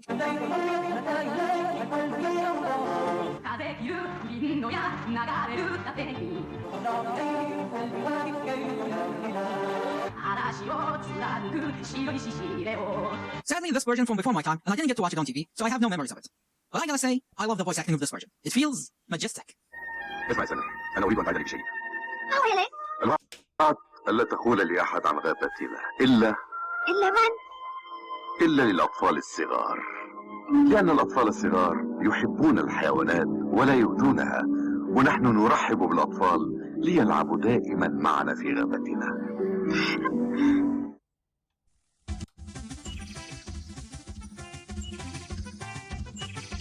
The second version was the Young Leo and was titled El Ghaba Saida, or The Happy Jungle.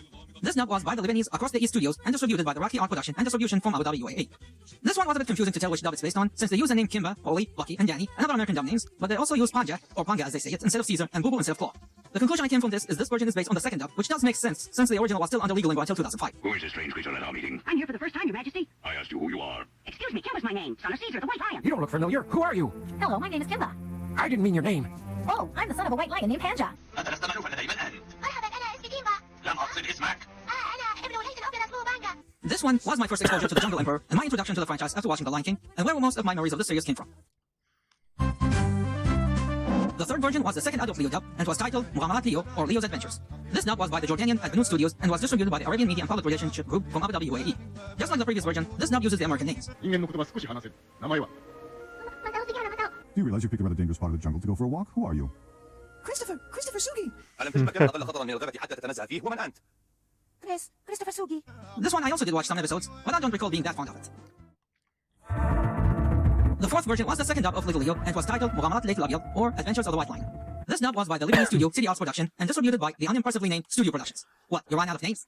Just like last time, this one was also based on the Canadian dub based on the names. However, this one stands out by changing Leo's names to Booga. It's me, Booga. Booga. Why? Booga. I don't know. Anyway, it's thanks to that name change is why I know it exists. Despite that, I didn't really watch it beyond an episode or two, and hated the name change, voice acting, and the lackluster theme music. And while doing this research, I also found out there was a fifth dub I wasn't aware of. This dub is interesting to say the least. This was made during a phase when many dub companies would pick random cartoons and anime and repurpose them to be more religious or heavy on moral teaching, and zero music. These religious dubs tend to be released on VHS/home releases or get picked up for religious channels because they needed something to attract children to watch them. So while I did not watch this version, I know exactly where it came from due to personally experiencing that phase. Wonder if they're still doing it. This version is titled Ward El Ghaba, or Rose of the Jungle, and listening to this irreparable song, you can tell the target audience for this thing.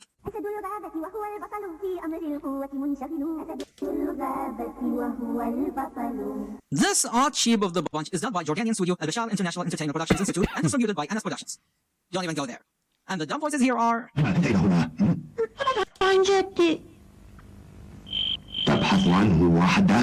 That tone with that face. It just makes this Leo sound like a predator for lack of a better word. Ooh, you're alone, huh? Well, you come with me. You'll be safe with me. Which is ironic coming from something that was made to spread religious teachings. Somehow. The sad thing about these dubs is most of them get lost with time, so we don't have a solid archive for them to be preserved for the future. Most of the old dubs are available today thanks to fans who either collected what available home releases at the time, or came them from TV and had the technology to convert them to digital format. The more popular ones can be easily available, but these old ones and obscure titles are harder to come across. This is a very well-researched video. Now let's move on to the history of the Lion King. I'm gonna assume most of you know the background already, but I'll pretend there are those who don't know. In 1989, Disney entered what was known at the time as the Disney Renaissance, which lasted until 1999, the era that started with The Little Mermaid and gave us some of the most iconic Disney animated movies of all times. However, The Lion King started development a year earlier, in 1988. Wow, so the development was as old as I am. The idea first came during a meeting between the chairman of the time, Jeffrey Katzenberg, along with Roy E. Disney and Peter Schneider when they were promoting Oliver & Company in Europe. George Schredner, or Schredner, the director of Oliver & Company, was assigned to direct The Lion King, and he envisioned the movie to be an animated documentary. Katzenberg liked his concept, and he wanted to add a comic-page in the story, and later went into development with Walt Disney Feature Animation's Vice President for Creative Affairs, Charlie Fink. Production began in 1990. Like many movies, the initial concept was very different from the final version. The initial script, written by Linda Wolverton and Thomas M. Dish, who were assigned to this project early on, went under titles such as King of the Kalahari, later changed to King of the Beasts, then King of the Jungle. The initial 2 screenplays were released to public in 2012, revealing their titles and synopsis. The first version, titled King of the Beast, was also known as The Lion King as an alternate title, and was made in January 1990, while the second King of the Beast version was made in May of the same year. The initial plot involved a war between the lions, led by Mufasa, and the baboons, led by Scar, with the hyenas as secondary villains, with almost every character playing different roles from their final version, with many other getting scrapped from production. The second version changed the plot from the war between the lions and baboons to a war between 2 lion prides. This concept would be later used for The Lion King 2 Simba's Pride, with the war between Pridelanders and Outlanders, but not as gritty as the original concept. Following the script, the crew was joined by Roger Allers, who brought with him Brenda Chapman to work as the head writer, and later character designer Chris Sanders and Thomas Schumacher as the producer. The full details of the initial scripts and concept art can be found in the Lion King and Disney wikis if you want to take your time reading them. But one concept art stood out among many. This one. If you've seen a rip-off article, then you probably came upon this concept art that shows a white lion coupling with a butterfly. This is a bit tricky to tell. This concept was made with King of the Jungle screenplay when it was still far from the end result or any similarities with present with Jungle Emperor, and this is the only one that shows a white lion. Every other concept art shows 10 lions and no white one in persons. The only explanation I could come up with to explain this one is they either didn't color the cub or it was an effect of the light shining on him. There's also this character concept art, but this is not for who would end up as Simba. This is for a character named Mitu, who was going to be the brother of Nadra, later changed to Nala, but later scrapped from the final movie. While Mitu is shown to be white here, that's only because this is an uncolored artwork, and he was shown in other samples in color like the rest of the lions. Yeah. Well, I don't know. Like, even if they do draw a white lion, I don't consider that to be damning for a fucking promotional image. If you've seen a rip-off for like article, concept art when they don't even know what shows it's going to be like yet. This is a bit tricky to tell. This concept was made with King of the Jungle screenplay when it was still far from the end result or any similarities with present with Jungle Emperor, and this is the only one that shows a white lion. Every other concept art shows 10 lions and no white one in persons. The only explanation I could come up with to explain this one is they either didn't color the cub or it was an effect of the light shining on him. There's also this character concept art, but this is not for who would end up as Simba. This is for a character named Mitu, who was going to be the brother of Nadra, later changed to Nala, but later scrapped from the final movie. While Mitu is shown to be white here, that's only because this is an uncolored artwork, and he was shown in other samples in color like the rest of the lions. Oh yeah, I'm listening to what he's saying at this speed. Sorry if you can't. I apologize. Other than that, no white lines mentioned in the script nor in any other concept artwork. Following the initial scripting, the crew went to Africa on November 1991. Everything was going fine, until 6 months later, where things got complicated with clashes of ideas. George Schradner wanted to make his animated National Geographic documentary-style movie focusing on the nature aspect, but Allers and the producers were determined to turn the movie to an animated musical. Might be because Schradner's vision was too violent and incest-heavy, making it not child-friendly for Disney. And because I know people will bring it up if I don't mention this, while Disney wanted to make The Lion King, they didn't see it as their top priority. Instead, they wanted to focus on Pocahontas, thinking it was going to be the next big hit following The Little Mermaid, Beauty and the Beast, and Aladdin. Pretty much everybody at the studio decided they didn't want to work on Lion King. Everybody decided that they'd rather work on Pocahontas, and then we literally had to beg and scrape. Yeah. They were counting on another story of human romance with princesses, and didn't put much faith on the story of talking animals, which is why they assigned the B team to The Lion King instead of the top animators, who ended up working on Pocahontas. The movie that didn't break the records as they hoped it would. I'll leave the irony sit in for a moment. Sadly, Schradner couldn't agree with the new decisions, and he left the project, and he was replaced with Rob Minkoff, with Don Hahn joining the production following Schumacher's promotion to Vice President of Development for Future Animation. Following this change of staff, Hahn took over to rewrite and retool the script because he found it unfocused and lacked a clear theme, which then led to the choice of growing up and facing the realities of the world. Later on, Hahn, Minkoff, Chapman, and Allers refined this idea along with screenwriters Irene Michie and Jonathan Roberts, who took charge of the revision process, fixing unresolved emotional issues in the script. This is also where the title was settled with The Lion King, because they remembered that lions don't live in the jungle, and from then on, work went normally.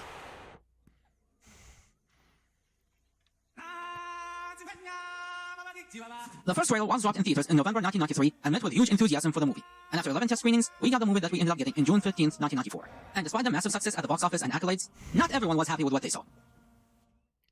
One of the reasons why The Lion King worked was that it was a good collaboration. Hello, darling. It wasn't an American story or an African story. It's a kind of...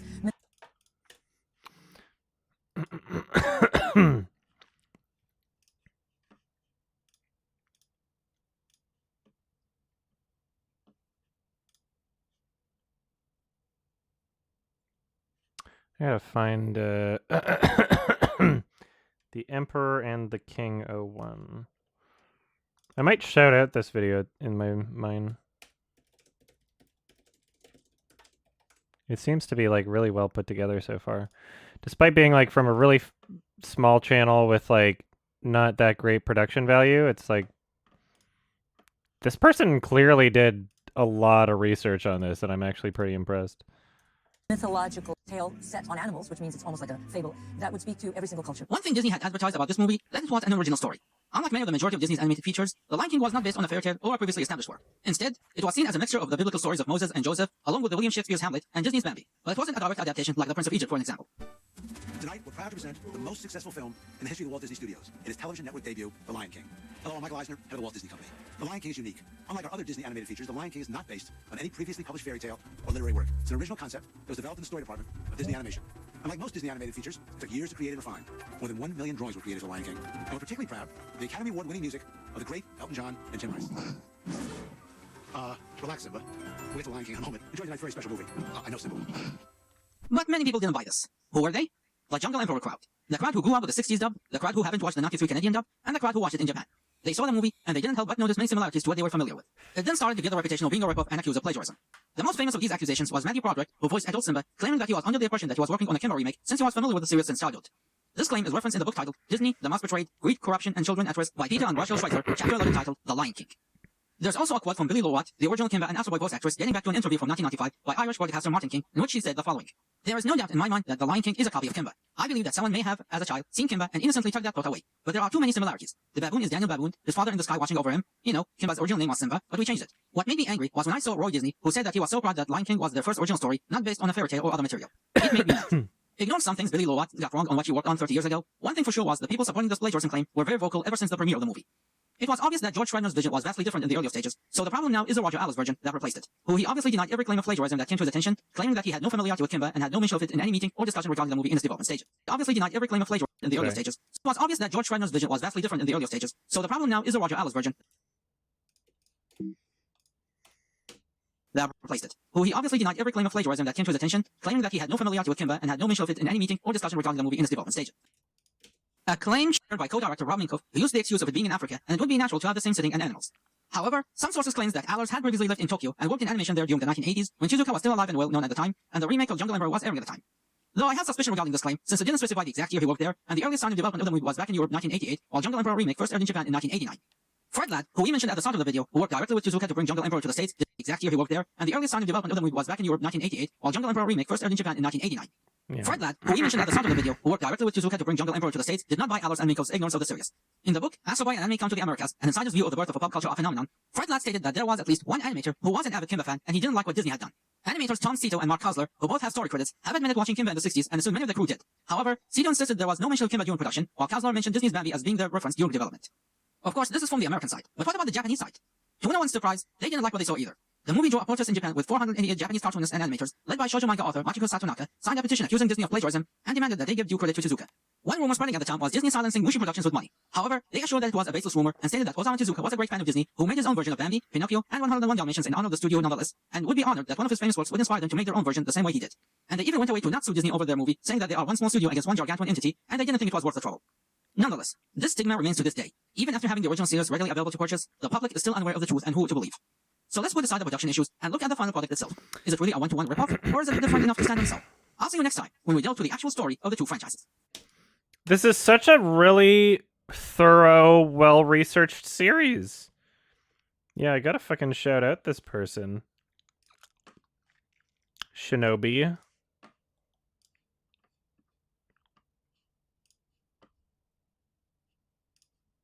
No porn, no porn.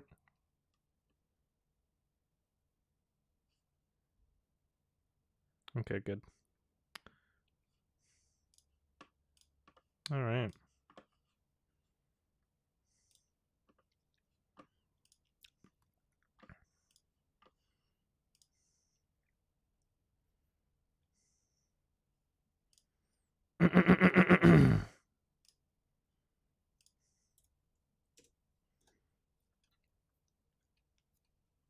Before we begin, there are some things I need to address first. First, I'd like to apologize about the delay of this entry. It wasn't my intention to make it take this long, but in addition to marathoning the entire franchise... Okay, well, here's the thing, though, is my video doesn't only just exist to be like, hey, there's a lot of misinformation about Kimba. My video exists to showcase the hilarious parts of Kimba, because I want to share it to the world with how fucking crazy it is. There needs to be a video on my channel with that clip of like, why couldn't all the other elephants be nice? Then they wouldn't have to be exterminated and shit like that. That's why I'm making my videos, because there's some hilarious shit in Kimba, right? The argument that I'm having is like almost secondary towards that. So watching all episodes and movies, I had other priorities and other important projects I want them to be done for the time they're meant to be published. And as I said before, this series has no set schedule. It's secondary to everything else on schedule. Next, I want to talk about this illustration. If you recall from my previous video, I mentioned that this one belongs to Mito, a scrap character from the final version. Turned out this one was indeed belonging to Simba, as noted by Spyroid 101, so thank you for the note. Does this change anything? Not really. Simba was not white in the movie, he was not white in the old illustrations, and as far as the screenplay of the previous versions, no white lines were mentioned. Lastly, in regard to Matthew Broderick's claims that were sourced back to the book Disney, The Mouse Betrayed, in the last video I couldn't provide the full claim because I wasn't able to find a digital copy of the book, and I had to purchase a physical copy instead. And now that I have the book, I can now provide the part for you to see. I like that they're like fact checking themselves as they go along too. With that out of the way, let's get back to our... Wait, hold on.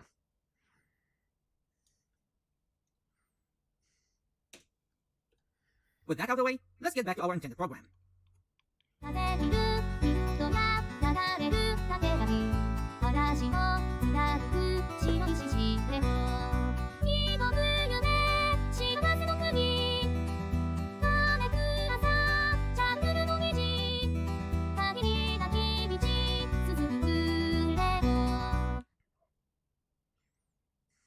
I'm gonna assume you're all familiar with the story of The Lion King, so I'll try to make this as short as possible.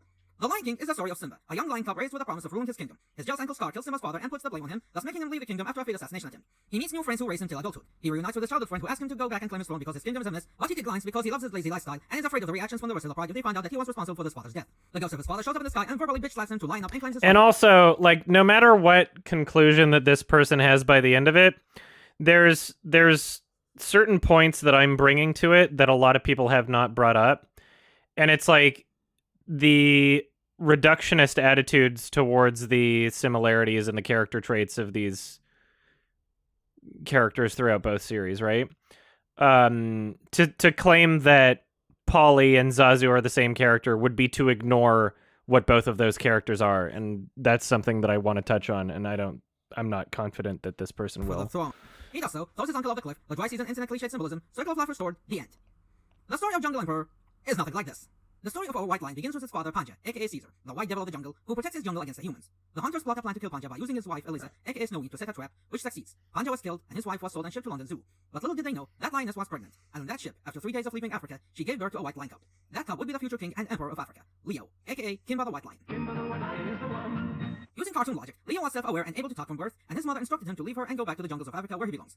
Oh, and did I mention he was less than a day old? Now that you're 2 months old, you're no longer a baby, but old enough to understand.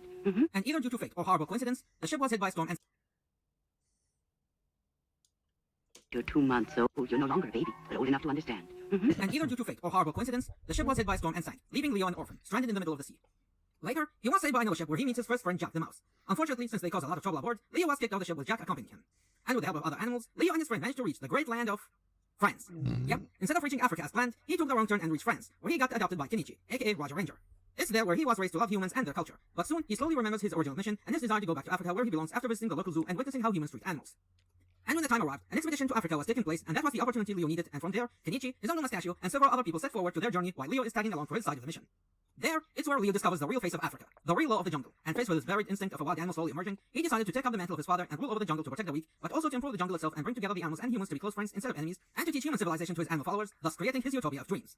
Of course, this isn't easy. An idealistic approach like this is not going to be reached and challenged. Animals who are used to live like animals wouldn't accept human ways of life either because it's too complex for them or for their pride as wild animals and hatred for humans. And of course, there are the humans. Humans are another constant obstacle Leo and the animals face against. From your standard game hunters, to poachers, to scientists who experiment on animals for their mad science tests, to tribesmen hunting the animals for food or religion reasons. But it's up to Leo, this naive silly animal, who never knew his father and how he ruled the jungle before his time, to take on these challenges and overcome them using his wits and intelligence and the power of friendship to make the world a better place for everyone to live in. Now, I don't know about you, but these stories don't sound the same to me. Yes, both of them involve Africa, both of them involve lions, both of them involve dead parents, and both of them involve returning to claim the throne. But they were done under different contexts and circumstances. Yep. The crux of The Lion King is Simba preparing to take responsibility of ruling the Pride Lands. The movie ends with Simba becoming the new king. In Jungle Emperor, on the other hand, Leo's journey to return to Africa was only the first chapter. The entire series is set on him being the ruler and his struggles to bring order and peace from dealing with other enemy animals to poachers and natural disasters affecting his land and followers.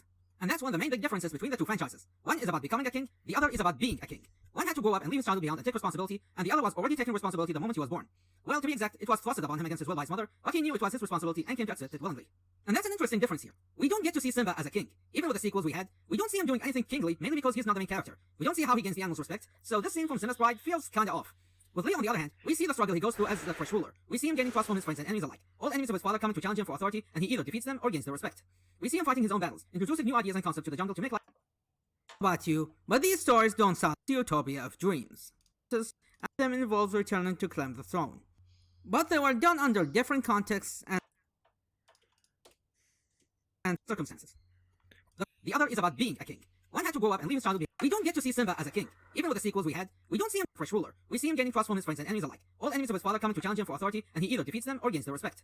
We see him fighting his own battles, introducing new ideas and concepts to the jungle to make life easier for the animals, and making bridges between different species.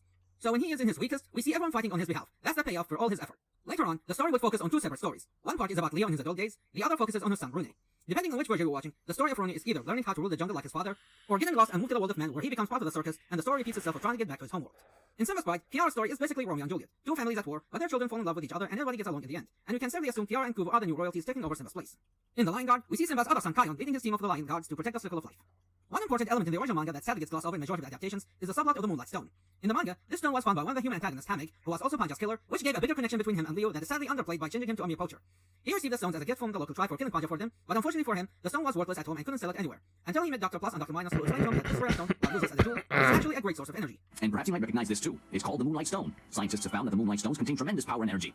So much so, in fact, that the scientists speculate, which means they guess, that all the wonderful changes that happened to the Earth those billions of years ago were caused by a few simple Moonlight Stones heating up and exploding. Well, Leo, that's the end of today's history lesson, and that's why I want you to take me to Mount Moon. Think of what those Moonlight Stones could mean for mankind, Leo. The problem is, it's super rare and almost a legend. And with the help of Hamig, they could find more stones and, of course, pay him a ridiculous amount of money.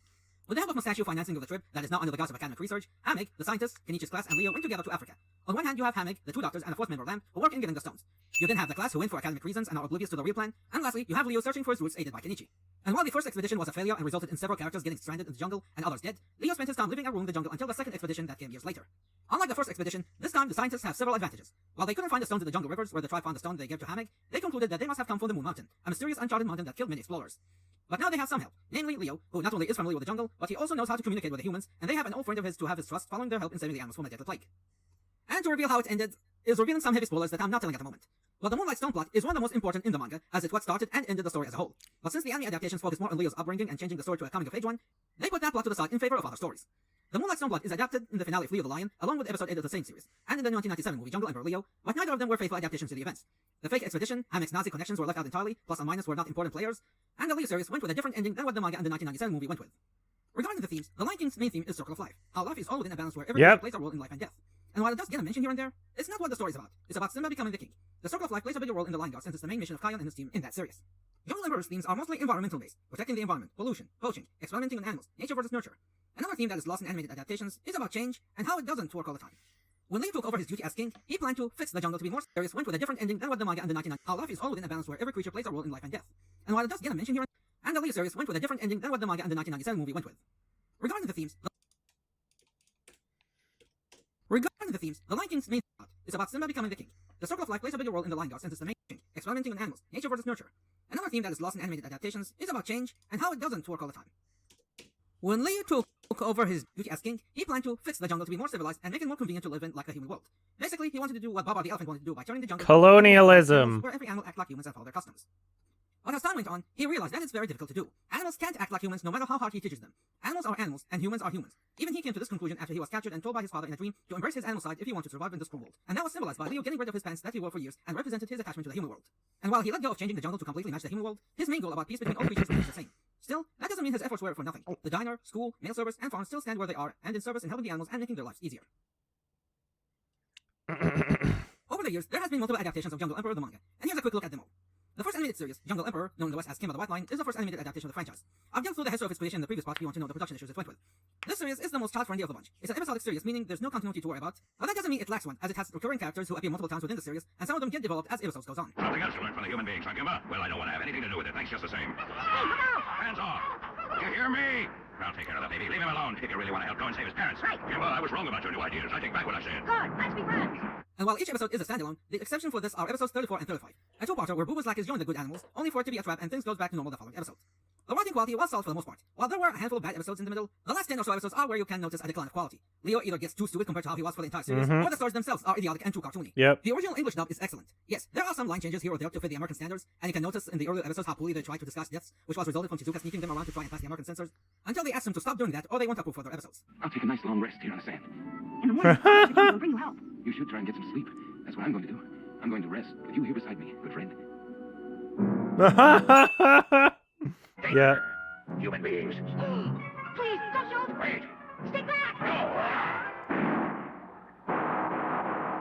Kimba, they think they got me. I'll pretend I'm shot, then you can escape. Goodbye. Goodbye. I'll remember my promise. Well, the voice acting itself is superb, and that's where it's best at. It That's does so this vintage feel to funny. it. Yeah, I was aware of those things.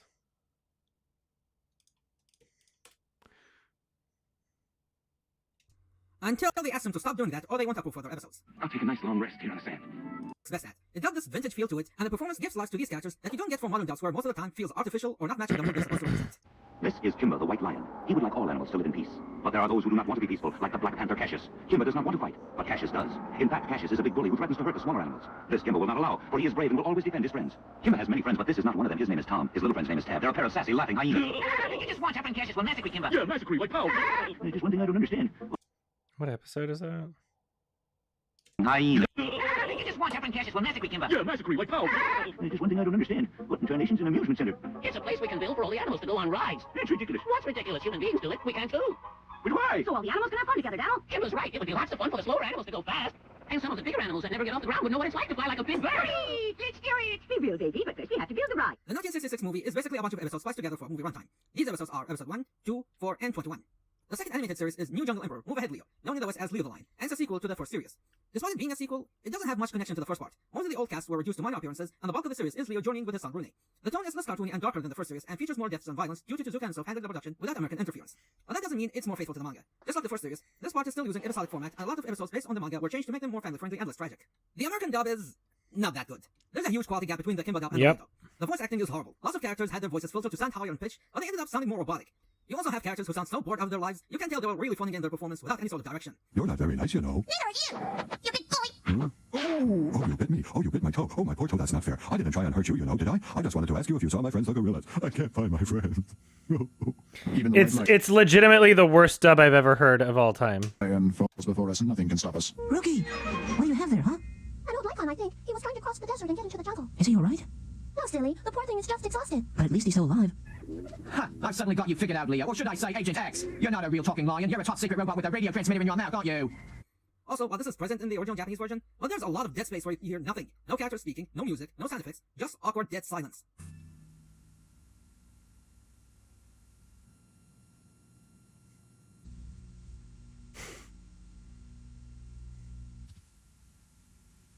Yep. Do something! Yeah, there's a reason why no one remembers this series fondly. Jungle Emperor, or Jungle Emperor 89, or The New Adventures of Kimba the White Lion, is the first complete reboot of the franchise, and the last animation Osamu Tezuka has worked on as he sadly passed away after finishing the first 5 episodes. This series is vastly different from every other adaptation, and comes across as the black sheep of the franchise. The first major difference here is the tone. This part is infamous for taking a grim and dark tone under the guise of being grounded to reality, with more emphasis on survival of the fittest aspect. There's a lot of death here. Not even children are safe.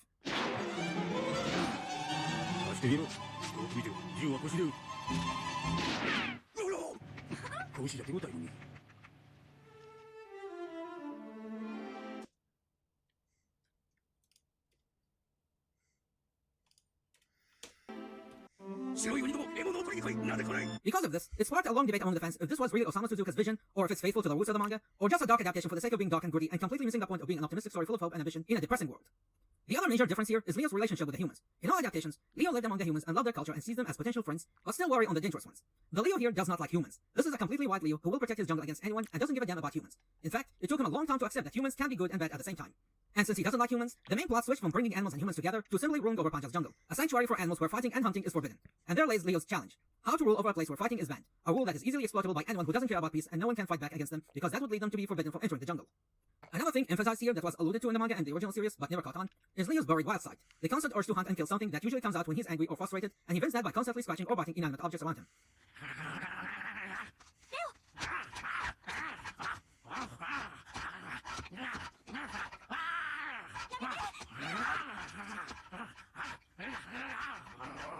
We weren't told or shown what he eats, but it's obviously not other animals within or outside the jungle. To make this short, this is not your idealistic Leo, and this is not your happy jungle anime.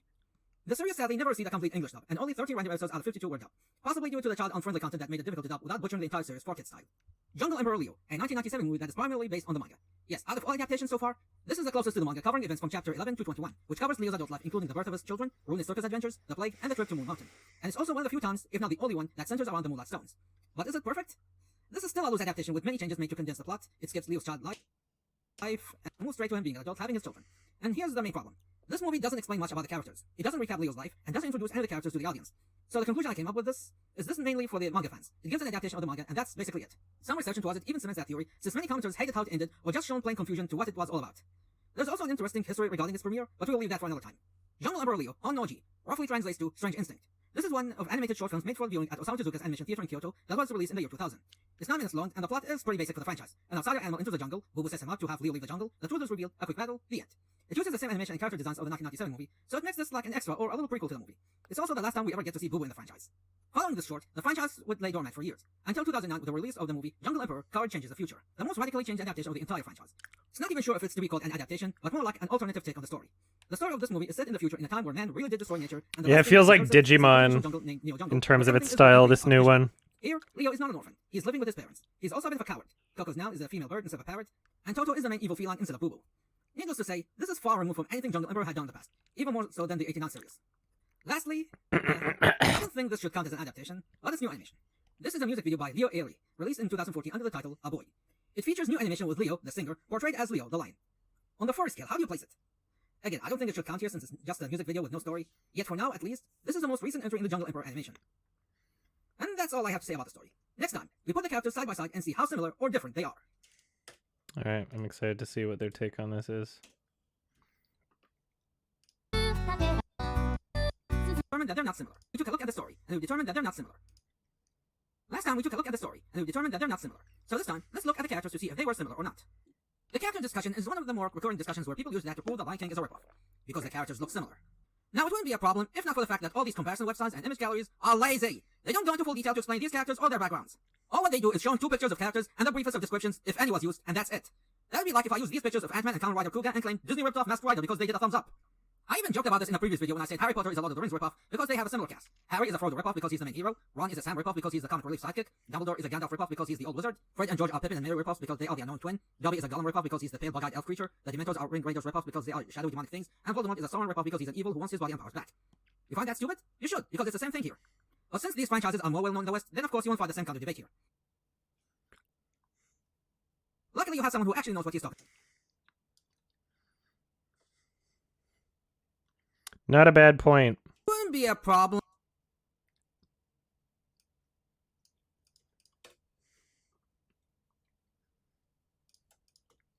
Someone who actually knows what he's talking about and actually did his research. Considering the cast of Jungle Emperor to be very huge in multiple Luckily you have someone who actually knows what he's talking about and actually did his research. Considering the cast of Jungle Emperor to be very huge in multiple continuities, not to mention the human characters who don't have counterparts in The Lion King, we will focus only on those who have clear counterparts between the two and contained within the 60s shows and the first Lion King movie.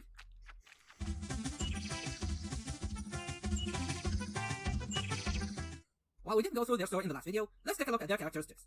Simba, the son of Mufasa, was a lion cub who had dreams of being a king and doing whatever he wants under his authority without anyone to control him. Basically, he was going to be what Scar would end up like, and that's why royalties don't rule without further control over them. But his childish dreams came to a halt when his father died and ran away until he met Timon and Pumbaa, who taught him to not give a care in the world and just fool around in their little heaven because they don't have any responsibilities to carry. And for years, he lived a lazy life without thinking about his home or to go back there someday. That until his childhood friend Nala found him and gave him a little update of the situation at home, but he declined her offer because he was afraid to face his troubles and admits to a crime he believes to have committed. It was until he met Rafiki, who guided him to the ghost of his father, who gave him a reminder on who he is supposed to be, that he had decided to take this matter at hand and fight his way to reclaim the throne and clear his name. And his story I did break my neck, yet. Leo, aka Kimba, the son of Panja, was born and lived as an orphan. His name in the first series was just a name change due to trademark issues, but in the second series, Leo the Lion, it was retconned to be a nickname meaning coward given by his father. And in a sense, I was that way too. I was the little white cub that didn't want to fight. My name was Little Coward, or in the language of animals, Kimba. Another reason to not like this. Leo didn't know his father, and his mother didn't live long after his birth, and the last thing she told him is to go back to Africa and rule it as a king instead of living in a cage to be a show for humans. So unlike Simba, who dreamed of being a king and fantasized about it, and then ignored it for a life without responsibility as a means of escapism, Leo was flustered with this responsibility of rulership since he was born. In the 65 anime, he chose to leave on his free will, but in the manga, his mother forced him against his will to do so. Leo's time in France was changed from how it was in the manga, and it's a bit inconsistent between episodes. In episode 44, as in the time when episode squad was going down, instead of getting saved by Kenichi from his classmates, Leo lived a while with them and his uncle after saving them from bank burglars. But he wasn't fully trusting them. It didn't help that he was sold to the zoo without their notice, and assumed that they were bad like all humans and they were just acting nice to sell him and get money. But he changed his mind after he was saved by Kenichi from a fallen tower. And to thank him in his special way, he freed all animals in the zoo and brought them to the hotel they were staying at. But Kenichi wasn't angry at him, and he understood that Leo needs to go back to where he belongs. But before that, in episode 5, we see that he stayed with them for a longer time and didn't go back to the jungle immediately. And in Leo the Lion, his backstory was retconned to match the manga with a bit of him getting used to human culture. What's the guy's channel link? Excuse me. It is Shinobi03. You can find it by searching The Emperor and the King 01 in their video. They have like a playlist that I'm going through right now.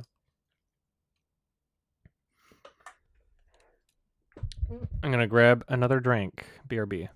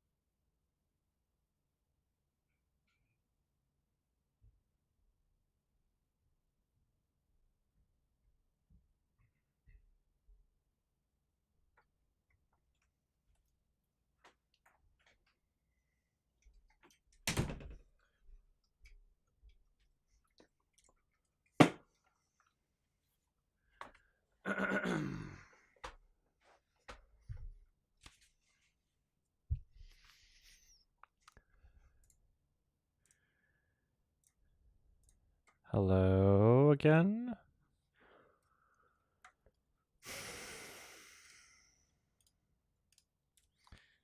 Also with his past. But since the anime didn't include the Moonlight Stone plot, there was no fake expedition, and since Kenichi was changed to an adult, he didn't grow up living in the jungle like his manga counterpart. In the anime, he was stranded in the jungle with Mari, but we don't see how it happened. If I had known this was going to happen, I would never have asked you to join my hunting expedition. But how could I have known our plane would crash and that we'd be separated from the others? Plus, this time, he chose to stay with Leo even after giving him the chance to leave. Back to Leo. His impression into the jungle life differs between the manga and anime. In the manga, he was very disgusted by the jungle life and the savagery he was witnessing, and even awakening his instinct as a predator but not realizing what it was. In addition, his first encounter with Boo Boo ended up with him walking in shame for not having the guts to be a real lion. That until the animals paid him a visit and after a ploy from Tommy and Toko, asked him to be the new king and restore Ponta's jungle to its former glory. In the anime, however, despite showing some lack of understanding to the jungle, he wasn't as cowardly or whiny as the manga counterpart, and he still stood his ground against Dick and Bo when they were going to eat Tommy. Either way, Leo has decided to take his responsibility by ruling the jungle, and from then on, his life was nothing but ruling the jungle and building it to be for both animals and humans. Now, to compare them as kings would be unfair, since we haven't seen Simba act as one, and therefore have no idea how he rules his kingdom. Leo, on the other hand, the rest of the story is ruling the jungle, and his obstacles are rulership related. With Simba, the Lion King ended with him before we get to see how he rules, and Simba's pride and the Lion God are focused on his offspring, leaving him out of the focus with no idea of his leadership outside how he handles the Outlander situation, which, as we all know, didn't end up in his favor and needed the combined effort of both his daughter and the son of his enemy to end the conflict. Therefore, if you would take that as an idea of his leadership skills, he didn't do a good job. He was blindly prejudiced against the Outlanders, basing it on his experience with Scar, which led to Kiara hating him and deciding herself to be with Kubo. And the Lion Guard, he was also prejudiced against Kion's friends, believing it at first that they weren't real gods because they were not lions. Kion, the Lion Guard has always been made of lions. Do you really think a Lion Guard with only one lion can protect the Pride Lands? Please, Kion.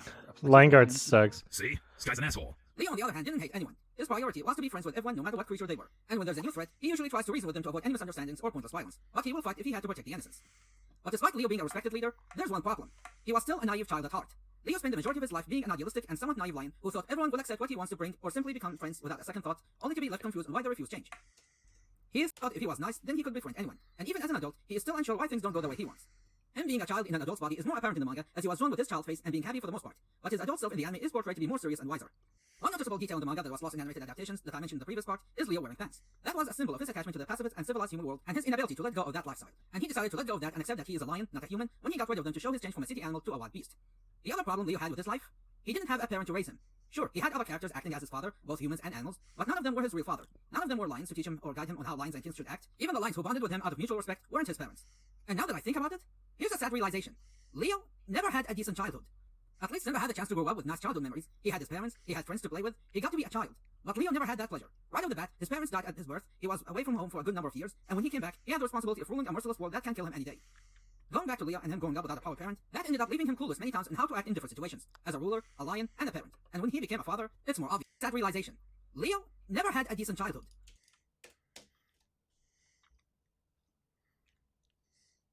At least Simba had the chance to grow up with nice childhood memories. He had his parents, he had friends to play with, good number of years, well, that can kill him any day. Going back to Leo and him growing up without a power parent, that ended up leaving him clueless many times in how to act in different situations, as a ruler, a lion, and a parent. And when he became a father, it's more obvious. And Leo isn't Yeah, Kimba never really had an arc of any kind. Like, the whole point of the Lion King story is that Simba has an arc, right? Like, his character is clearly defined as a child, and then the character transforms throughout the course of the film. Whereas, like, Kimba from, like, day fucking 1 is, like, the same as he is at day 52. You know, there's no difference. He forces his son in many ordeals to make him stronger, and he gets physical when he punishes him. You're a bad cop. Leo! Daddy didn't mean to hurt you, sweetheart. Daddy didn't mean to hurt you, sweetheart. Daddy didn't mean to hurt you, sweetheart. Daddy didn't mean to hurt you, sweetheart. Daddy didn't mean to hurt you, sweetheart. Say it again, say it to my fucking face. Daddy didn't mean to hurt you, sweetheart. Wow, bootleg Mufasa, you sure do suck, and I wish I never invited you over. To him, this is normal, as it's not even close to what he went through as a kid, but he doesn't realize that it's too much to his son or anyone else. Compare that to Simba, who was overprotective to his daughter Kiara. Simba's parenthood methods were nicer and softer than Leo's, if not a little bit overbearing, by not letting Kiara on her own without protection, both young and old. Two kings, but each of them rules differently. Childhood friends and the love interest of our future kings. I can't believe this is a comparison at all, honestly. It's so stupid. How similar are they? Nala is Simba's childhood friend from the same pride. Insert incest joke here. And we could assume they knew each other since they were younger. And according to Zazu, they were meant to be engaged in an arranged marriage as part of their traditions. Laia, or Raya, depending on what pronunciation you use, aka Kitty, is a lioness cub who befriended Leo after meeting him following his return to the jungle after years of absence, and she remained his loyal friend and then grew up to be his love interest and wife. In the manga, they first met after saving her from capture by hunters. I'm called Kitty. You're not from this part of the jungle, are you, Kitty? No, my home is downriver. I used to live there with my mother and father until the hunters came. You're all alone now in the world, you mean? Yes, except for my uncle who lives up in the mountains. I was on my way there to visit him when Claw stopped me. I gotta go now. In the 65 anime, not only she was the niece of King Speckle Rex, thus putting her in an awkward position on who she should be loyal to, but she's also a constant target for Bubu's creepy affection, though the last part is taken from the manga. Personality-wise, Nala was more of a tomboy who wouldn't hesitate to get rough with Simba, which makes sense when you remember lionesses are the ones who do most of the hunting both in movie and real life, and she was strong enough to actually live and grow in a period of famine, which didn't make her any less strong. Leia was more feminine and girly and didn't display a lot of violence in her life, but that wouldn't stop her from helping Leo when he needs help by any means necessary. Sadly though, I can't say Leia was that developed of a character. She remains mostly bland and didn't have much growth, and the fact that she was ignored after she became a mother, and even Ruki was ignored in favor of her brother, doesn't help her case. Her 89 version on the other hand does show some development, most significantly when she shows her disappointment in Leo's actions when he let his paranoia take over his mind. And the less we say about her original fate, the better.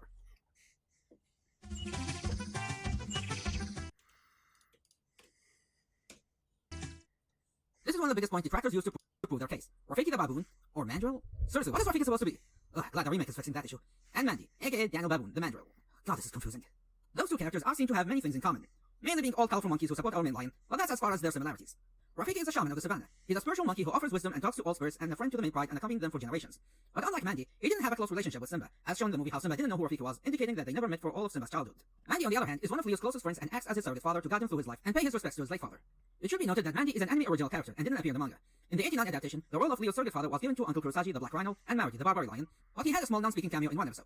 In the 1997 movie and 2000 special, he's replaced by a bearded green monkey named Gozara, who plays the same role, making you wonder why they didn't just use Mandy as he was. Since he's Leo's father figure, that makes him the closest animal to him and the first one to seek guidance from. So when he accidentally injured him in a fit of rage in episode 17, Devil's Falls, he was completely devastated that he ran away, leaving his kingdom out of guilt. Leo, that's enough. You have no right to strike an animal like that. Out of my range. So funny. You killed Mandy! He's not breathing! I didn't. I couldn't have done that. It was an accident. Oh, Mandy. It was an accident. Leo, I warned you had no right to strike another animal. Which kinda mirrors Simba's ordeal, except here Leo knows what he did, and Mandy was alive by the end, and all of this was ignored in this episode. Rafiki and Mandy's personalities are also the opposite. While Rafiki is wacky and loves to fool other animals as means to teach them lessons in an indirect way, Mandy is more serious and a no-nonsense kind of animal, and often would play the straight man opposing other animals. And in his spare time, he runs the Jungle Diner, a restaurant built by Leo's suggestion dedicated to feed hungry animals in times of need.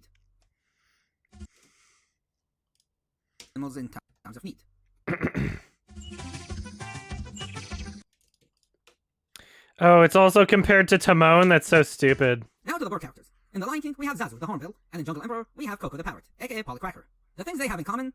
Being birds. That's really it. Zazu is Literally. the messenger of the royal family, and he answers directly to the king. Coco is a former hotel pet, and it's there where he learned the human language which helped Leo in need. He is officially the second animal Leo befriended from the jungle, and remains by his side. Coco's ability to mimic voices also helped Leo to overcome his weakness when he disguised himself as Panja. And while he relays the jungle news to Leo, that's not his official duty in the same way as Zazu. Personality-wise, they're also different. Zazu is more like your traditional British butler, who doesn't joke around, and remains stern and stoic while showing some sarcasm to what he doesn't like. Coco is more open in what he thinks and loud, and one of the rudest characters in the entire franchise for not holding back on what he says to anyone, even if it puts him in trouble. So while he doesn't match Zazu's personality, he is closer to Timon in that part, as Timon is a wisecracker who thinks highly of himself and jokes about everything, in addition to being a comedic duo with another larger and friendly animal. But unlike Coco, Timon knows when he gets out of line and he uses his humor to ease up the situation. Why are these compared? The big-hearted guys next to the egotistical small guys. Pumbaa the warthog from The Lion King, the animal no one could get close to thanks to his smell, and Tommy, aka Bucky, the Grand Gazelle from Jungle Emperor, is the jungle's lovable coward but loyal friend. Pumbaa is the other half of the Timon and Pumbaa duo. If Timon was the brains, Pumbaa is the heart. Pumbaa was a lonely warthog who had no friends until he met Timon, and together they took the task of raising and taking care of Simba when he was alone and away from his home. Tommy is the first animal to befriend Leo in Africa. In the manga, he was the first to personally welcome his return, while in the other adaptations, he was saved by him from other predators, thus became his friend to return the favor. Later on, he gets assigned to be the jungle's Minister of Agriculture with the task of taking care of the fields that feeds the animals for emergency times, as well as being one of the teachers at school. One thing that is absent from the 65 anime is his signature hat. The hat has different origins, but it's officially part of his looks and sets him apart from the other gazelles. The most famous attribute about Tommy is his cowardness. Despite being Leo's friend, he gets called hoos rather easily. Despite that, he's not the kind who abandons his friend to save his own skin. The most impressive example I can show is from the 89 adaptation, when he of all animals saves Leo from Bubu. Just watch.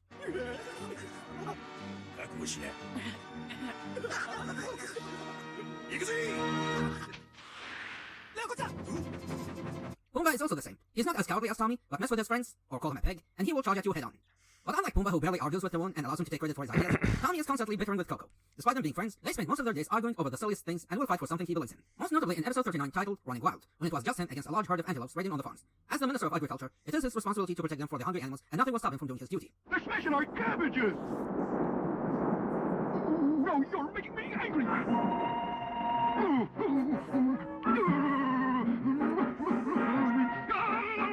Except maybe large numbers. He might be a coward and ignorant on many things, but he knows to it when he sees it and will stand to what he believes.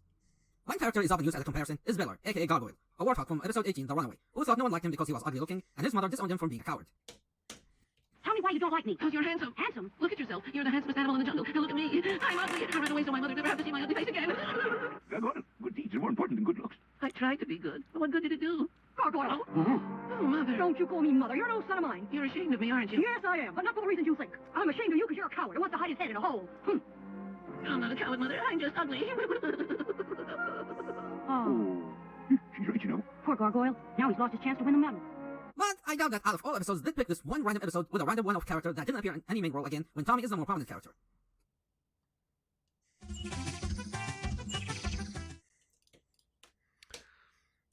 Now to the fathers of our kings. Mufasa is the Lion King. He is the freed and respected ruler of Pride Land, and it's his responsibility to keep the circle of life in balance. Banja, aka Caesar, is a white demon of the jungle. He is a source of nightmares to all hunters and poachers who dare to disturb his kingdom with a long list of enemies who want him dead. Now everybody knows the story. Mufasa was killed by his brother Scar to take over the rulership. But Banja's death is different. He wasn't killed by a jealous brother or another lion. He was killed by poachers in a trap using his wife. And in his last breath, he named his yet unborn kid, Leo, or Kimba, depending on which version you're watching. That was Caesar. He may be in trouble and need my help. Caesar! Caesar! Caesar! Stay away! Stay away! Caesar! No! Stay away!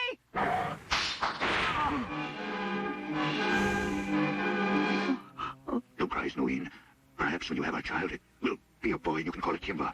Kimba, son of Caesar.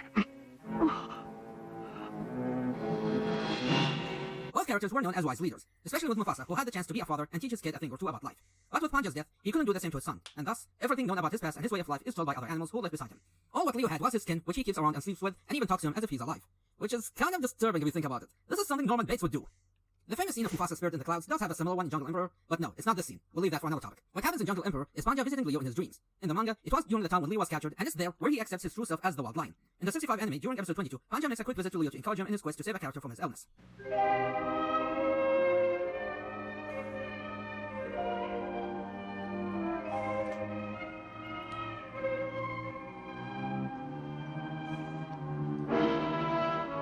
Father! Kimba, Papuli grows weaker and weaker from the fever. Are you going to sit by and do nothing, son? Since I can no longer help the animals of the jungle, you must take over, Kimba. Yes, Father, I will.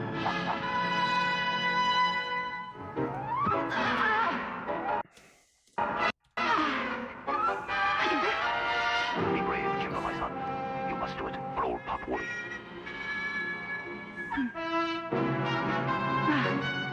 There was also the scene when the jungle animals discuss as Panja using Coco to speak to Leo to encourage him when he was down, but I think we shouldn't count this moment since it wasn't really Panja who appears here. Oh. You may approach, but not too close. All right, but please tell me who you are and why you were calling Kimba. I'm your father's spirit. Wait, Caesar's ghost? I never believed in ghosts. But you seem real. How could you doubt it? Of course I'm real. And I've come back because I think you need help. You knew? You were right, my boy. Killing is always wrong. How am I doing? Pauline, now tell him to have courage no matter what. It's really fucked up. No matter what happens. Despite the anime portraying him as a noble character, the original Panja was a prejudiced jerk who hated domesticated animals, believing they were not true animals, and he would kill them and feed them to other carnivores instead of freeing them like what he does to wild animals. This point was alluded to when Samson the buffalo offered Leo some mules as tribute because Panja banned that act, and Samson wanted Leo to bring this tradition back. Why are you hesitating? Just go ahead and get rid of these traitors. Show me what a great leader you are, Kimba. Even though I admired your father, he had one great fault. He had a silly notion about being kind to all animals, even the weak man-tamed traitors. But now you can bring back the law of the jungle. But Leo was not having any of this, and he chose to let the mules free, thus going against the traditions like his father. That's why what you did, Samson, was doubly wrong. What do you mean I did wrong? Why, even your father used to steal animals from the village. But he did it.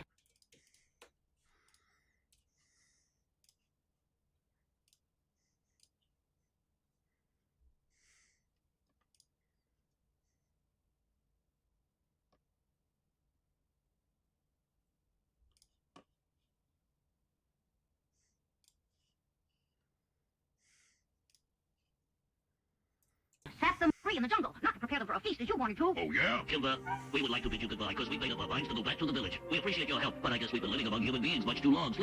Leave me in barns and having our meals provided. Besides, if we go back, maybe the villagers won't attack you anymore. So goodbye and thanks, Kimba. You make a wonderful prince. Mufasa's wisdom, on the other hand, was still consistent and even gives some encouraging words to his grandson.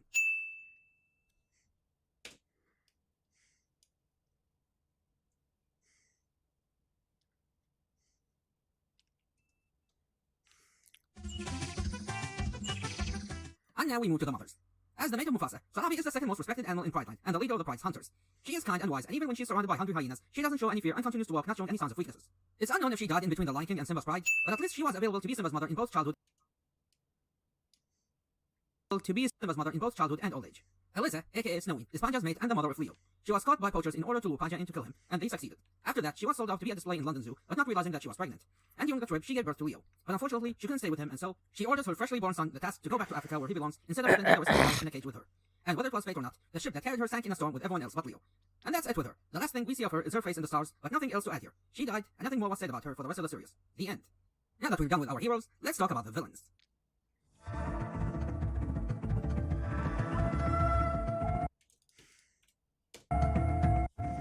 Now this is another case of two characters looking suspiciously similar, but quite different from each other.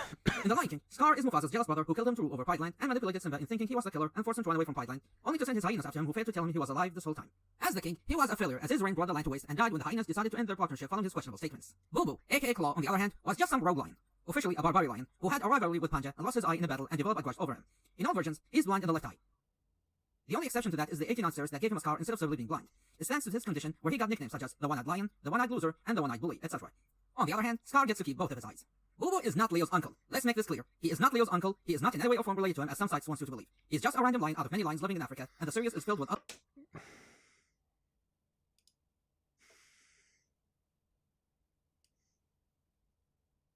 only to send his hyenas after him who failed to tell.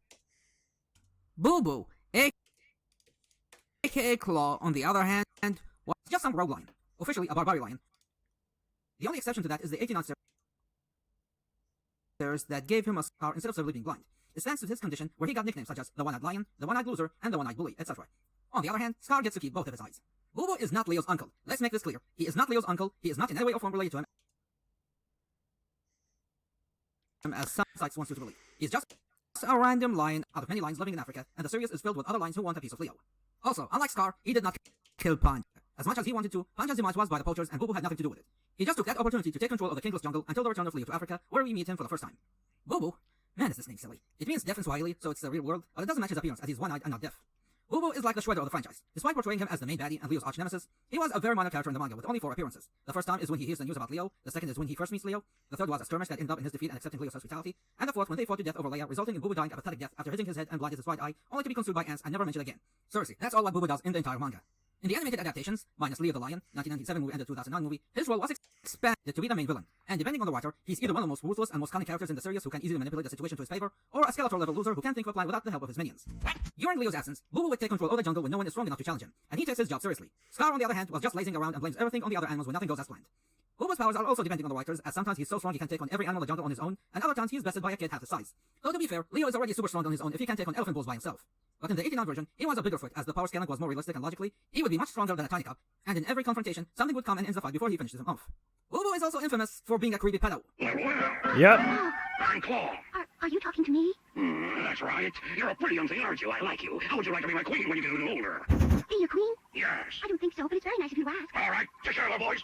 Claw, I really don't understand what's going on. You will. FBI, open up! You're a great king, Claw. Kitty. Do you still want to have me as your queen? Mm-hmm. I'd be very happy to accept your proposal, Your Majesty, and share your throne with you. And as a wedding present, all I ask of you is your promise not to hurt any of the other animals. Your Majesty, this is a trap. The only reason she's willing to be your queen is so that she can protect her precious friends. Quiet! I make all the decisions around here. Nobody's going to tell me how to rule my jungle, and that goes for every one of you, understand? Let's go!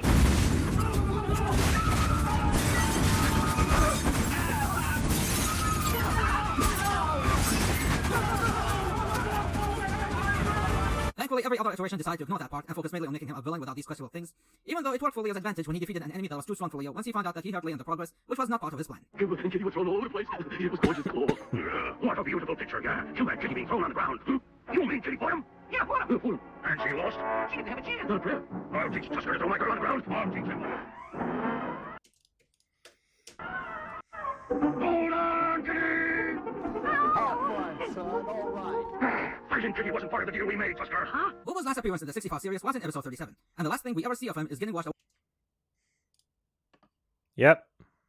away by the river, but still alive.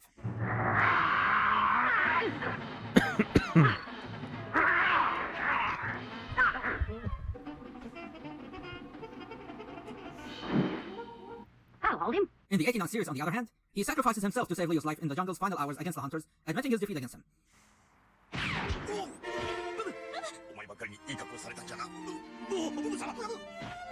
He lives, but that is one big character development coming from a dirty coward like him. In the Honoiji short, which counts as his final appearance ever, he lost his battle against Leo after getting his right eye scratched and temporarily blinded, but lives in hopes of challenging him again.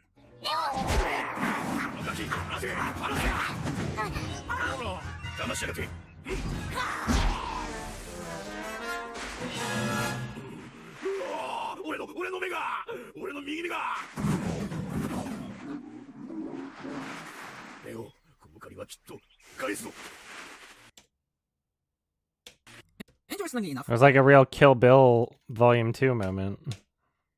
the concept of Boo being a rogue lion who rivaled Panja is similar to the original concept of the Lion King when Scar wasn't Mufasa's brother and laid his own pride and hyenas against him until they decided to make them brothers to add more family drama. Another thing I do find interesting is Boo. Is there no audio for the rest of this? Boo. The fuck?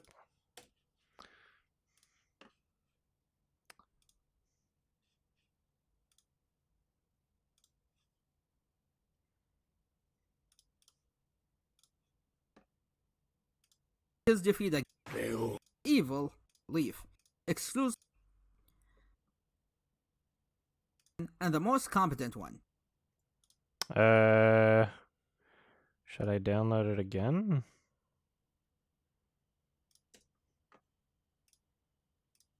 Oh, it didn't. To add more family drama. Another thing I do find interesting is Boo. Weird. It didn't download all the audio. That's really weird. I mean, I guess I'll just watch the rest of it here and see if I even need anything.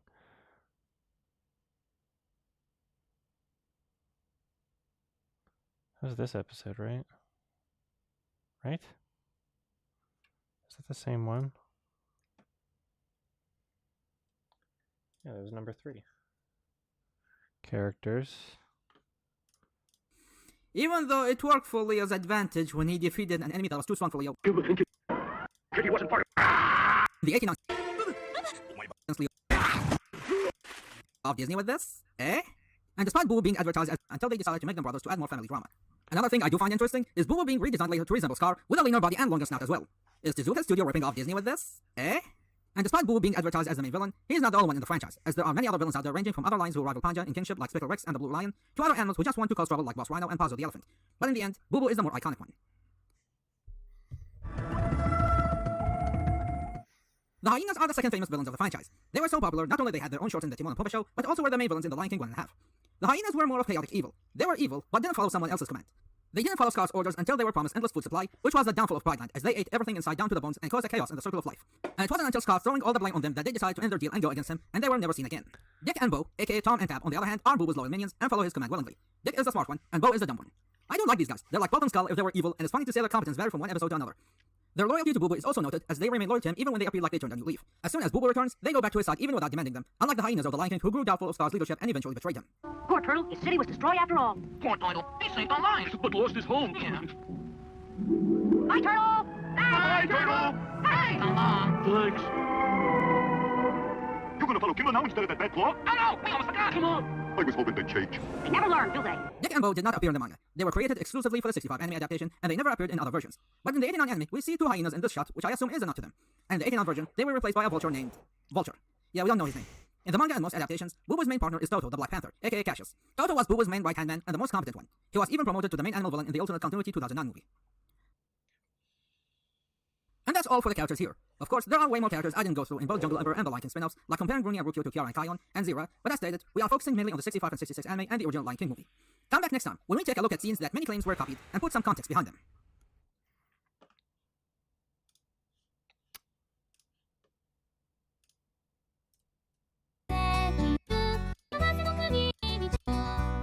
Now let's talk about the scenes and the same issues we spoke of the last time in relation to character comparisons. The comparisons are again lazy and lacks proper context. For example, you have the comparisons that shows group shots of characters and their argument is, it's a group shot. Haven't seen that one done before. While others, their argument is, this scene is a copy because the characters walk the same point of view. Again, a very weak argument. While some sites circulate the same in-shit pictures you see here, other sites, mainly YouTube, are more egregious for using examples from the movies that came after The Lion King. Yeah. I'm sitting here asking, what do they want to achieve by doing this? If they want to prove The Lion King plagiarized scene from Jungle Emperor, then stick to the versions that came before the movie. Unless you want to prove that Jungle Emperor ripped out The Lion King. Stick to the versions that came before the movie. Unless you want to prove that Jungle Emperor ripped out The Lion King, but I doubt that's the original intent. If you're using examples from what came after The Lion King, not only does this make you look like an idiot when someone points it out for you, but this also makes you look like a liar for presenting fake evidence to win an argument and hope the one receiving it is ignorant enough to not know the truth. And for those who use all versions as evidence, this makes me ask if they seriously believe these all came from the same series, which is not possible because you need to be blind to not notice the vast difference in animation quality or character designs between them all. You can't seriously think this character from 1965 is the same one we see from 2000. That's not how this works. And of course, they don't explain anything.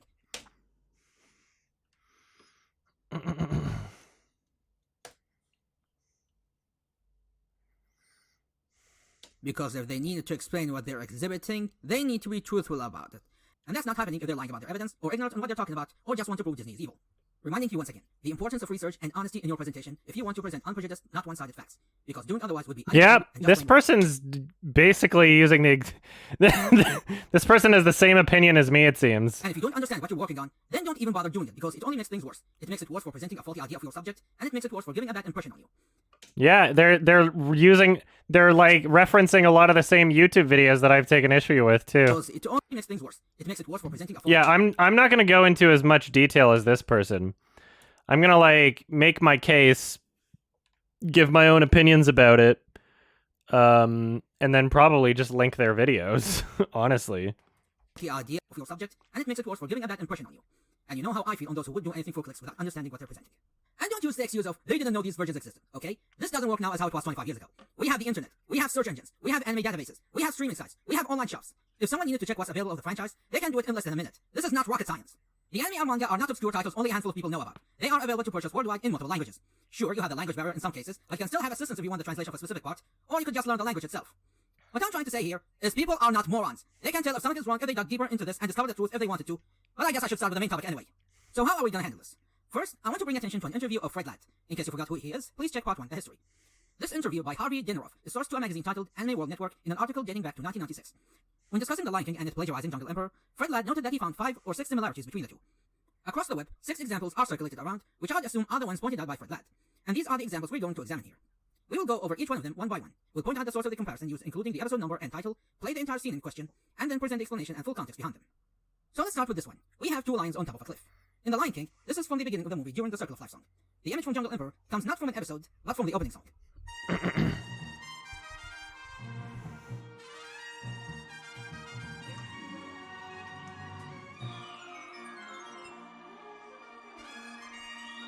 Okay, first thing I want to point here, that this shot is only available in the Japanese version. This segment is completely absent from the American release, which is an odd choice here since the regular episode has other similar shots, but they went with the Japanese opening of all things. So what's the context here? It's just an opening title sequence with the hero standing on a cliff, because it's cool. This is not an invention of either of the franchises. The hero standing on a cliff is one of the most classic images seen and has been done and replicated over the years. The modern equivalent would be the image of a superhero standing on top of the building. It's not exclusive to anyone. In The Lion King, Mufasa stands on the cliff of Pride Rock. Pride Rock is the equivalent of a king's castle, and him standing there is like a royal family standing in their castle's balcony when they see their subjects. In Jungle Emperor, Pancha is standing on a regular cliff. It's not his home in the same sense as Pride Rock. And here's something to note. Despite the story is called Jungle Emperor, a vast majority of the events takes place outside the jungle.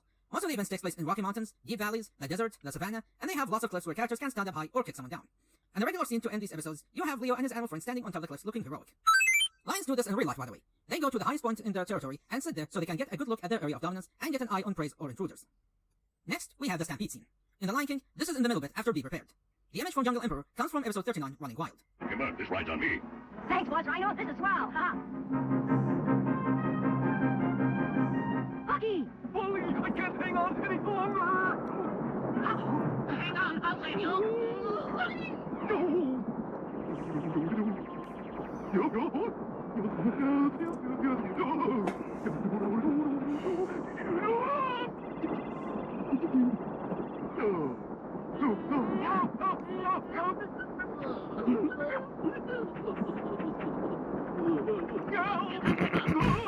I'm gonna need all the help I can get to bring Bucky out of this mess. Let's go, Boss Rhino. Time for action. Charge!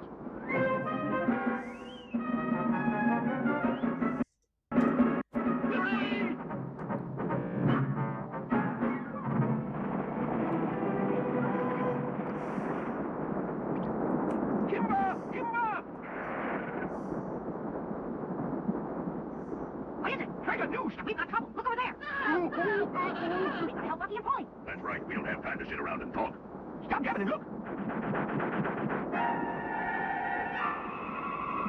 Those 3 are foaming at the mouth. That's not normal. What does it mean? That must mean they're wild. We've got to keep them from stampeding. Hang on, Bucky. Keep your courage up. What do we do? We've got to save Bucky without causing a stampede. Maybe you can wait until they pass. That's impossible. We never last. Huh? What's this? Oh, it's the moles. Of course. That's a great idea.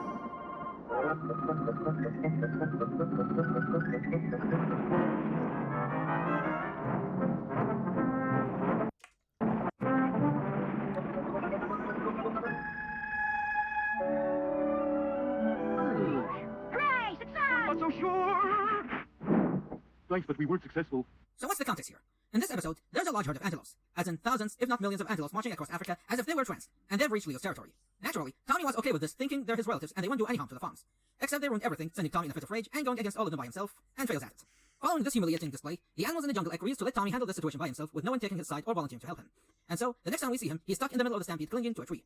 Leo and his friends do help later on after knowing the full story of these antelopes, especially the part that said all of them will drown in the lake if nothing stops them, and they save Tommy by moving the tree with the help of the moles.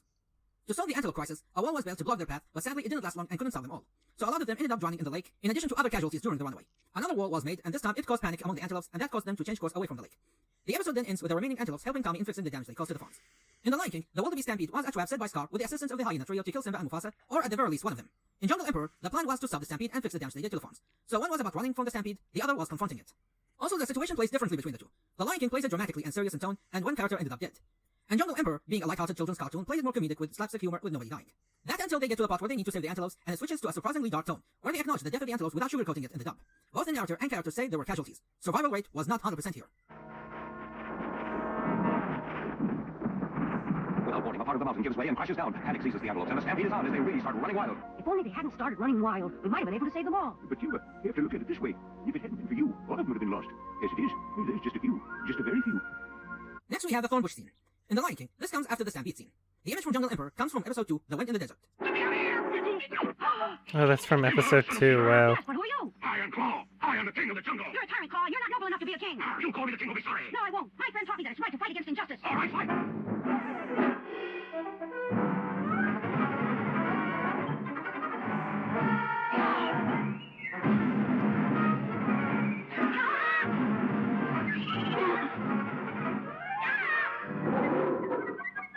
I know. I'll lead Claw to the desert and trick him. So what's the context here? This episode marks the return of Leo to Africa and meeting his animal friends. In the middle of the episode, he was captured by hunters, but one of them sets him free and dies during the trip. In his trip back home, he saves Dodie, a recurring character in the series, from Dick and Bo, and he meets Boo Boo, and they fight in an area surrounded by spiky bushes. And during the fight, Boo Boo throws Leo and falls on the thorns in a comedic fashion. In The Lion King, the spiky bushes shows up during Simba's escape from the hyenas, who were sent to kill him under Scar's orders. Simba tumbles and loses control over himself and falls in the middle of the thorns, but his small size let him go through them without injuring himself. Too bad for Banzai, his siblings launched him to the thorns and injures himself and crawls out all prickly. So yeah, both of these are comedic injury moments for both Leo and Banzai, but the circumstances weren't 100% copy of each other. In Jungle Emperor's case, Leo's injury barely affects anything, and the fight goes on like it never happened. While in The Lion King, seeing how the hyena's path is blocked by thorns, they drop the task and assume the desert will kill Simba for them, thus affecting how the rest of the movie plays out, and then comes to bite them when Simba's return. While Leo had different homes throughout the franchise, ranging from caves to plane wreck, and eventually building his own castle, his house in the 65 series was the Thorny Bushes. May not be the most regal-looking house for a king, but it serves its purpose as protection for him and his small-sized friend against intruders.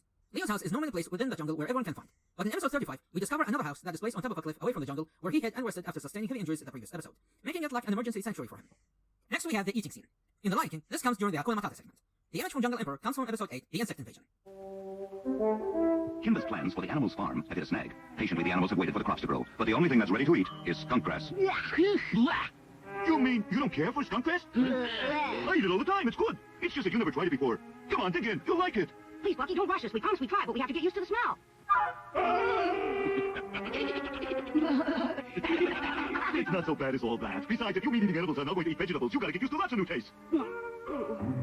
It's your turn now, Leopard, so go ahead. You don't have to smell it, just gulp it down. I will if they will. All together. Well,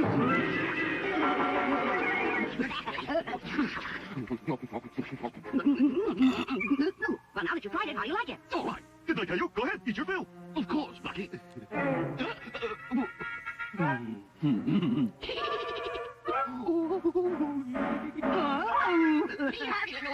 All right.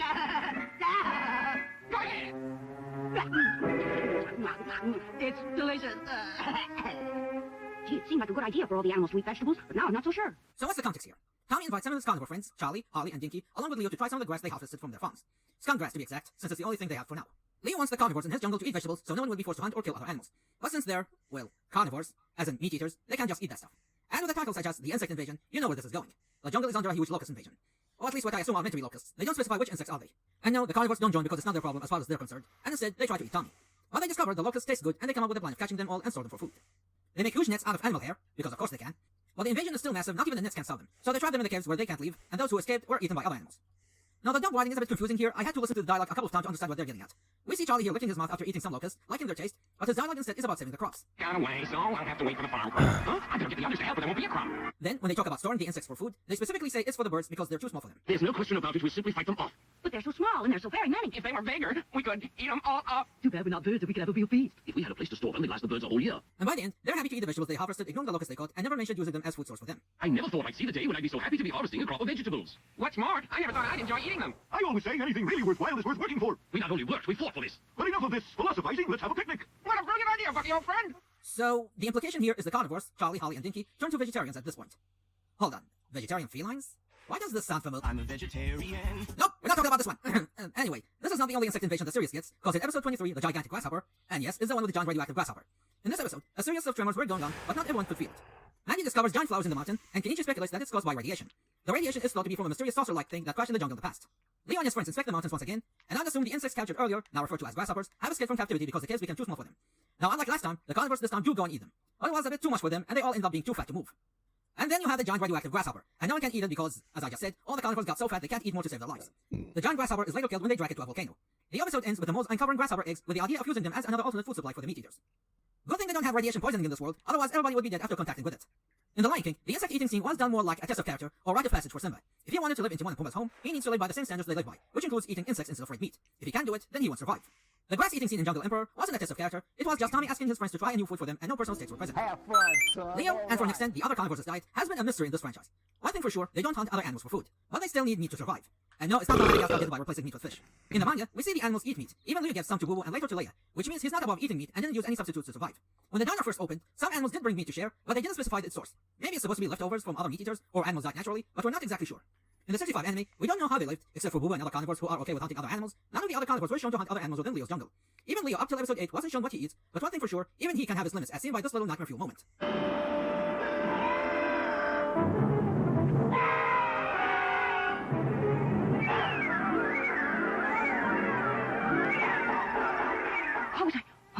It was only a dream. Since they had the insects stored for a vast duration of episodes until the grasshopper episode, then we can assume the insects is their alternate substitute for meat in addition to eating vegetables. Kind of like the Outlanders surviving mostly on termites. Well, then comes episode 26, A Revolting Development, where the animals are introduced to a new artificial meat, or Albert meat as shown here. The meat substitute uses a flower from a planet called Tickle Chickle Tree, and is made by Professor Calvin Hartage? Harnage? Professor Harnage. We'll call him Albert. Anyway, with this invention, the meat eaters of Leo's jungle can finally have meat to eat without killing other animals. And with this meat around, they no longer need the insects and they set them all free. Wait, they set the grasshoppers that destroyed their farms free? Fun, son. All right. You idiot! In the 89 series, there was no artificial meat, and the animals are more open on killing each other if they're outside Pancha's jungle. Leo's diet is still unknown, but he still goes through what looks like meat withdrawal. And once again, nothing shown to indicate what he eats. Maybe he was eating preserved food found in the plane wreck he used to live in, but we weren't shown that, and so we go by what we see here. In episode 19, we see him eating some grass, but that's out of desperation since he's lost in the desert. He was too hungry and nothing around to eat, so he eats what he could find. Which is accurate to real life. Some carnivores will eat plants when they're too hungry and can't find meat to eat. And using Simba's pride again,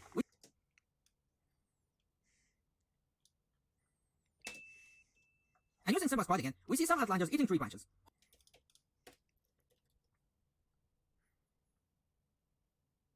Or they could be just chewing them. In the Jungle Emperor wiki, they say the series ends with Leo hunting for prey, but that's false and never happened in the finale or any other episode. Next we have the grasping for life with the villain above scene. In The Lion King, two examples were used here. The first is with Mufasa, and the other with Simba. The images from Jungle Emperor comes from episode 12, The Hunting Ground. Please be careful, Kimba. Why? I remember seeing some hunter's traps around this area. I wouldn't want you to get caught. Why? Bella, help me! No, I'm not your Aunt Bella. Then you lied to me! That's right, my plan has worked. Kimba, I'll help, but you must tell me the truth. I will, Kimba, I will. All right. It's so stupid. Behind all this. And did you really see Turtle? Turtle is down there. Where? Down there? Yeah. I can't see him. You have to look real hard. The famous Kimba. So what's the context here? First, it should be noted that this episode is a loose adaptation of Chapter 8 of the manga. The character we see here is Belladonna, or Silver in the Japanese version. She's a lioness owned by Mary, who is now amnesic and doesn't remember her past life. In the manga, she is a chief huntress in a tribe, a concept reused for the 89 series, but instead of a white girl, she is now a warrior native. But in the 65 anime, she's a regular game hunter instead, who goes by the name Mary, now as Tonga, sends Belladonna to It's supposed to be a lion, but all the adult female lions have like way too long of necks for like no reason in the show. Just pretending to be his aunt. The way the trap went like differs between the mediums. In the It makes no sense. Into the spiked pit on purpose, knowing Leo will save her, and then she pushed him after dropping his guard, revealing she was lying to him, and he was saved by clinging to a rock he was grasping before he fell. In the anime, she leads him to the trap first and was going to bite his paws to let go of the edge, but she slips and now the tables have turned. Of course, knowing Leo wouldn't let her fall to her death, he saves her in exchange for information about a missing animal Mandy asked him to look for. And since the writers wanted him to be an idiot for this moment, he falls for her trap again. And just like in the manga, he was saved by a conveniently placed rock under him. Leo later finds himself in a cage and discovers Belladonna was working for the humans all along out of fear of abuse. In the manga, this was the turning point of Leo that we mentioned a couple of times already, and made his escape afterwards. Mary's tribesmen followers were afraid to follow him because he was heading in the direction of Moon Mountain, which was a sacred mountain for them and didn't dare approach it. And it's there where Leo meets the Great Mother. So Tezuka's daughter, after his death, she uncovered a bunch of like sexy mouse drawings he made that he kept in like some private drawer. So he might have been a furry.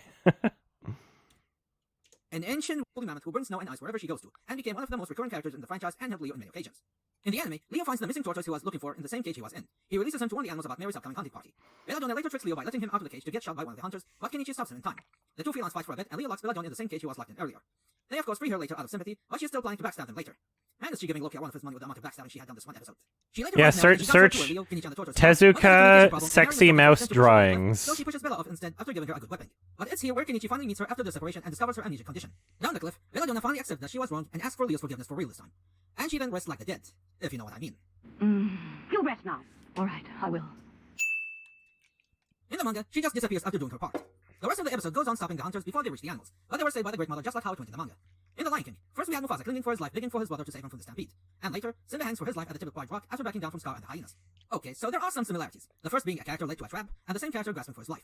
The key difference here is the execution of the scenes. In The Lion King, since Mufasa wasn't killed by the stampede by itself, Scar had to do the job now or never and throw him down the valley. The other scene was a complete accident since Scar's plan was to corner Simba, but not throwing him off the cliff until he remembered what he did and decided to use some ironic callback and be a bit of a smart by killing Simba before he throws him off. Belladonna's trap, on the other hand, was thrown Leo in the pits from the start, but contrived writing and plot armor saved him from the spikes. But the main comparison used here is the point of characters hanging for their lives with the villain watching over them. As stated in an earlier part, Jungle Emperor shows a lot of cliffs and mountain scenes, and a lot of them where battles take place or characters slipping and grasping for their lives. That wasn't very nice.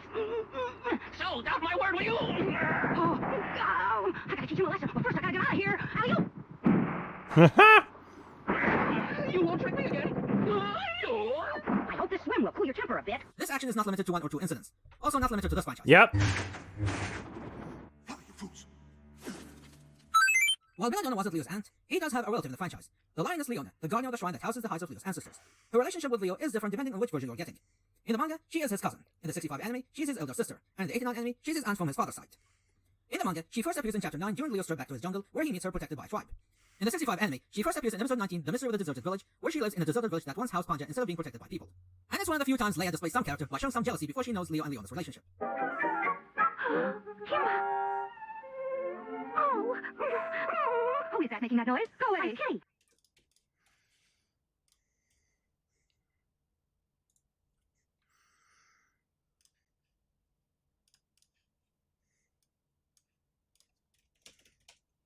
Now that is groovy!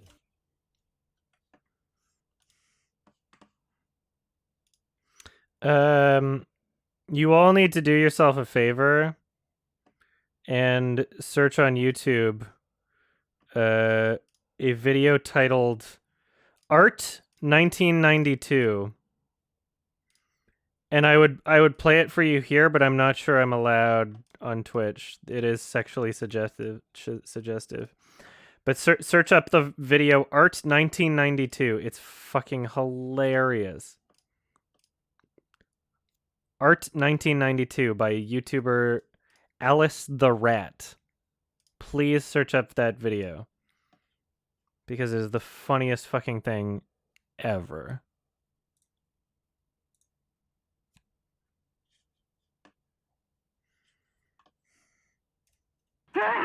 And it's real also. Kitty, stop it! I'm sorry, Kitty. I can't let you fight with my sister. Huh? Sister? Yes, Kitty. Kim was my brother, though we never met until today. This native village is where my father lived before he came to the jungle to be the king of the animals. These are the hides of my father's father and all my grandfathers who lived here before him. Oh, I'm sorry. I'm so ashamed that I picked a fight with you. Oh, don't be. I'm happy that you're that fond of my brother. All right, let's forget about it, girls. And in the 89 series, she first appears in episode 10, and this time she's more like a goddess to Kongo's tribe and a tourist attraction, with Leia being one of her servants. Unfortunately, the relationship between them here isn't the best. Leo doesn't like humans in this continuity, and he hates how his aunt is getting spoiled by them instead of acting like a wild lioness. Meanwhile, Leona prefers to stay with the humans because they also help her protect his ancestors and can't leave them for the jungle life. And since this continuity likes to be edgy, she was killed in episode 26 by Hammock, the same human who killed his father. Edgy.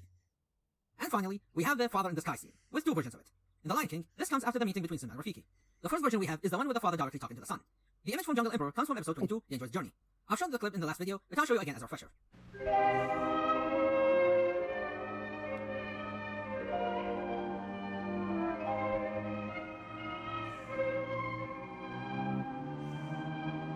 Are you in Brazil or one of the other many countries that the coronavirus is in now? Going to sit by and do nothing, son? Since I can no longer help the animals of the jungle, you must take over, Kimber. Yes, Father, I will. So what's the context here?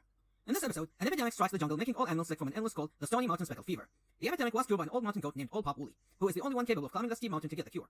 But soon he catches the epidemic, thus forcing Leo to climb the mountain on his own, which is not an easy task. Pop Wooly was capable of climbing the mountain thanks to his hooves and experience with the mountain, but Leo has neither, and that meant he can't reach the cure for him. Facing with this issue, Leo gets some sleep and he sees his father in his dream. This gives him the determination to go on his quest alone and climb the mountain by himself to save the old goat. The key difference between this scene and the one in The Lion King is one being a dream, the other was real. Simba is seeing and talking to the spirit of Mufasa, fully awake and aware of it, and Rafiki, and Timon and Pumbaa, and even Kion confirm that yes, it happened in front of them. It was neither a dream nor an illusion seen by Simba alone. Of course, this caused a debate among fans on whether magic was real or not in the Lion King world. And I say, yes, it's real. Rafiki is a shaman. He displays characteristics that are mostly associated with shamanism, which includes ceremonial practices, animal glyphs, and connecting with spirits. If magic wasn't real here, then how did he know Simba was alive by just looking at a handful of flower petals in what appears like fortune telling? Or him and Mufasa having a shipping war in Simba's pride? Or having the old spirit assist Kion in the Lion Guard? Or better yet, Mufasa himself speaking to Kion? Because magic, that's how. Now to talk about the second version of this scene means that I have to reveal some serious spoilers. And I do mean serious spoilers. If you want to skip this part, then please jump ahead to this timestamp. If you think you're ready for it, then proceed at your own risk. Now then, I held back on explaining this panel for a good reason. When this image is brought up, they say this is Kimba's father, as in this is the scene the Lion King copied the idea from. But here's the thing. What you see here is not Panja's spirit. The lion cub you see down below is not Leo. That's his son Rune, standing next to Uncle Mustachio. The cloud that you're seeing represents Leo. And the reason we are having this scene? Because Leo died. Here's the rundown. In the story segment, we mentioned the subplot of the Moonlight Stone. We also mentioned how Leo volunteered to help the explorers to reach the mountain. While they did face many hardships, including the weather and other animals, including dinosaurs of all things, Leo was hiding a secret. He got snowblind. He was traveling with his human companions with his vision lost. And at the top of the accursed mountain, the weather was deadly. All explorers, minus Mustachio, got... What the fuck is up with these downloads not finishing properly?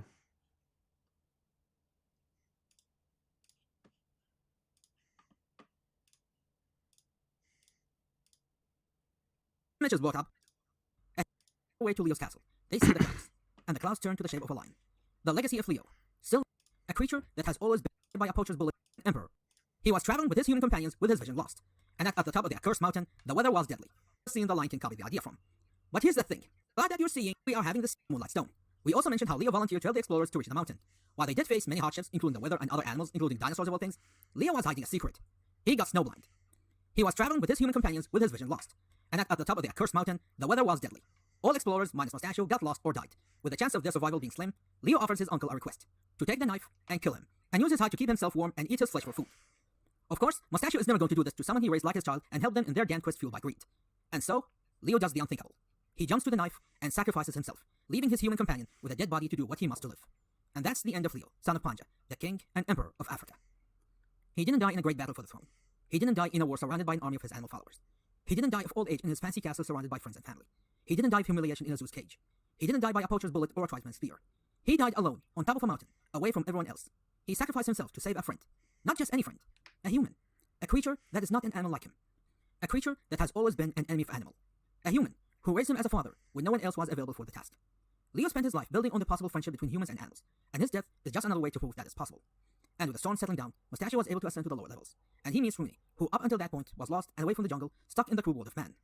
The old man delivers the sad news to the child who didn't get to know his father much, and on their way to Leo's castle, they see the clouds, and the clouds turn to the shape of a lion. The legacy of Leo still lives on in his kingdom. Now, as you just heard, this is how the manga ended, with Leo's death.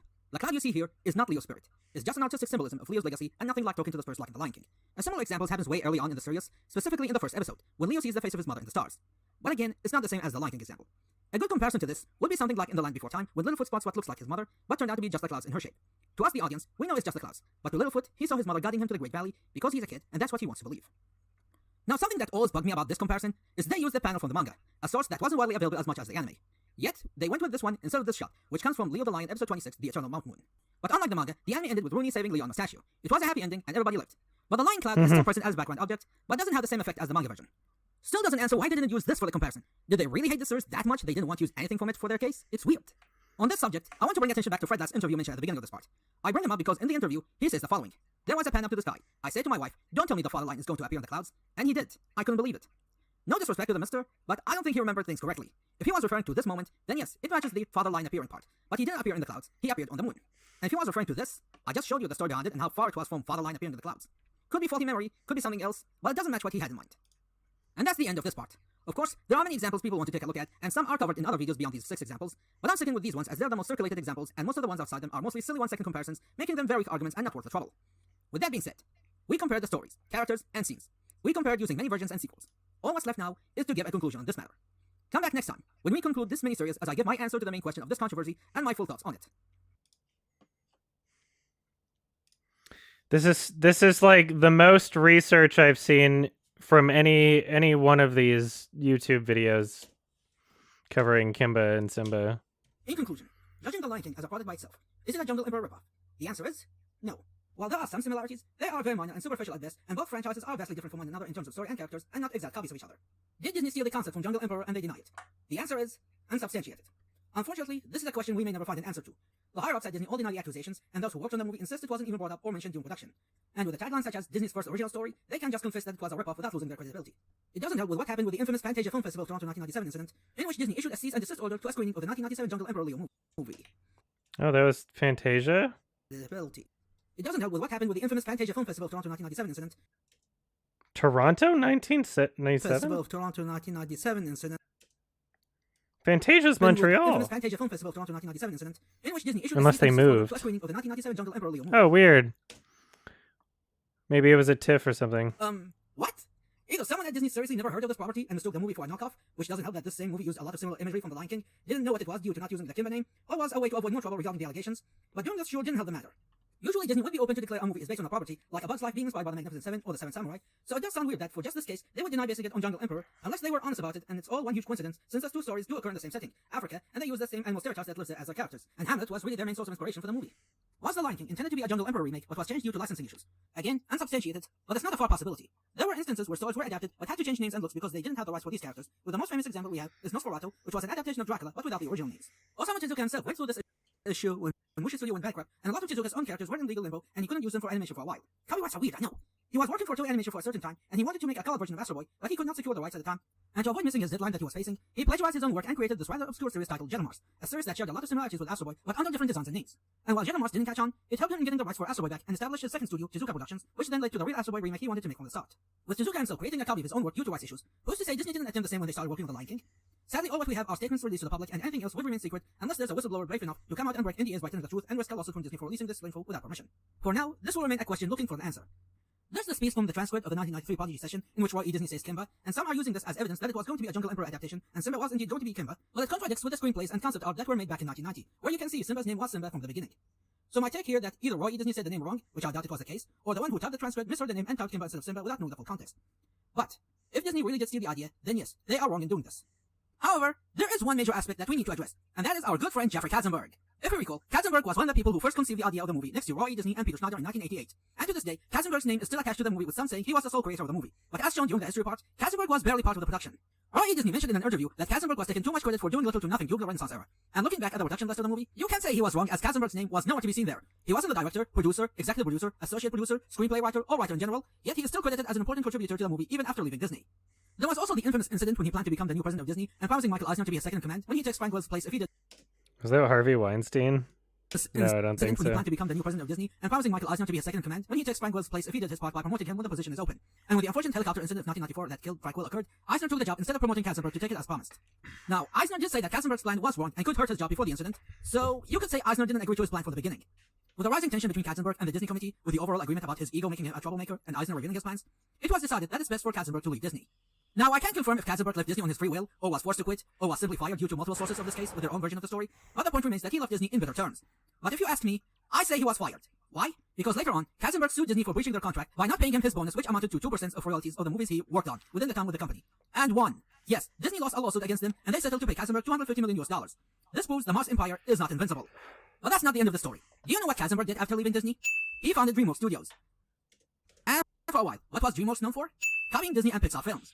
Now, is there a link between all of this and our main subject? Perhaps. John Lasseter, the director of Pixar at the time, was one of Katzenberg's friends, and he stayed in touch with him after his departure from Disney. During the production of Toy Story, Lasseter paid visit to Katzenberg, and he revealed to him his upcoming plan after Toy Story to use an old Disney movie pitched from 1988 that wasn't used before called Arnie Ants, later adapted to A Bug's Life, and he had high hopes in it, thinking it would be groundbreaking for the animation industry. But little did Lasseter know that Katzenberg would use that concept for himself without telling Lasseter about it. Lasseter did not expect his best friend to betray his trust and steal his idea and use it for his own movie, which ended up as Ants. That was also released before A Bug's Life. He said he should have noticed the signs when Katzenberg kept asking him on more details, including the release date, but he didn't see his plan coming because he trusted Katzenberg to be about this. Katzenberg admitted his plans for the movie, but he denied that he stole the idea from Lasseter. Maybe he didn't steal it directly from him, but he still used the same pitch Lasseter was going to use it for his movie right after he was told about it. Now, to make this clear, Ants was based on the old concept of Arnie Ants more than a direct copy of A Bug's Life. Arnie Ants was about a pacifist ant living in a militarized colony, which does stand closer to Ants' plot involving the worker ants fighting against the tyranny of the soldier ants, rather than A Bug's Life that dealt with all ants fighting for their independence from the parasitic grasshoppers. But this doesn't change the fact that Katzenberg made this movie as a payback to Disney. DreamWorks planned to release their first animated feature, The Prince of Egypt, but the problem was the release schedule was the same weekend A Bug's Life was going to be released on. They asked Disney to reschedule A Bug's Life release to give their new studio a bit of a chance in the market, but they refused even after they were personally invited to DreamWorks for further negotiations.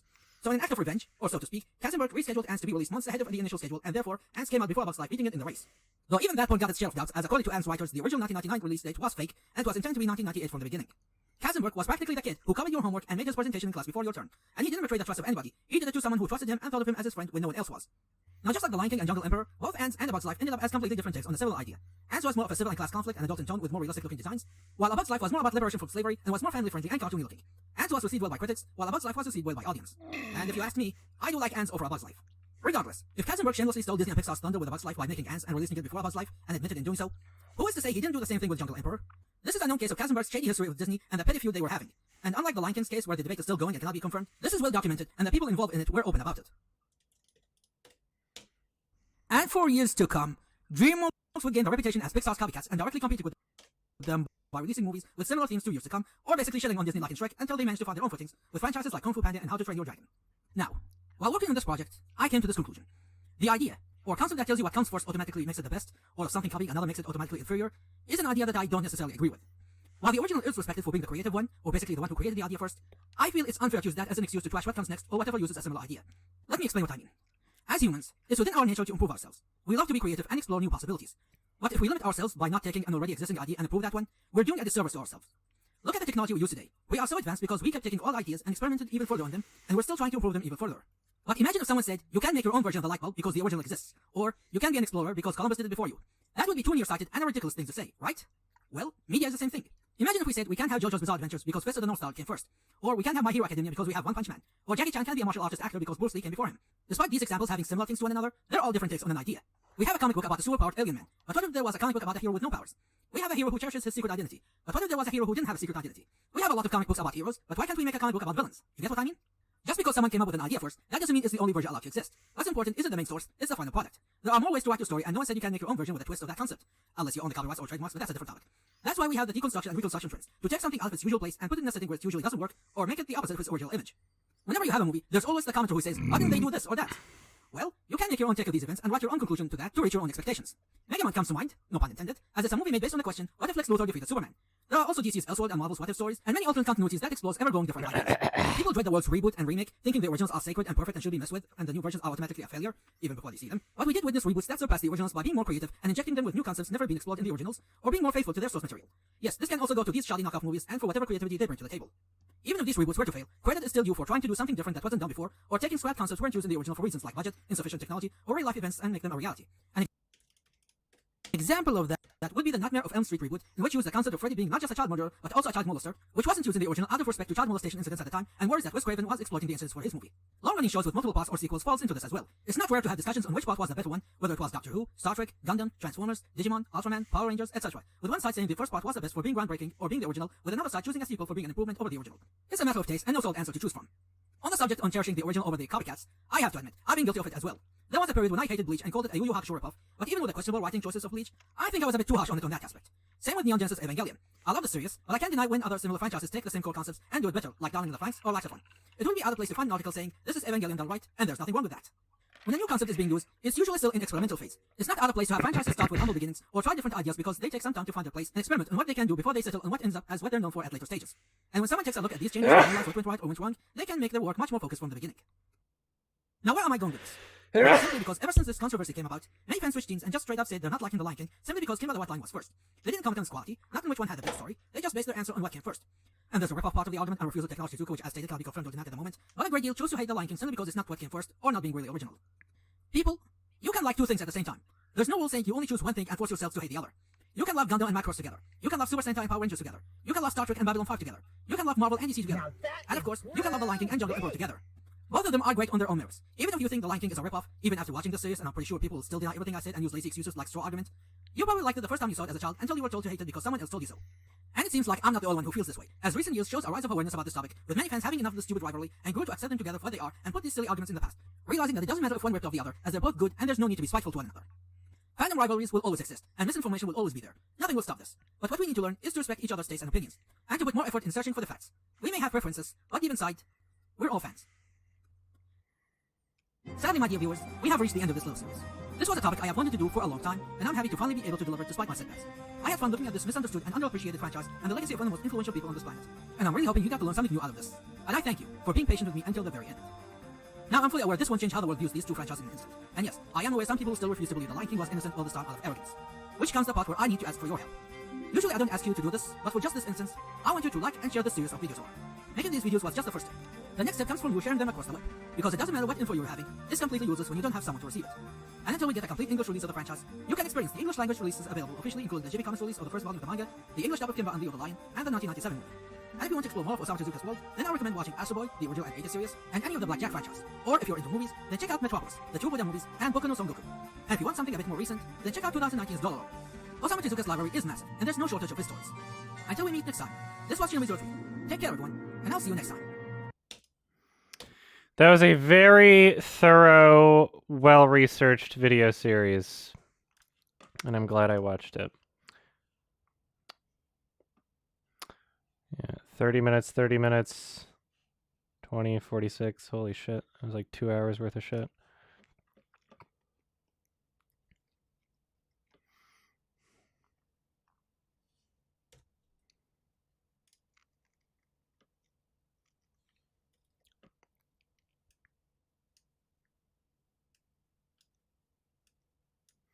Yeah, so watching that actually puts my mind at ease in a way, honestly. I'm still going to present my arguments in pretty much the same way, but now, rather than feeling feeling concerned that I'm not being as detailed as I could be, I can always just link to that video. I can always just link to that series, which I'm sure they would appreciate. So, yeah, that helps out. I'm glad that exists.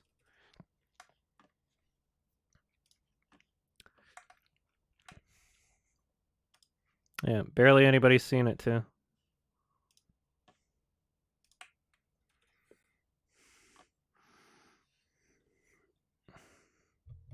I gotta pee. BRB.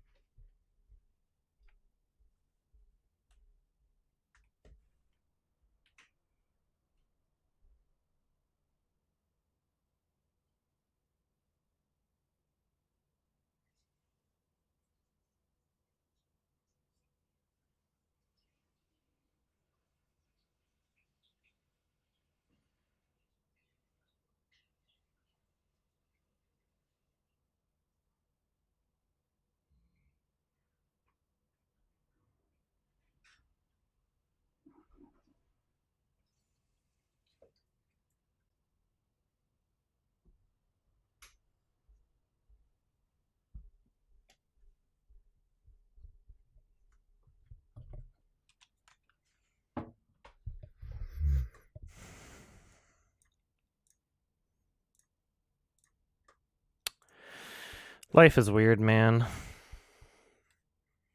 Life. Futada.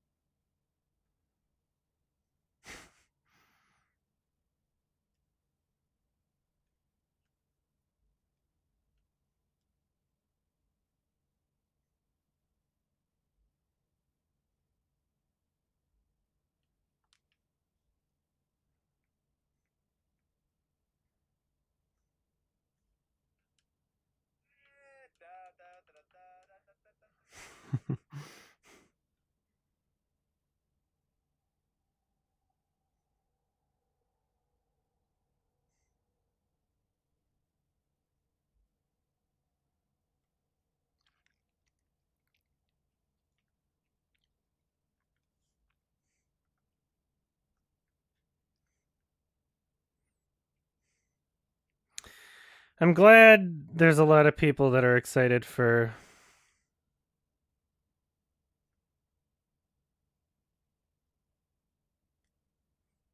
the Oscars video stuff.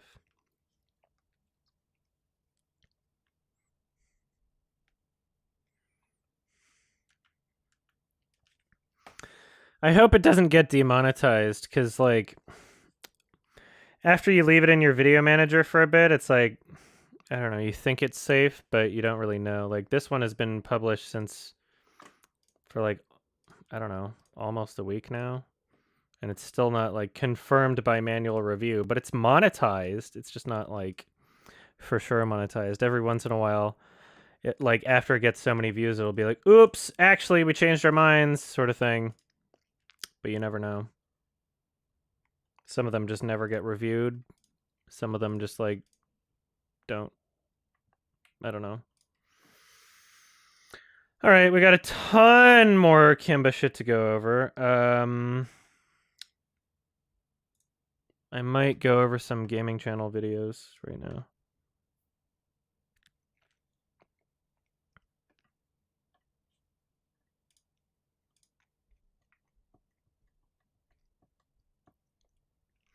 The gaming channel is doing pretty good. I think the 3 videos per week is like a really healthy. Thanks, Hurricane. I think the 3 videos a week thing is like a really healthy schedule for a gaming channel, because it seems to be picking up speed. Like, compare it to like a couple months ago, it's like double the amount of traffic, it seems. 1,200 new subscribers in the past 28 days or whatever. That's not bad. Still have not made a single penny off the gaming channel since it's existed. Literally just pouring money into it, hoping it'll pay off one day. And that's been happening for like, when was it when was it created? I don't know. Let's see. Does it tell me that? Oops. Oops. Oh. Oh, I see. My wrong keyboard was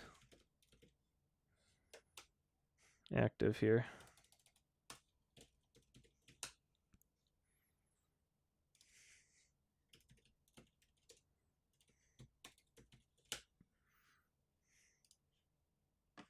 Social Blade's down. Interesting. Well, I think I can actually check my channel creation another way.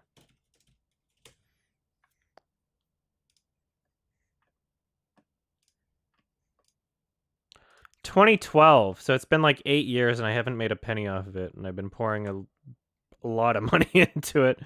But who gets the gaming channel money? The editors. So let's see. I'm publishing 3 videos a week right now. I'm paying $200 per video. I've got $600 some off of the Adam Plays revenue for the past 28 days for the for like the edited main channel. I've got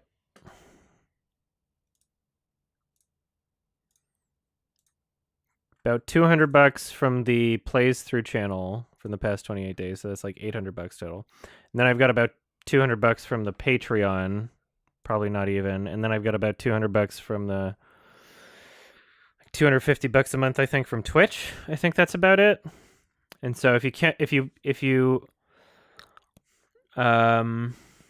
combine all the money from all the different gaming channel shit, that's like $1,200-1,300, and then $200 per video, 3 videos a week. I'm spending like thousands of dollars a month on this shit, but I'm hoping it pays off in the future. So yeah, it's a money sink right now. Like, I could be putting money into my savings, but I'd rather just try and grow the things that I have here, and hopefully they'll pay off in the future.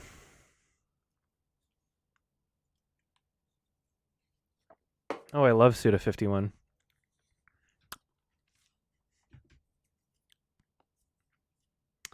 Yeah, so I'm making about half as much as I spend on it. But it's growing. It's growing. It's getting up there. Have fun, son. All right. So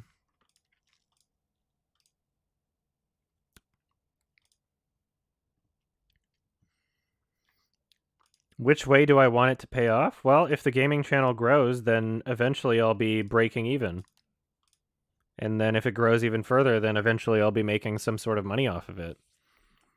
Right? And I have the 2 gaming channels and I have my Twitch. And the gaming channel is a Patreon also. So there's different sources of revenue that it can come from. All I really need to do to it is have some sort of like consistent upward growth, which is what it's showing right now. It looks like it's, you know, it's not going down. So that's nice.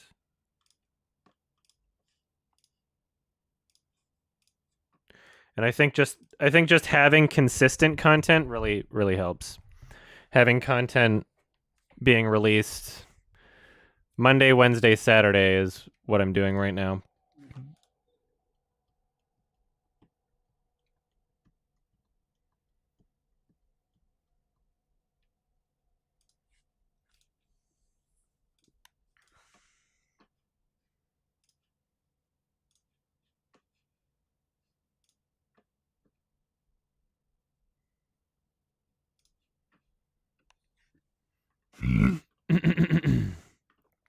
Just waiting on that Untitled Goose Game video from Damo. And then I'll have a bunch of things scheduled.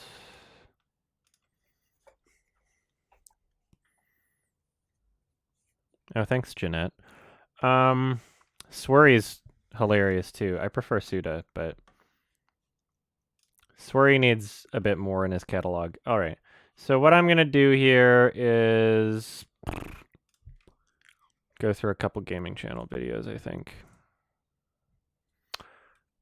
Have fun, son. All right.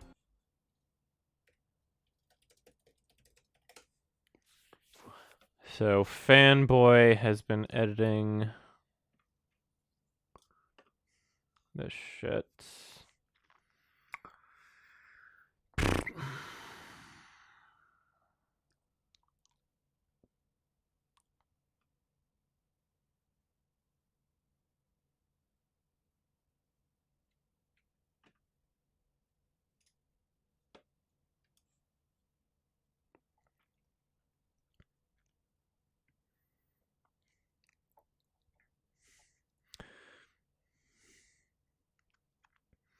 Yeah, so basically I've got most of the Bully series ready to publish, most of the Catwoman series ready to publish, some more of the Resident Evil DLC ready to publish.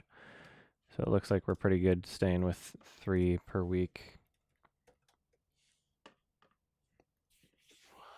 What was the last thing Fanboy edited before this?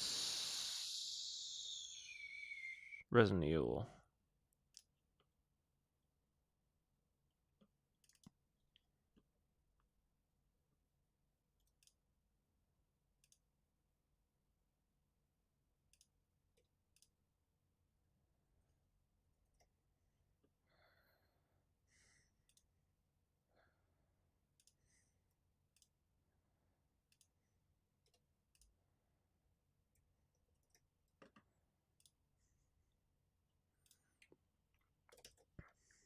I'm excited for this Death Stranding series, actually.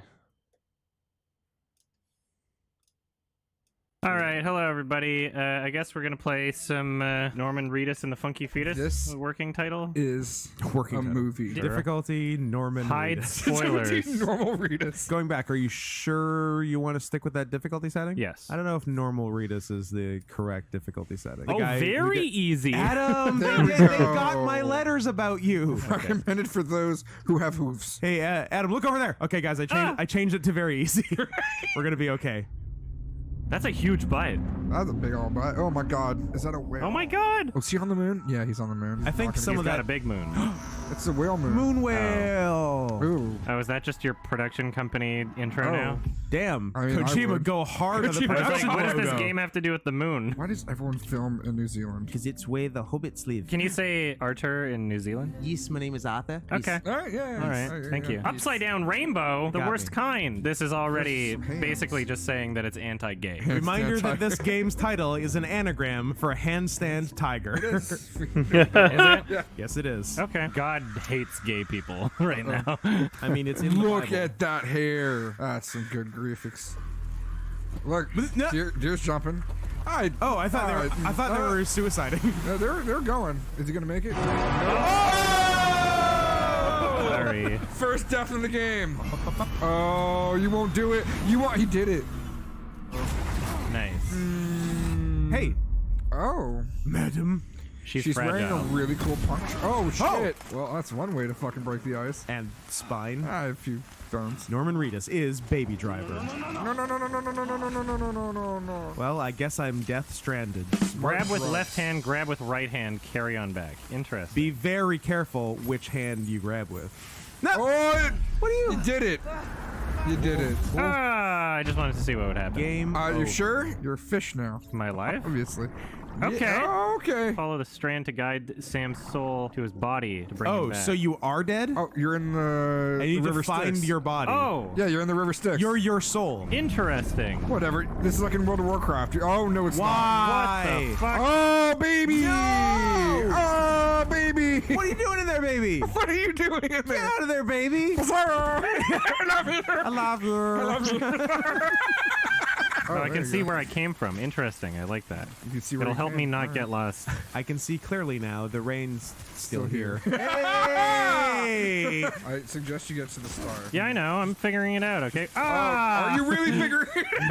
Goat. Goat. Look at a See? Goat, see? I told you there was a goat. I told you there was a goat. I don't care if you're a ghost. Walking on your hands. Why are you walking your hands? They have hands for feet. Unless you're some sort of handstand tiger. So they have claws then? Is that what the end of the finger part is showing me? A little Yes. It is a handstand tiger. It's a handstand tiger. He's got so many handprints on him. Yeah, from all the babies. He's the house from the Blair Witch. Apparently Kojima wants to make movies. Go for it. Isn't this what he's doing right now? Yeah, I know. He's making very, very long movies. Right. Leia. Is she a fucking is she a goddamn porcupine? Léa Seydoux. She is fragile. That was funny. I said that earlier. What are those things called? Skyworms. Water bears. A crypto buy a day keeps the time fall away. I knew it. Pretty Ah, the Vor. old Vor. Timefall. Oh, Vor. Apparently the end cutscene is over 2 hours long. Nah! That's so funny. What? What are you, What? what are you talking about? How do you get away with that? That's crazy. Kojima. I want that on Cool fucking umbrella I girl. can't wait to see It people seems wear wildly those. impractical. Yeah, really like stupid. But I mean, I can't wait to see that at conventions. like regular umbrellas also fold. You don't need one that has holes in it. Beep. Oh, double I jump. can double jump? Ow! Oh, God! Oh, his I mean- neck! What if I just go somewhere else? Yeah, I mean, Now it's a swimming Beat the game simulator. without not to my body. swim. This is There so it is. strange. Oh, are you guys The ready? baby! I'm helping. Oh, no. Oh! Whoa! He was floating! There's a P button. Central Knot Wait. City. What? Wait, Adam, there's Cent- a P button. Press every button. Oh, I found it. Urinates. It makes him face away from the camera. Come on. Oh, he's bashful. Oh, the guy doesn't want you to see. Norman. Norman. He looks back a little when I he's do a this. Like he's aware of my presence. Yes. He's like, stop it. Yeah. Stop it. Adam. Meta. Adam. Ishikawa Takeaki. Takaki. Epstein did not kill himself. Epstein didn't want to commit suicide. You get stamina by drinking Monster Energy energy. Please let that be true. You're stacking horizontally, but you can actually stack vertically too. Oh. But you're not doing it right. Oh, I'm not doing You're it not right. doing it right. Ow! Whoa! Tricky bit of floor there. Oh my god! What Holy did shit! you do? Carrying too Learn much cargo will make it how easier to lose your balance. If you to find walk. yourself swaying left or right, use L2 and R2 to shift your weight in the opposite direction and recover balance. This is hilarious. Yeah. It makes walking very difficult. Oh yeah. Are you running? Adam! Oh, if only That there was a seriously damaged the difficulty cargo. lower than very easy. Don't damage the cargo. Walking is so difficult. Learn how to walk. Oh my god. Eventually things are gonna chase me and I'm just gonna fall over and die. Oh fuck. comforthy. Oh fuck. Oh god. It's too heavy. Oh, It's too fuck. heavy. I hate it. Oh stop. I can't. Stop. Oh, walking's Stop hard. damaging it. This is really funny. I'm getting likes. So this is my objective in this game. My character Getting he likes? really wants to be popular on Yeah, Facebook. he does. This is a suicide. Like Epstein? You're just lucky we found him at all. How you have to deliver us. Sure are a lot of broken bones and central bruising in his neck for suicide, but okay. All right. And I can't spot BTs. Just send Big, BTS? big thickies. Korean pop band?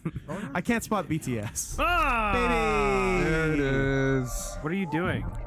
What the hell's happening? That's right. That's Munchausen syndrome. Shut Oh, up. it's Your by- name was already in the fucking It's credits. by Kojima. He made this game? I didn't get that from the 12 other credits that his name was in. As you can see, the Death Stranding poked us full of holes. You What? said the title. Yeah. What is Well, it? time to take a shot. I'm gonna shoot this damn car all full of holes. No, no, no!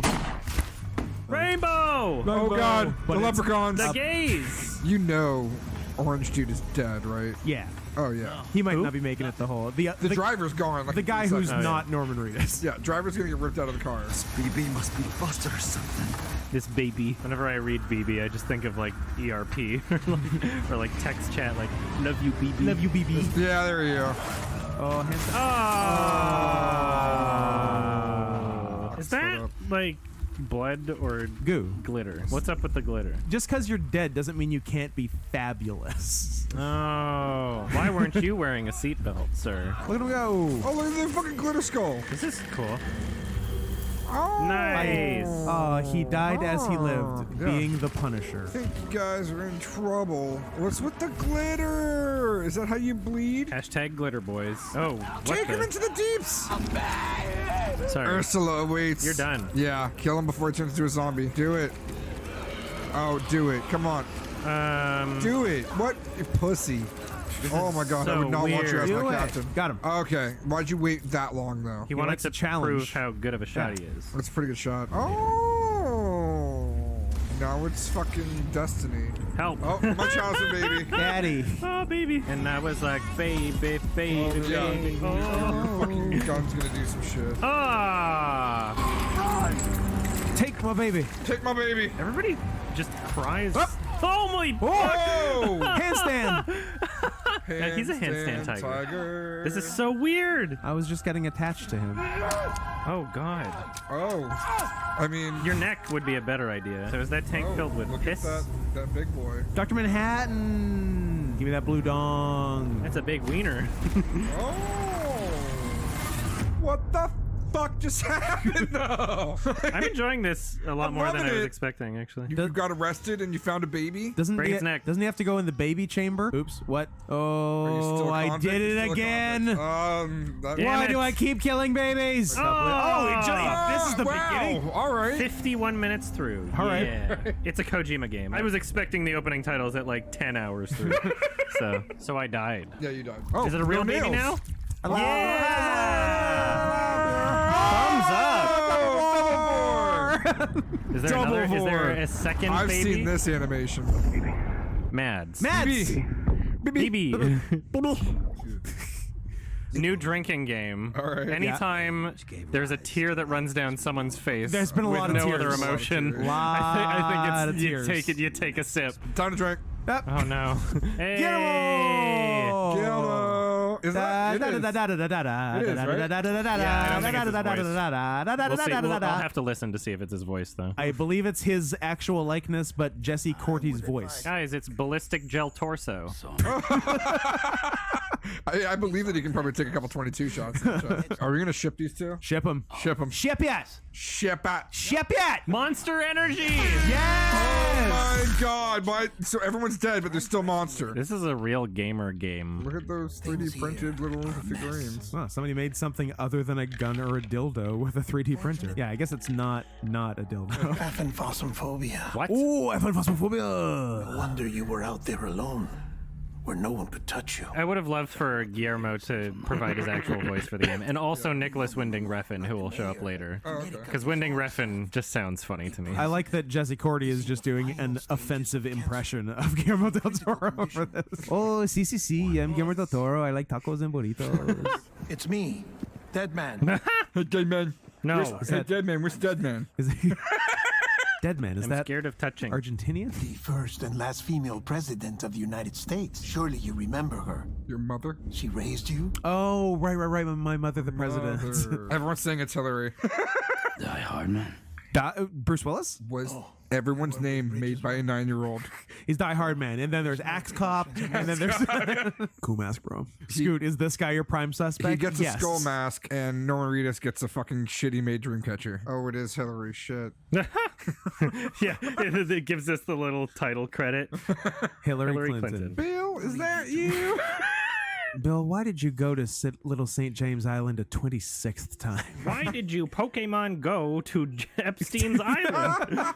The game looks pretty good for like PS4. How is this Obama? It doesn't look anything like Obama. This game sucks. The pigment's a little off. Did you turn up the brightness too much? Yeah, Adam, turn down the brightness. This looks nothing like Obama. So that's why the country's gone to shit. We finally got a woman president. Oh, God. Oh, Kojima. Anti-gay, anti-woman, anti-baby. What's next? Bridget, you're the president of jack shit. Sam, listen to me. Thank you. I would love to say that to the actual president. You're the president of jack shit. Hey, you're that guy from The Walking Dead. Yes. Waiting for you on the beach. Nah. Mom, you looking fine. Meet me in Montauk. Madam President. Oops. You had one job. Don't kill your mom. Man, if only the president had better security or more people watching or a camera or somebody watching the life support so when everything gets detached and it beats somebody's there within like a second and not like 5 minutes. True. You're gonna work with the rest of us to rebuild America. Oh, are they making it great again? Finally. The road from Capital Knot City to the incinerator was compromised in the void. I keep reading Incineroar. And Capital Knot City is just funny. If she dies, America dies. Oh. I am America. One voice, united we stand. It was used in Herman Cain's political ad where he smiled really slowly. The one that Stephen Colbert parodied. The slowest, most terrifying smile. That's my favorite ad ever. And the guy like smoking a cigarette right before, like, yeah, I support this man. Cool. I'm cool. America. Oh, God. I'm going to damage the cargo. Don't kill the president again. The whole soundtrack should just be like, I would walk 500 miles an hour. Just the whole time. And you know I'd walk 1,000 miles if I could just see you. Again. Tonight. Making my way downtown. Again. I'm going to have to add that instrumental.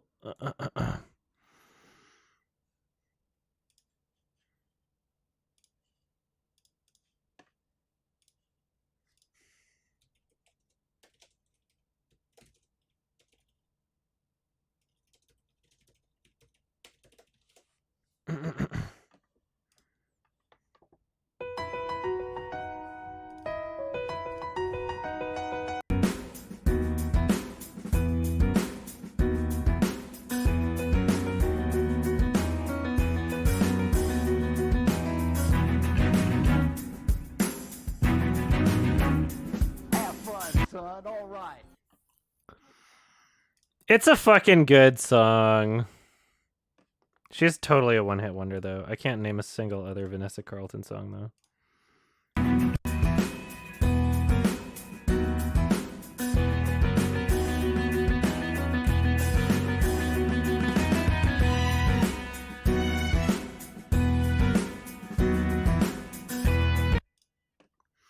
Are those synth strings in the actual version, or is it just the instrumental here? Faces pass and I'm homebound. If I could fall, when I think of you, and I think of me, and I wonder if you ever think. I might have downloaded what is not the official instrumental.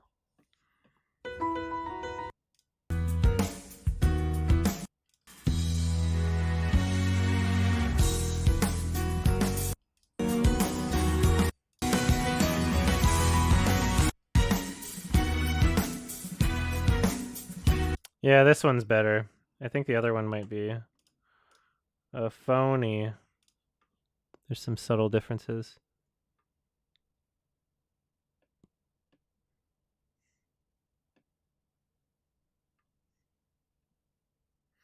I'll only get flagged for copyright if I play 15 seconds worth of it in succession. And it might not happen on the instrumental, I don't know.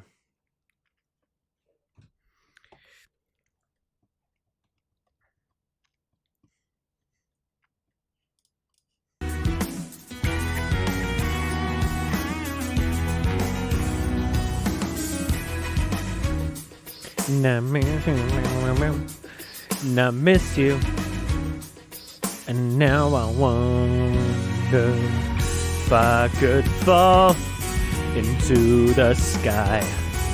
Do you think time would pass me by? 'Cause you know I'd walk 1,000 miles if I could just see you tonight. Alright. Oh, fuck, I want to do karaoke again, but my throat's so sore.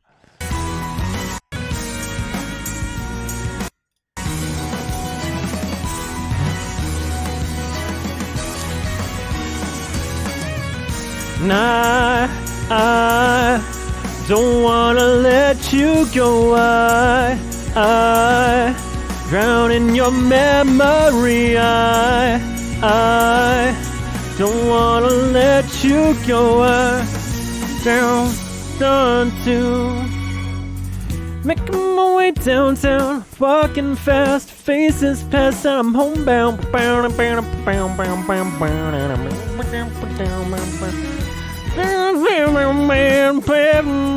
Making way through the crowd. And I still miss you, and I still need you. And now I wonder if I could fall into the sky.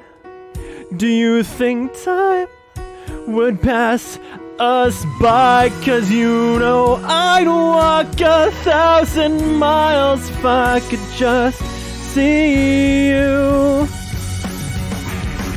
If I could fall into the sky, do you think time would pass us by? 'Cause you know I'd walk 1,000 miles if I could just see you. If I could just hold you. Oh, my throat's so sore. Tonight. All right. It's so catchy. I had to do it. I might get copyright claim for that. Oops. Uh-oh. All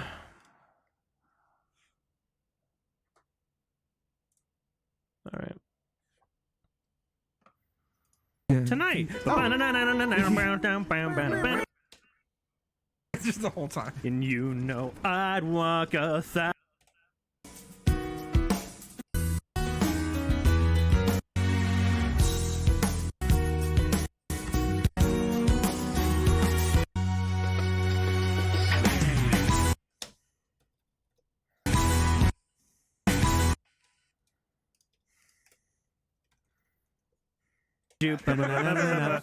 I would walk 500,000 miles if I could just again tonight. Tonight.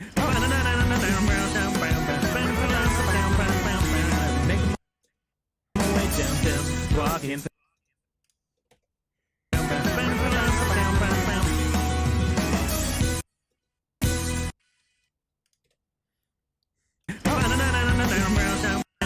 Make my make.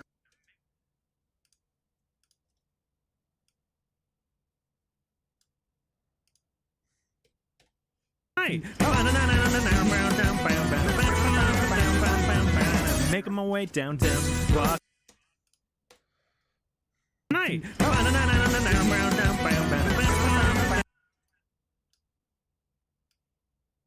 Again. Tonight. Making my way. Making my way downtown. Walking fast. Faces passing. I making my way downtown. Making my way downtown. Walking fast. Faces. Faces passing. I got a baby in my body. Walking fast. Faces passing. I got a baby in my body. Making my way downtown. Walking fast. Faces passing. I got a baby in my body. Making my way downtown. Walking fast. Faces passing. I got a baby in my body. We're all black goo. And I got a baby in my body. We're all black goo. And we're all black. We're all. And I need you. Oh! Falling right. the game. We're all black goo. Goo. We're all black goo. Black goo. And I need you. And now I want. I want.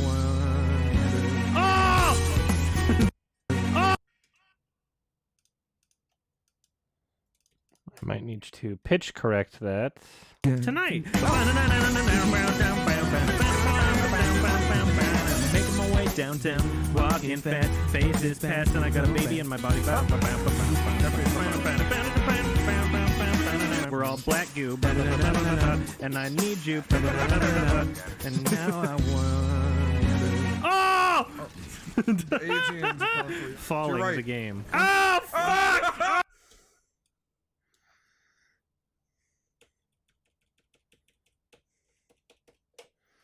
Tonight. Making my way downtown. Walking fast. Faces past. And I got a baby in my body. It's past. And I got a baby in my body. Past. And I got a baby in my body. We're all black goo. And I need you. And now I want. Baby in my body. Body.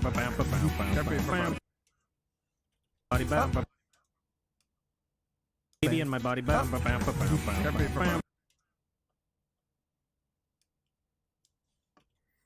I got a baby in my body. We're all black goo. And I need you.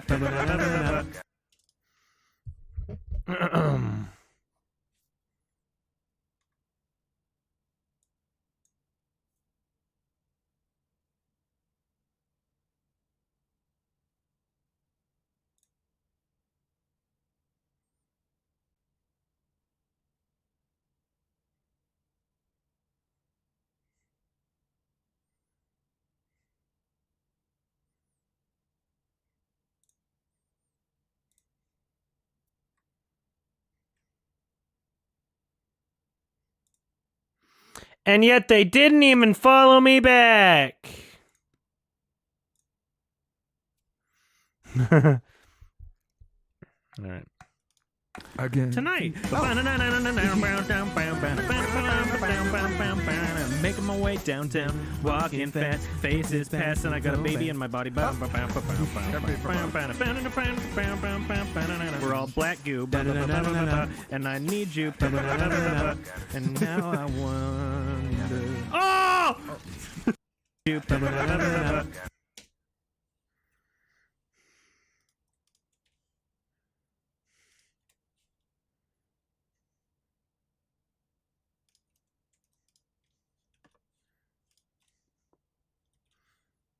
You. Walk 500 miles an hour. Just the whole time. And you know I'd walk 1,000 miles if I could just see you. Again. Tonight. Making my way downtown, walking fast, faces past, and I got a baby in my body. Faces past, fast. Making my way downtown, walking fast, faces past, and I got a baby in my body. Making my way downtown, walking fast, faces past, and I got a baby in my body. Yeah, I think that's as good as I'm gonna get. I wasn't exactly on tempo or the right key consistently the entire time, but I think that's a decent edit. See you. Again. Tonight. Making my way downtown, walking fast, faces past, and I got a baby in my body. We're all black goo, and I need you. Oh! Falling the game. Oh, fuck! Oh! So I love think that worked constantly out pretty falling well. the game. I love watching you constantly just like flail. This is pretty good. It's kind of like watching a Magikarp walk. It's like Quap. Quap. Low roar time. So where are you supposed to be in America right now? We're in New Zealand, America. Right. Exactly. Scoot, can you dress a scar for Halloween? For the purpose of making Adam's head explode, yes. Right. Which head? Both C's. From Cats. Ooh, Cat's version of Scar. Version of Don't. Oh, don't.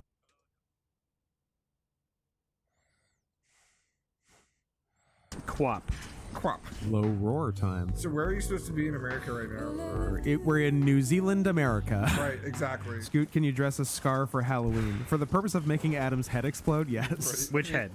Both C's. From Cats. Ooh, Cat's version of Scar. Version of Don't. Oh, don't you tempt me. Quit playing games with my heart. If you had a Scar version of Cats, it would be Scats. Yeah. Guys, it's Scats. You know what? Oh, climbing's hard. Okay, wait, hold on. I'm gonna try and walk up it without actually... Scats. You know what? Oh, climbing's hard. Okay, wait, hold on. I'm gonna try and walk up it without actually... What are you? Wow. Yeah!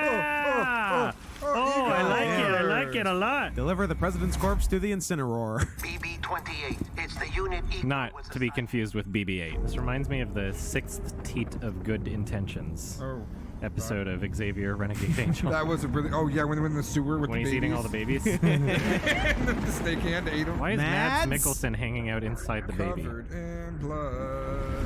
That is best version of Mads. That is peak Mads. Nice. Tap, tap. Oh, it winked! Oh, shit. He wants First to be it a thumbs baby, up, and then it winks. I'm the baby, gotta love me. Okay. So if it touches you, game over, man. Game over. The Odra deck, scanning for BTS. We found him. We found some pretty Korean boys over on the left hill. The baby is making noises from my controller. Oh, it is. Oh, God. Should I just leave? Oh, fuck. You need Shake it to off. get the Shake it fuck off. out of here. Come on, Taylor Swift that shit off of you. I'm trying. Oh, balance. Balance. What's happening? No. What did I do Get wrong? it. Oh, God. Let's go. All right, go urinate. You got 23 milliliters. You're full of pee. Full of pee. I know you're running from monsters, but you also have Your eyeballs to are pee. floating. Now I have to urinate really bad. This game's like me. I was going to say, I literally Peeing don't know the if you're game. talking about the game or you. Yeah. Look at me go. Pee uphill. No. Oh, almost got a glimpse Show of that. dick. So wait, the baby can watch you piss, but we can't? Yeah, how can the baby has more rights than me? So there's a pee button. Is there a... Go poop on. I just wanted one of you to finish that. And like throw it up there like volleyball and see who grabs it. What's all these fucking? There's a million likes. There's a specific window of opportunity for liking, and so I just spammed it because I like giving likes. How about clopportunity? And it's opportunity, but you're a horse. It's really close to clopping. Is that something? It's what bronies call masturbating to My Little Pony. Adam, They how say do it's you clopping. know this? Well, you know it. clearly. Adam, how do you? That's great. Yeah, there's a video on YouTube of like some terribly cringy man. Oh yeah. Coming out to his father. No. Oh, as no. a clopper. Oh, yeah. No. And it's really funny. The funniest one that I've seen is the dude that comes out to his mother as a leather puppy. Oh, a leather puppy. Oh yeah, have you That's seen pretty that good. one, Scott? I need to find it for you and send it to you. I don't feel good. It's amazing. It's like, Mommy, I am a leather pup and I need you to accept me in my pack.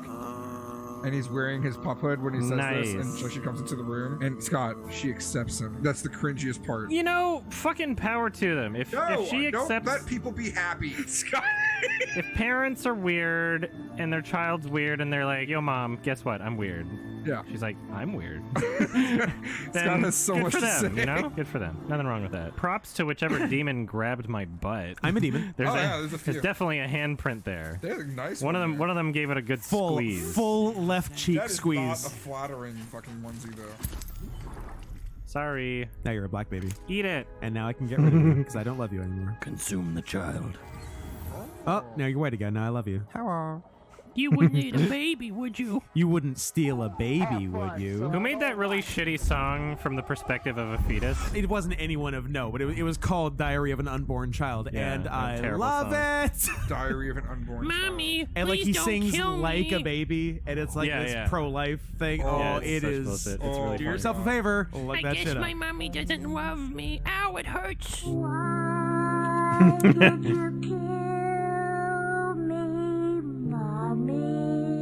Heart bubble. Emoji bubbles. Do the poop one. Do the poop one. Yeah. Seems it owes you its life. Is he flipping him off? He's gonna rape me. Oh no. Oh, Guillermo looks hungry. This could be trouble. Why does it smell like churros? Guillermo, Shake the why are you baby. putting Alright, cinnamon and guys. sugar on the baby? Guillermo, you scamp. Who wears heels in the sand? In the beach, a classy lady, that's who. Carmen San Diego. Also Carmen Sandiego. All right, episode 2. Amelie, the story of an adorable yet autistic French girl. Every morning I woke up handcuffed. Death Stranding, more like dad strangling. Sam, this is Die Hardman. Such a dumb name. I'm Die Soft, man. Look how cool I am with these glasses. You know what? They're not as cool as I thought they'd Oh be. my god, look at these glasses. He pointed at them. That's so Aha. weird. Look at my fingers. Get that monster. Now, I'm not really a monster original flavor kind of guy, but Nutrition they facts. make some good ones. You got Pipeline Punch. That's a good one. You got notes of guava. And Stop. look, some of us are sophisticated about our energy drinks. Oh man, he enjoys it a bit too much. Yeah. All right, you're at the fucking sink. Oh now. my god! Oh, Yeah. oh, Is there a baby in there? oh.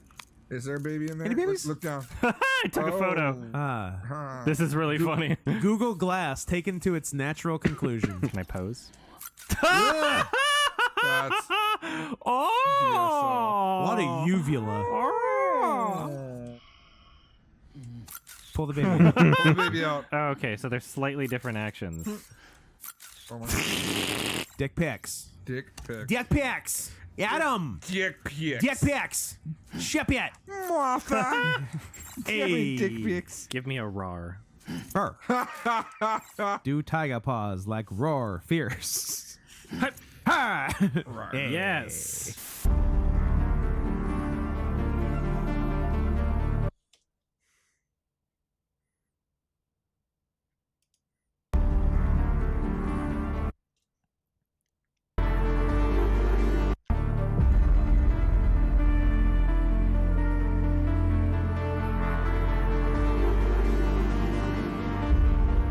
All right, I'll have to just upload this and see if this last song gets copyright claimed or not.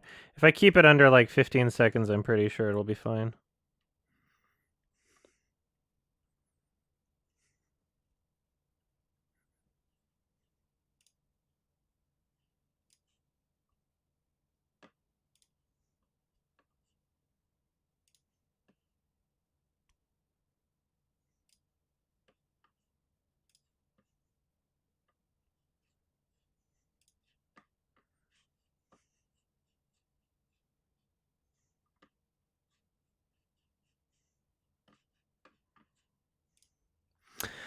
All right. I think I'm gonna try to go to bed.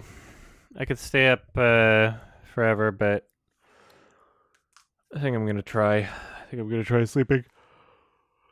Unless I want to wait until this is uploaded. Or uploading.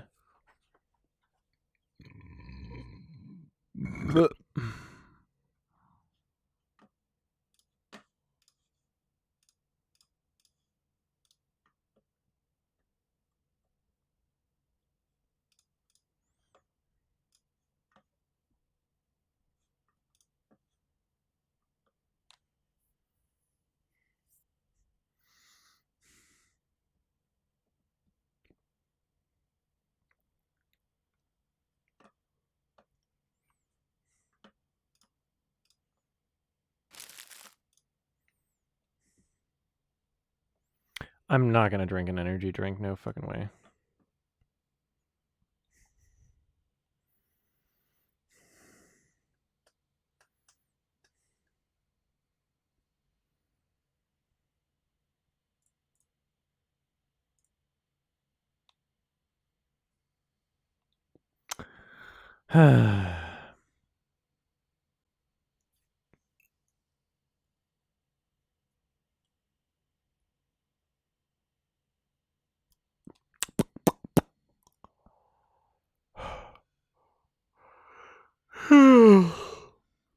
Ugh. Yeah, good night. Bye, everybody. Thanks for joining. Peace out. Bye-bye.